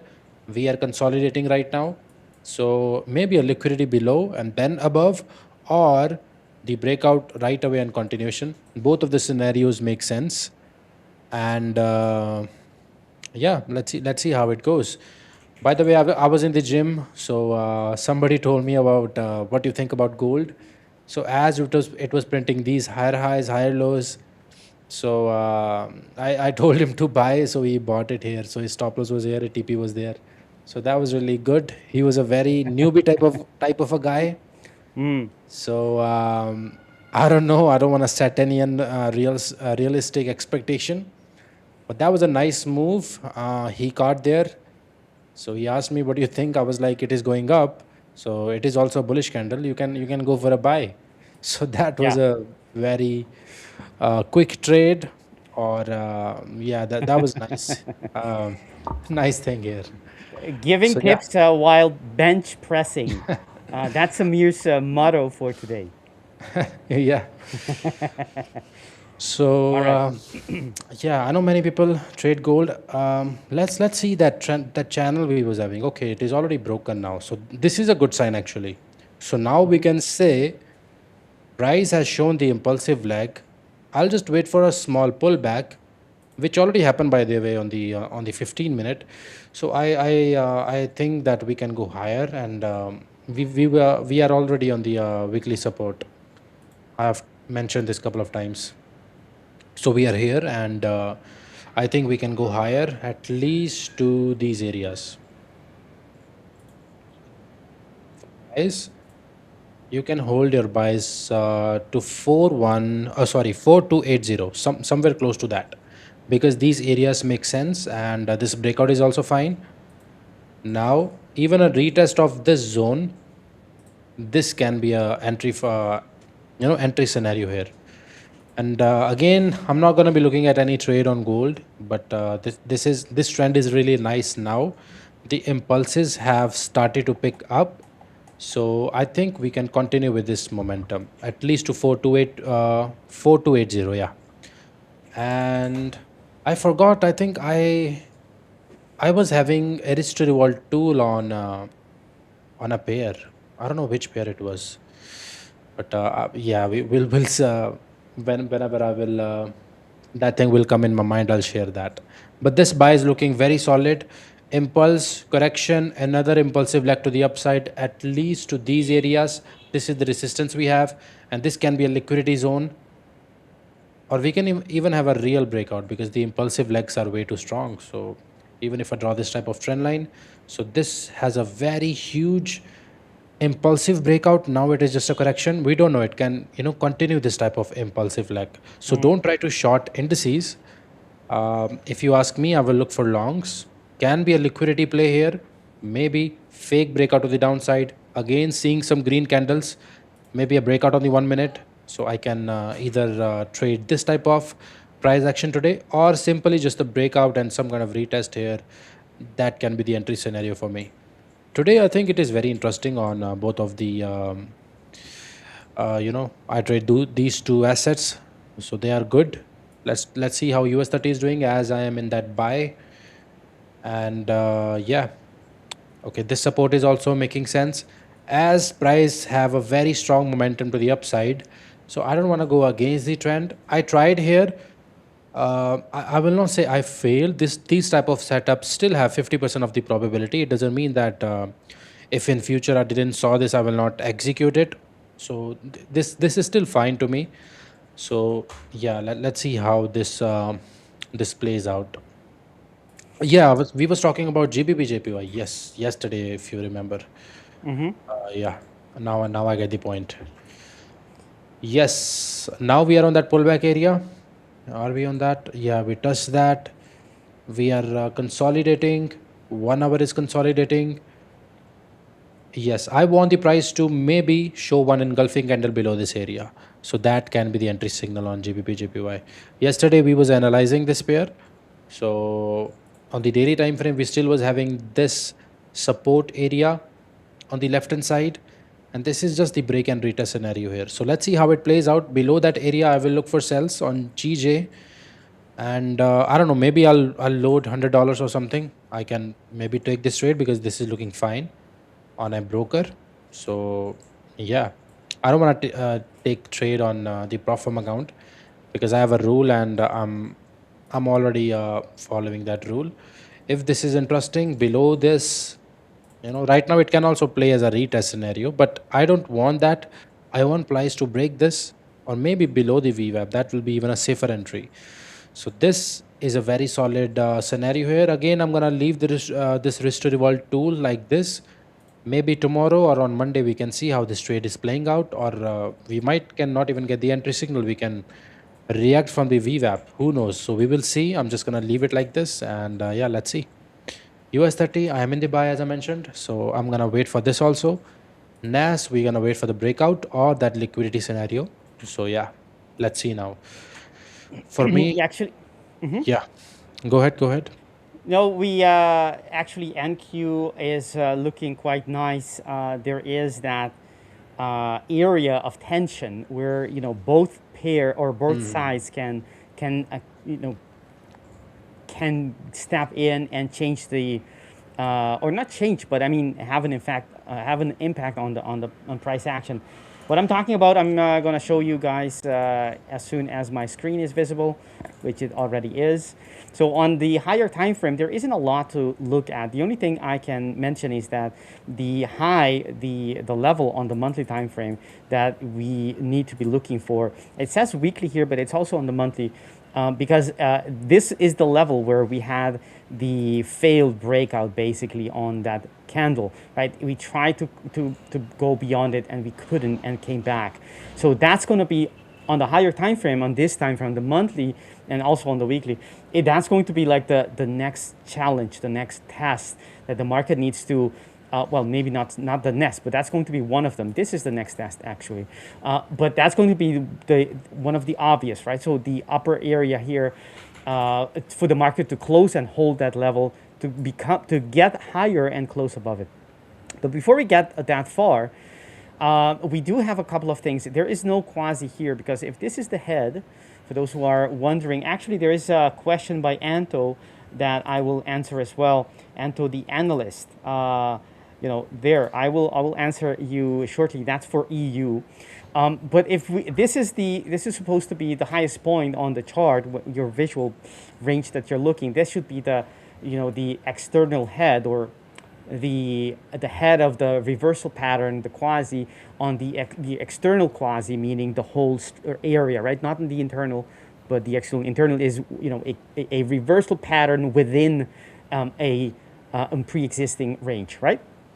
So, and this is not within, this is the actual limit, right? And if you look back from this level, this would be the neckline, so we don't have anything, we don't have a quasi on this time frame. The only thing we have is a fresh order block, which is right here. Fresh, against the trend, against the impulse, so not a lot of things going for it, but it is there. The market has reacted before, has left that order block, so there is a chance that the market could have some kind of a reaction off of it, even if it continues later in the same direction. That's one thing to consider. So we do have a weekly reason for price to react from this level. And on the daily time frame, and this is the reason why I want to share this with our viewers, while you guys are watching, don't forget to consider a like, a subscribe, because that's our our fuel in terms of the channel growth, but as well as ours motivation. Your interaction, your questions, your likes, subscribes, and so on. But coming back to the chart, so we have the market in this position, and on the daily time frame, we actually have a quasi. This one is a quasi. It is valid in my book. This is the established uptrend. It broke it already, went all the way up to create that right shoulder. There wasn't any order block for me to use back then, and it expanded into this area, and expanded the range or the reversal pattern, and this gives us the possibility of a second right shoulder. Sometimes the market does this, and actually not too infrequent. It does do patterns like this where it breaks it after, it creates, by breaking the neckline, it creates that reversal pattern, that potential reversal pattern, and then it goes creating the first left shoulder and onto the second, sometimes the second one, right shoulder, before it continues to go lower. This is very common, very common pattern. And the market previously didn't give us an entry order block on this reversal pattern, but now it did. If we mark from the head, didn't want to take out that, but from the head to the lowest point of the pattern, you can see that there wasn't a lot of order blocks.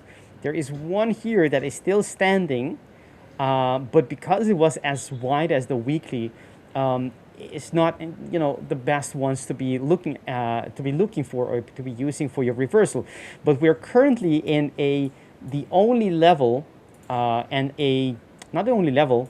There's only one entry block, but also the refinement of that order block, right? The order block is the whole area, and we have a smaller one refining that area, and we're currently in that level. That's this order block. So I'm very keen to see if market is going to react between this level on the lower time frame. It doesn't mean it's going to do it. Maybe it's not going to do it. That's fine. But if it is, I want to be aware. I want to see on the H4, which is the next level going down in time frames, and then on either the 1 hour or the 2 hour for indication that this could be happening.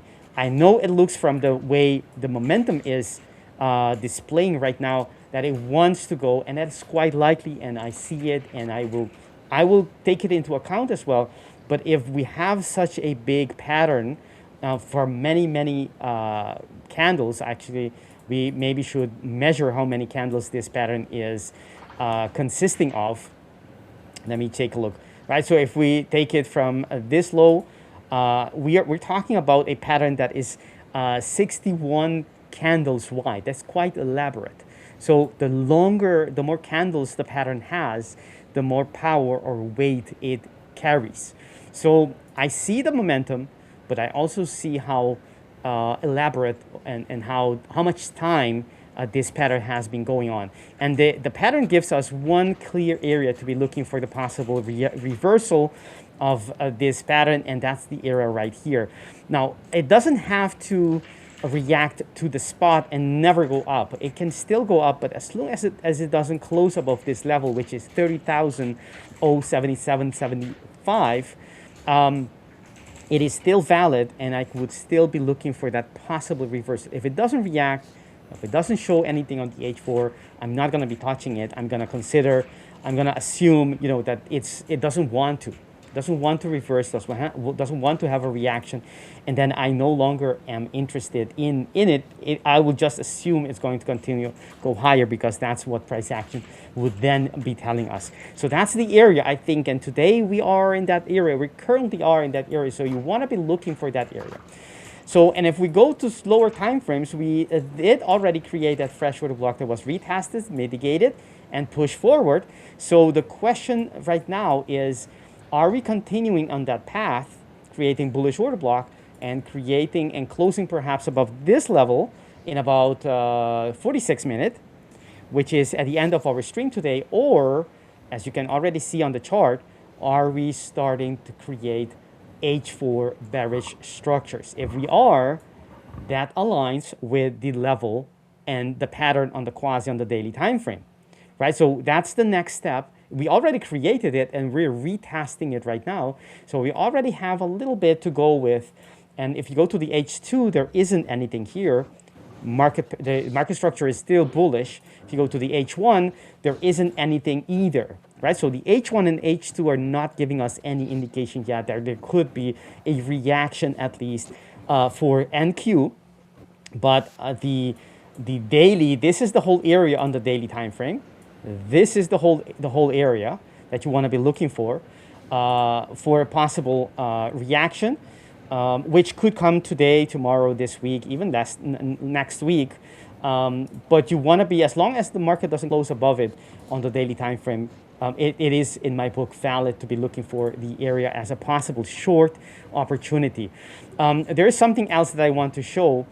Previously, we were, trying to take this high, and we did close above it, but the reaction afterwards was quite, clear that, buyers are not as strong above this level. So that would be the next level. Are we able to take that line, that level, and hold it? And if we can't, then it is a great level as well to be considering a short. Why? Because of those things that I mentioned. The daily this is a great area. The H4 is telling us that we are in a supply zone right there. As long as the H4 doesn't close above, then we should be able to look for reasons to go short this area. Keep in mind, market structure is quite bullish. Momentum is to the bullish side. So you don't want to do this lightly. You want to make sure that you have a lot of alignment. The market really screaming, the H1, for example, is not telling us yet. It's not ready. Maybe it's never going to get ready. And, I wouldn't take that trade in that case. So that's one thing. Nice, Anto. Says, for NASA, had a little scalp buy based on the 4-hour OB exited earlier. This buy, nice, Anto, the analyst. That's one of our traders who are, using what we talk about on the streams for his benefit. And you could too. If you come often and consistently to our streams, you will be familiarized with how we trade, and you can start applying it to your to your trading as well. Test it out first on paper, demo accounts, whatever it is that you want, and then if you can see the same results as like Anto or others as well, you can start thinking, okay, all right, maybe I can employ this to my strategy, to my toolbox. All right, so you see the level, how the market. Let me see, you have two levels there. So the first one is the lower border of that daily structure. So if you go to the 1 hour, you can see that the market is reacting on the first one. That's the lower border of that daily quasi entry order block. I mean, I don't make this up. This is, we have seen it already, the market reacting to it. We reacted at it, or reacted off of it again, and it's happening again. It's right there once you know where to look at. And you can use that to your advantage. Just don't forget to like and subscribe if you haven't done so yet. Okay, so that's NQ. As always, test anything we say, anything we do, not financial advice. Be responsible for your own trades. Test it out. Make sure that you are convinced, your data convinces you that this has, when you apply it, it has edge. I know it has, but you'll know exactly everything that I do. So I'm 100% sure that if you apply anything that I use, you're probably going to be using a slightly different timing, slightly different anything, and that can already change the results you get. So make sure the way that you're going to be applying it is profitable before you take risk on the market, for sure, before you take actual risk, not only time studying it. Okay, so that's on NQ, and the market is going to open in about 12 minutes, and that's going to be as always, a bigger candle. bigger than usual because of the news. I mean the open. I mean not the news. And on the calendar, let's take a look at the calendar. What we can expect today, we have services PMI, right? In about what, half an hour, a little bit less than half an hour. It's yellow folder news, and at the end of this stream, we will have the services PMI, the ISM, which is the actual for the at the end of the stream, and that one is orange. I don't expect a lot of movement. The area that the news that we had before, the ADP, that sometimes can move the market. I didn't see a lot of it on EU, but that's just to give you an idea what you can expect today. Of course, the bigger news is coming up is the NFP on Friday, right? So keep that in mind. If you're a swing trader, you want and you know, high impact news is something that you need to check on your strategy before doing anything else. Be aware that there is that news coming up soon. All right, so that's NQ. I don't have, my analysis stops at 1 hour, at a 1 hour time frame. I don't see a reason yet to go short, even though it reacts. I mean, you could be taking scalps off of that level. But because it's before the open, I'd be super careful with taking any positions before the open, especially scalps. So that's NQ. We will have to wait for the open to see what comes of it. And coming back to the question by Anto, who asked me, why did I put my stop on the trade that I took, the little scalp I took above the, let me put it here. Why didn't I put it above the quasi? That was the question. Well, the thing is, Anto, above the quasi is the invalidation line, right? So that's the ultimate invalidation line, because the whole pattern, as we talked about this a lot of the time, the whole pattern indicates that the market is in an uptrend and is likely, once we break the neckline, is likely to go in the opposite direction. How much lower? You never know. You can get some idea from higher time frames and so on, but you never know. And so that whole pattern is invalidated when we no longer, this no longer is the high, and you can use it with just the invalidation rule. I mean, can be any candle that goes beyond it or a close beyond it. You decide, you test both and see which one fits best to the way you trade. That's the ultimate level to put your stop. However, if you've, what you can also, an alternative stop loss is putting it, that's not where it was, putting it above the level or the structure that you think is actually creating the level, creating the move, I mean, which is the entry order block in this case. So the fact that here, it tells me actually that hold on, I think I lost audio. Hold on, it's gonna take seconds. No, it's fine. And to be back. Say something? Yeah, fine. It's fine, actually. Thank you. But I'm frozen in the way. What is the problem? Yeah, Should I switch the browser, maybe? Okay, I'll try it. Just give me 1 minute. I'll switch the browser. Okay, no problem. So yes, as I was saying, Anto and everyone who's interested in this question, the question is what normally you put your stop loss at the invalidation line, right, where the trade no longer makes sense to you. But the next question is, what invalidates, at what invalidation line are you putting your stop on? The whole trade, that would put it where you meant, above the head of the quasi, or the entry, right? The entry would invalidate if the market closes above here. So you could, and both of them are valid ways to put your stop. One is much more sensitive, because the market could still use this level, but in the process stop you out. It used it, but kind of not so precise. Squeeze it maybe with a big wick, something like this, and you'd be out. That's the risk.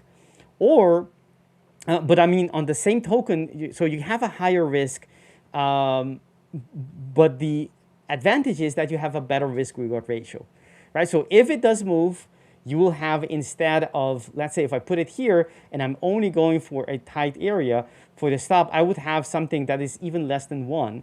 And if I'm only going aggressively with a very tight stop above the entry, not the whole structure, then I would have, it would changes my risk reward ratio of the trade. It also changes the win rate, obviously. But that's a choice. That's a choice that we make, and you'll have to test both of them to get a feeling, to get some numbers. What should you do? What works and what doesn't? I do both of them. Sometimes I put it above, and sometimes I put it there. I actually have rules when to use each, because I've measured them by everything that I do, and I'm depending on what I'm trying to achieve and the rest of the pattern. How much alignment do I have? I want to go just for a tighter tighter TP, and in that case, I cannot get in with a very negative risk reward ratio. Otherwise, it wouldn't make sense to me, because my win rate would have to be very, very high, and I don't like to have that pressure to have a very high win rate in order to be profitable, right? So, but it's just a choice basically when you do your trade planning. Okay, let's see the chat while Samir is getting ready. He is, take your time, Samir. We have, no problem, Anto, no problem at all. Keep those questions coming. That's what we do, that's what we want. Later on, after we finish here, everyone who's watching our main channel, this channel, will be redirected to our futures channel. We also have a futures channel, if you didn't know, where you can follow Dave and all those great traders. They are, showing how they trade, why they enter, and so on, just like we do here. So keep watching after we close the stream. Do not think it's over. We're only switching to the next channel. And if it's something for you, future trading, then I'm sure you'll enjoy the switch. All right, that's EU. Let's go to I think my screen is now frozen. Can you hear me, Samir? Yeah, we can hear you, but your beautiful face is frozen. All right. Yeah. All right. I think there is a problem in this software because I switched the browser. Hopefully it is fine now. Let's see. But yeah. So guys, as I mentioned, 4 minutes left for the market to open. And this trade is looking, if we hold this area, still good. But if we break, then of course, I'm gonna hit a stop loss. But that's fine. Yeah. I don't know, it is not affecting me that much. Maybe because I've risked way too less. So yeah, I think that is a practice you guys can also do. If a particular amount is affecting you that much, then of course your own self, you are telling yourself, or your brain is telling yourself that you should size down. So that's what I did here. I just risk like 0.1% because I want to test this setup. That's it. That's my way of thinking, or that's how I'm doing this particular thing here, because I already lost this trade here. This I took a sell here, and this was a stop loss. All right, market is about to open in 3 minutes, and yeah, let's see. In the meanwhile, let me know what you guys are trading today. I know many people will say gold, but still I am curious to know what you guys are trading today. And I'm just gonna wait for the market open, and I'm gonna read your comments. And yeah, I'm bullish on EU already. Should I stay? What's your analysis? Okay, let's talk about Euro USD. It has been a while actually. I have analyzed this pair. Let me delete it. Okay, we have broken this area definitely, and this was a volumetric breakout. It was not like price was struggling, oh, should I break out or not? But this was a good breakout here. So which is telling me that this might be a consolidation and that can continue to the upside at least to this area. So yes, I'm positive on EU. I am bullish too, but now it comes to where we can enter. First entry was here. If you manage to get here, good. Let's see which area I should tap next. Okay, this is the first area, which is 1.156, and it's minus 618. This can be the second target actually. Okay, this can be the second target, which is 1.16. Yeah, this can be the second target. If anybody is in buy, this can be your first TP and this can be your second TP. Sometimes I use Fibonacci, for the target. NQ shots, yeah, if we liquidate this area and then try to come down, I think that can be a shorting opportunity. I agree with you. But I think if we break out and retest and start to, hold this area, that can be a different story. But if we break out and we again come down, that can be a different story. So we have a couple of scenarios here. So yeah, let's see how it goes. US 30, I'm just gonna put it like this. So we are just, I think 30 seconds, yeah. Market is about to open in 30 seconds and let's see where it goes. I have my TP around 1 to 3. Yeah, if it is a winning trade, it is not going to make me that much. But still, as I mentioned, I wanted to see how this setup is going to play. So yeah, that is my main goal. The profit factor, risk factor, that is not my goal. You can assume I took like 0.01 here. So yeah. Yeah, in the end, All right. we it's good to your numbers, right? To understand the statistics, to understand when you're designing your system, what it means for your stats and the required win rate in order to be profitable. I mean, if you have a high risk reward ratio or a low one, how it affects, and your win rate as well, right? How them two affect each other, because you cannot change one and expect that the other one will stay the same, right? If you have let's say you trade 1-to-1 and you have a 60% win rate, and you say, well, I want to go for 1-to-2, automatically by changing one side of the equation, you change the win rate as well. And so it is it's important to understand how they change each other, and to have the understanding, to understand the knowledge, the insight to what is achievable and how it affects also your psychology. The different having a very high win rate comes with a certain psychological pressure, as well as a very low one. They're not very comfortable, right? If your strategy needs above 85% win rate, that's a tall order for your mind. It means you have to be right, a lot, consistently. That can be difficult, as well as if you have a very low rate, the way that I trade. A very low rate on the main strategy, that is, not on the scalp.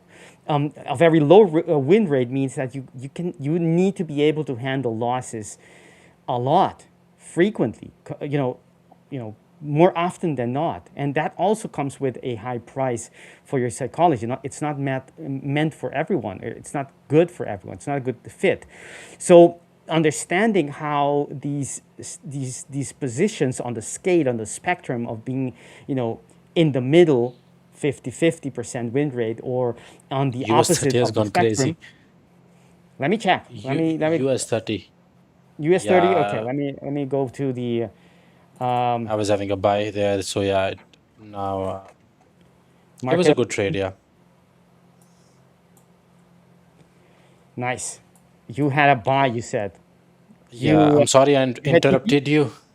No, not at all. I mean, the market is. You hit TP? No, as I mentioned, I'm just using very small risk, so the number is very. It is not even affecting my equity that much. Whatever, even if it goes up or down, maybe if it goes like way too much up, then maybe I can make 0.1% or something like that. But yeah. Yes. But that was a good trade. Actually, maybe we should show your screen so you can. Let me put it to yours. so people can know what you're talking about, even though the risk is a minimal risk. Yeah, all right. So almost nice. Are you gonna hold So that? the Go ahead. yeah, I'm just aiming for 1 to 3, and yeah, the analogy was very simple. First of all, price came under the VWAP. That is the first point that I was thinking, and I took a sell here. Again, actually, I'm repeating the same thing, but I will explain that thing. So the analogy was I took a sell here. Okay, I was expecting maybe we can get a deeper pullback, at least to this area, and that didn't happen. So what does that tell me? That this leg that we are having, there is some kind of strength here. So that was just the market psychology, or I was trying to understand the story behind this price action here. So took a stop loss. I came to know that yes, market structure is still bullish. Still there is buyers coming in the way, and then I saw impulsive candle and that retest of the demand area. VWAP was bullish. So this is the setup that I'm using nowadays, where I'm trading supply demand areas, and I'm just seeing the VWAP for the trend, and I'm seeing the impulsive candles for my confirmation that yes, there is impulse. Yes, the buyers are stepping in. So that is my indication. So that's how I took this trade. So by seeing this, the thing that I'm thinking right now is maybe I should risk 0.5% and I should give my trade a second chance, and I can risk another 0.5% on that second trade if that is a losing trade. If that is a winning trade, still that can go, same for the winning trade. If that is a win, if I see another setup, maybe I should risk, then I should decrease my risk. So here I'm playing with my risk here a little bit here and there. I think that is part of trading, because I am always a big believer in being a little bit dynamic. You should not stay, you should not focus way too much on the one thing. Then maybe that can provide you a little bit less results, or maybe no results, because if you're not being adjusted to the market, then maybe your losing streaks will continue a little bit more. Still, you can make money because the probability factor will take care of you. So, but I think that is just my belief or my point of view. Being a little bit dynamic is okay. It can be in terms of risk, it can be in terms of your entry patterns. Like maybe you are a breakout trader, you enter here. Maybe you are a pullback trader, like you enter here, like me. So that is the question that you have to ask yourself. And yeah, I'll practice this thing. I'll divide my risk in two ways. Okay, I my TP is triggered just right now. I just saw my phone. So But that was not on the a screen. good trade. So it the screen is Yeah. I think my entry was it's a little bit below on the broker, ah, so I something see. like this. I So see. yeah, Nice. that was a nice Good. trade. Good. Let's talk about what NAS can do. I'll just take 1 minute, then you can let me know what you think about NAS, and let me delete everything. Let's go to the weekly. Okay, weekly, we have filled this gap all the way, because this was some kind of gap wigged up, and then again we are coming to that gap. Okay, this is the information that we have, some kind of resistance area. Nothing on the weekly. Going to the daily, what do we have on the daily? Okay, we was having this area from where actually we did a retest, and we have, I'll not mark this area because it is way too much noise here, so I'm not gonna mark that. 4 hour, do we have anything? Yes, we have these areas because there was some kind of rejection from here. Do we have any trend line? Yes, there was this trend line which is already broken. We are already on that rejection area. So let me go on the 15-minute directly. Yes, I think this is a very interesting price action. This is a pattern also. I think if we can break below the VWAP and this trend line, you can expect for that short size move, at least to, let's see from where we can take the target. Is there any area? I think this can be the area, because we have a couple of rejections from here. So this can be area 1 to 2, not really bad. Let me go to the 5 minute trade. Do we have anything? If anybody wants to take a risk entry here, yes, you can take that, because the story is making sense. Because we have third touch here, 1 2 3. The pattern is Price is already losing the momentum. We didn't got that momentum to the upside. So if this candle is gonna close like bearish on the 5 minute, at least below these wicks, that will be an engulfing candle. That can be the entry signal here. Straight up sell you can take. Maybe I can, as I mentioned, I can play with $50 to $100 in a broker, and I can test these type of things. And for the GG, I'm gonna do that thing. So I don't know, for maybe for NAS I should do that. That is a different story. But yeah, we are trying to go up now. I just want a impulsive candle closing on the bearish side, of course, and then I will take a trade here. Very solid story here. We are already on that rejection area. And yeah, I trade very simple things: supply, demand, support, resistance, little bit of patterns, trend lines. That's it. That helps me to understand the nature of the price. And if you delete everything, let me delete everything. Let me delete the VWAP also. Try to see what this is. After the huge impulsive leg, prices, there is some kind of force here which is not taking price a little bit higher. Of course, if it did, that will be a different story. But if it rejected, I think we can utilize this type of information, and we are already on a decent resistance area. So yes, this trade idea makes sense to me. And I remember somebody was eyeing on NQ shorts. So I agree with you. So, but for that, I need some kind of bearish momentum. This is not enough. Maybe even two candles here, some kind of bearishness breaking this type of structure. So that can be the entry pattern for me. Stop loss. I don't mind keeping my stop loss even a little bit higher. I don't have to, keep the stop loss way too tight. I don't mind even if it's 200 points, 250 points, because I have traded this before and it works actually. As we are not having that follow through to the downside, so it means still there is no entry. But if we break to the upside, I think that can be a whole different story. I think we're gonna break this area and we're gonna go to the next area, which in this case it is expanding to the upside NQ. Yeah. Okay. It's already breaking out. Yeah. I think this is the time that I took to tell that story. That price was going to the downside. If that thing happened, now that thing didn't happen. So, which means, yeah, go ahead. There's actually a nice quasi pattern that it reacted upon, too beautiful to ignore, and that is the reason that I think this one maybe want to. Yeah, man. Let me switch to my screen and I'll come back to yours. Yeah, sure. The idea. Whenever I see this pattern, that's a reason to hold on to the trade. Because and let me show you what I mean. Well, from the higher time frames, of course, we are in a level that we discussed that we're looking for shorts. We do have a H4 order block as well. So I'm clearly looking for the level, the H4 order block for some indication. We didn't get any on the H1. Actually, this looks quite bullish. We had an impulsive move up and higher highs, higher lows. It looks like the market is still, market structure still firmly looking to continue. So that's on the H1 on the lower time frame. It is not ready for that reversal. That's my take on it.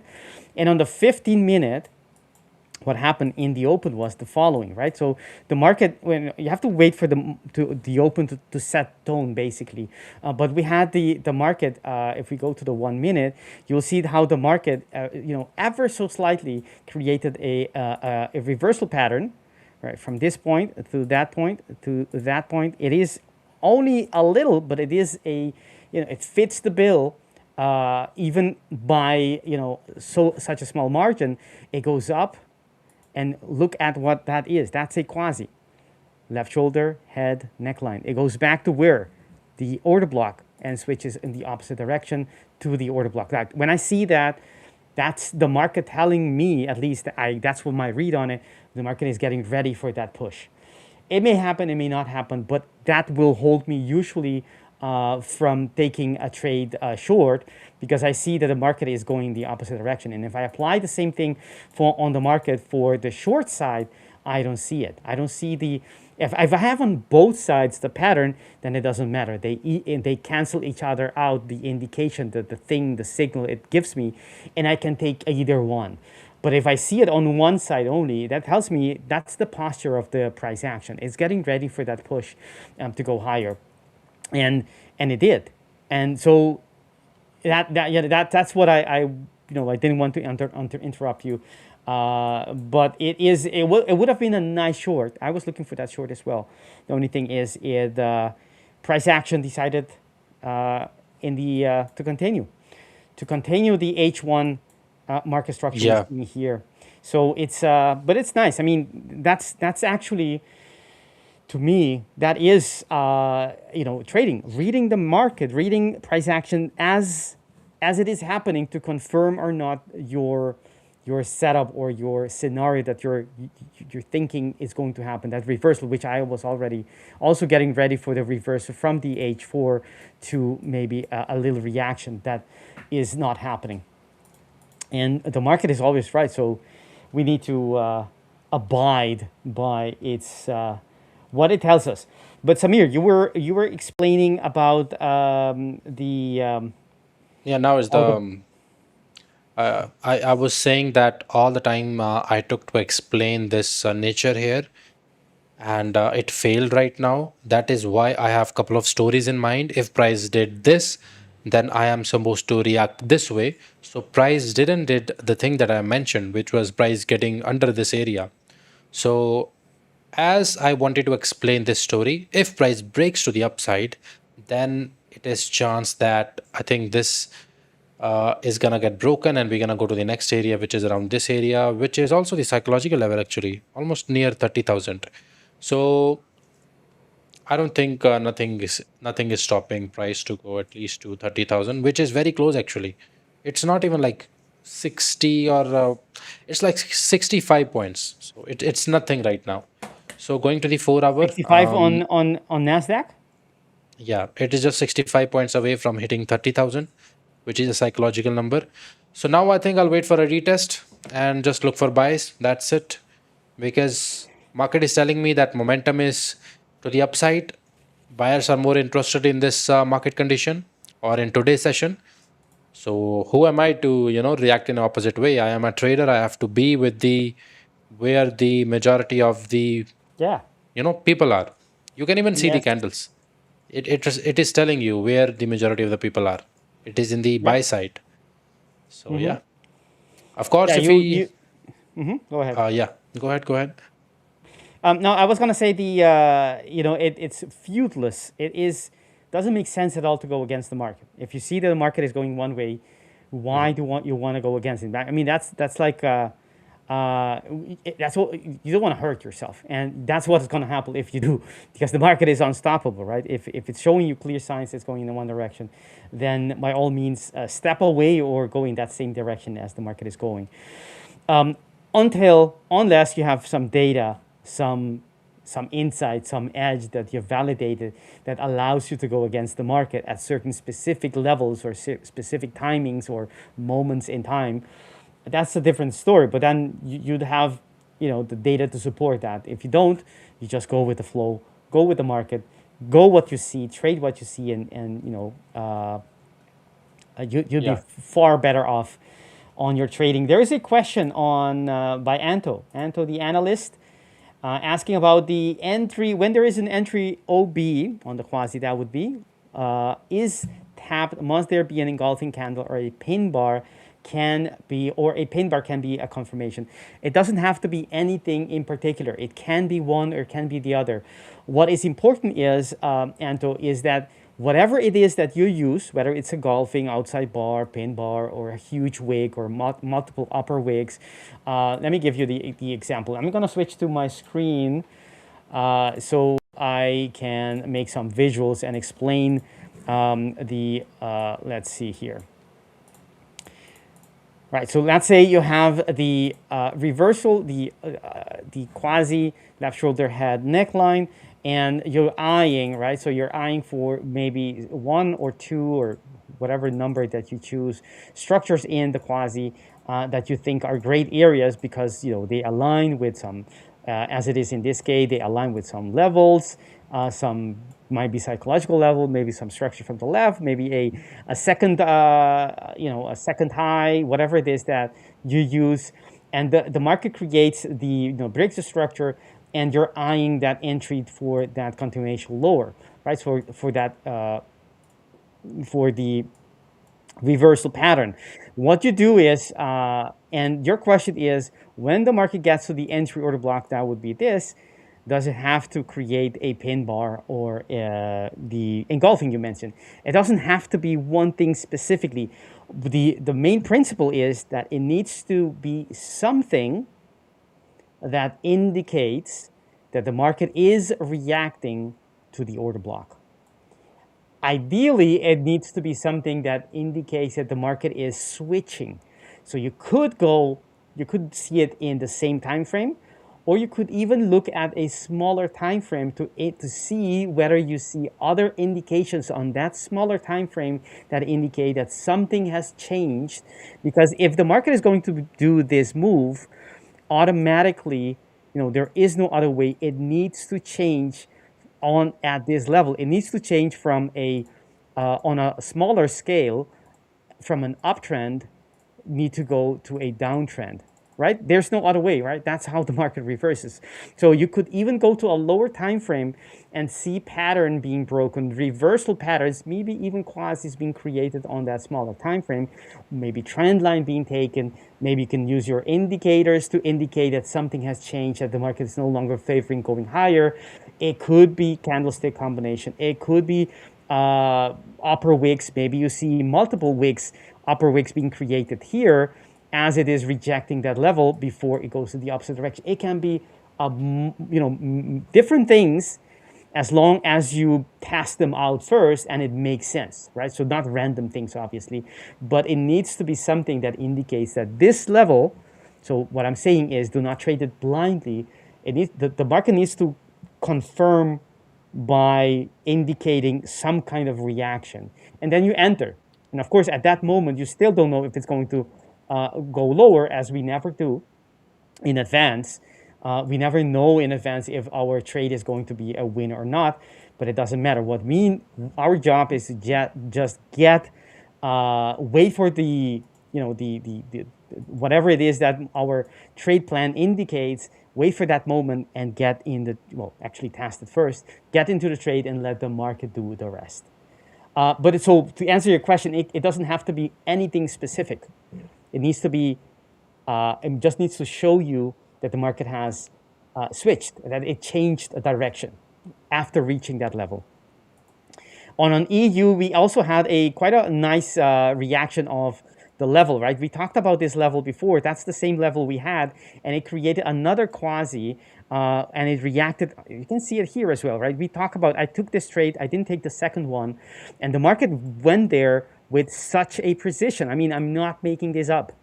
You can look back, rewind. I didn't move the line. It's the same line that we talked about. It's 1.15540, and look at the precision that the market reacted upon. I mean, go check. This is live, so go check. When I talk about this trade, I didn't take the second one, but you can see how the pattern, how the quasi works to the pipette. I mean, look at the high here on the H. Look at the high of this candle. It says there 1.15540. The 0 is the pipette. And look at here, that's the line of, that's the level of the line. That's 1.15540. To the pipette precise, that's not coincidence. It's the level. That's how TA works, right? Market uses previous levels, previous areas that it left behind as some kind of indication where one side to control or did something that indicates something that you can use in the future. That's it. And the market reverses in the opposite direction. I mean, how much beautiful can you, and to answer your question, in this case, for example, in this time frame, it didn't create a pin bar, didn't create an engulfing, right? So you can use one specific thing for your confirmation, that's fine, but it could be also more than one thing. It could be, using different time frames as well, or you filled the blanks, and the market reacted and went in the opposite direction. I mean, this is just the anatomy of a reversal, right? If you think about it, market goes up, and it needs to break that established uptrend, and then because it goes up and down, this is the idea, right? And it needs to change. In order for it to change, direction, it needs to change. It needs to change from higher high, higher lows to lower high, lower lows, and that's what quasi is, just a variation of that. But if you put them together, you get the the head and shoulder, and the quasi is just a variation of that. So it's actually just the bare bones of reversals. That's why it's so effective. Beautiful example right there. No problem, Anto. No problem. It is our pleasure sharing the passion of trading and charting with everyone, with our viewers. Okay, Samir, let me check the chat. I don't know. I still think about the NAS. It is going to go to the downside. Why? Because Okay. we failed to follow through. Okay. It should have played right on that retest area. So if this 15-minute is about to close bearish, at least with a decent amount of body, I think, or let's say below this this trend line, I think still there is a possibility we can continue to the downside. Because this nature, it should have been broken to the upside, but it failed actually.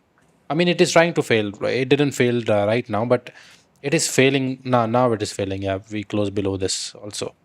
So Yeah. in about 5 minutes, if we there's a short there. closed, I think there's a short there. yeah, I think if we can go below at least this body, or maybe even if we can close below this, that is the part of the strategy that I use. It is the other strategy that I use. So if we close below the body, that is a short automatically for me, based on the strategy that is on the liquidity concept and all the things. But it is again going to the upside, so nothing is confirmed yet. But if we close below this trend line, I think still there is a chance we can maybe tap this area, which is that 29,600 ish. So let's see. We have 4 minutes left. Still nothing. Yeah, I'll just wait for 4 minutes. I'll just stop here. After 4 minutes, I will have a clear view what I need to do on NAS. So yeah, Let me go to my screen with your permission, Samir. Yeah, go ahead. Yeah. I see it as well, right? So the opening candle on the 50-minute, right? It is a bullish candle. Actually, let me adjust this as it was higher. This is the opening range, and we couldn't hold so far, but there's still 5 minutes, so it's still too young to say much. But we couldn't hold that level so far. So very early to say anything. So that's one thing. The other is that if you go to lower time frames, you will see that the market has been having some difficulty holding. This is within the candle. After this is where it got created, and after the 50-minute happened, we had 3 times where we failed to hold that level on the 1 minute. That says something, right? There's selling pressure up there, and if you look to the left, there are a couple of levels there that are also being rejected, right? So it took, if it cannot hold that level, and you can go to the lower time frame to see, all right, it's very close. So actually what I just said also applies to the same level. So it's not only the 50-minute opening range that is having some difficulty to continue, but it's also a level from the left. It doesn't mean it cannot continue. It can. I mean, NASDAQ does that all the time. It shows some difficulty and it struggles here and there, and then only to, jump and continue. We all know it does that all the time. But if you look at at a 1 minute, it's only a 1 minute quasi. So not something to doesn't mean a lot. It can be broken very quickly, but you can see how the market on a lower time frame, not on the 1 minute, but on the lower time frame, you could be looking for a quasi right here. Right, so this needs to be on a lower time frame. Let me check on my other pattern. No, I don't have it here.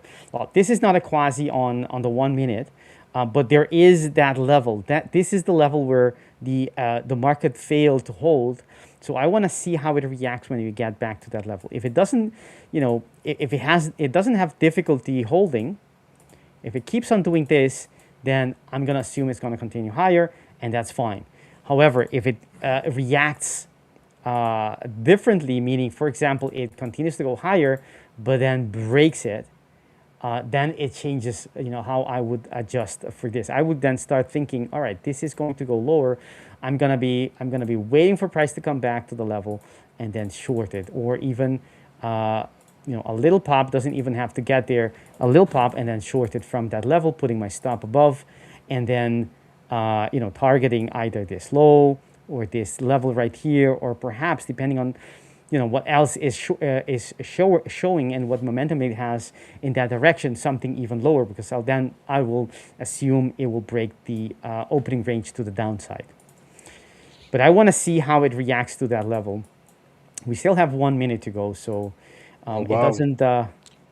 US30 is going crazy. I don't know what fundamentals are going on, but it is just moving higher and higher. There's the Secretary of State, Marco Rubio, who's right now giving a speech, I guess. Maybe that's what creating the move. I don't see anything else. Actually, there's the news, right? We talk about it. What was it? The services PMI coming out in 50 seconds. So maybe this is a movement pre that level, or that news, I mean. We'll have to see. However, we are at the end of our stream for today. So after this stream, as we mentioned, you will be directed back to, not directed back, but directed to the futures channel, where great traders await you to, accompany you to the rest of the New York session. Dave with a group of great traders, Cesar, Alejandra, and many, many others. So please check that out if you're interested. Don't forget, this is completely free, and the only goal we have here is to help you as much as we can, to not only give you funding, which the 5ers does, but to give you tools and tips and tricks, explain things how we do it, and perhaps you watching us, watching other profitable traders, you can gather some, you can get get some idea, got some suggestion how you could improve your trading. So that is our goal. And for that effort, the only thing we ask from you is that you give us that like and subscribe if you haven't done so yet. So consider it. It's completely free, everything we do here. If you think it is helping you, then why not? Why not allow us to keep on growing in our likes and our subscriptions? That's it for me. We have something else. We have the Discord community coming up in about 45 minutes. All of you are more than welcome. I will be waiting you inside that room to talk about trading, maybe take a trade on a few, maybe a trade or two on with a group. It's inside the Discord community, completely free. You do have to have an account with us, though, because the portal to the Discord community is inside the hub, and you got to have an account to have a hub. So that's it for my side. Thank you very, very much. Samir, before we finish, anything you would like to add to our precious viewers? I will say that we have a surprise for our Indian audience. So for that, you have to wait. So that's it. Soon I will reveal that. So yeah, take care, guys. I will see you tomorrow. Yes, that's it from my side. Perfect. Bye-bye. The Discord link. Thank you, Samir. Thank you very, very much for everything you do to our team, to our viewers, for our viewers. The Discord link, my friend Rick, asking, the link is for everyone who has an account.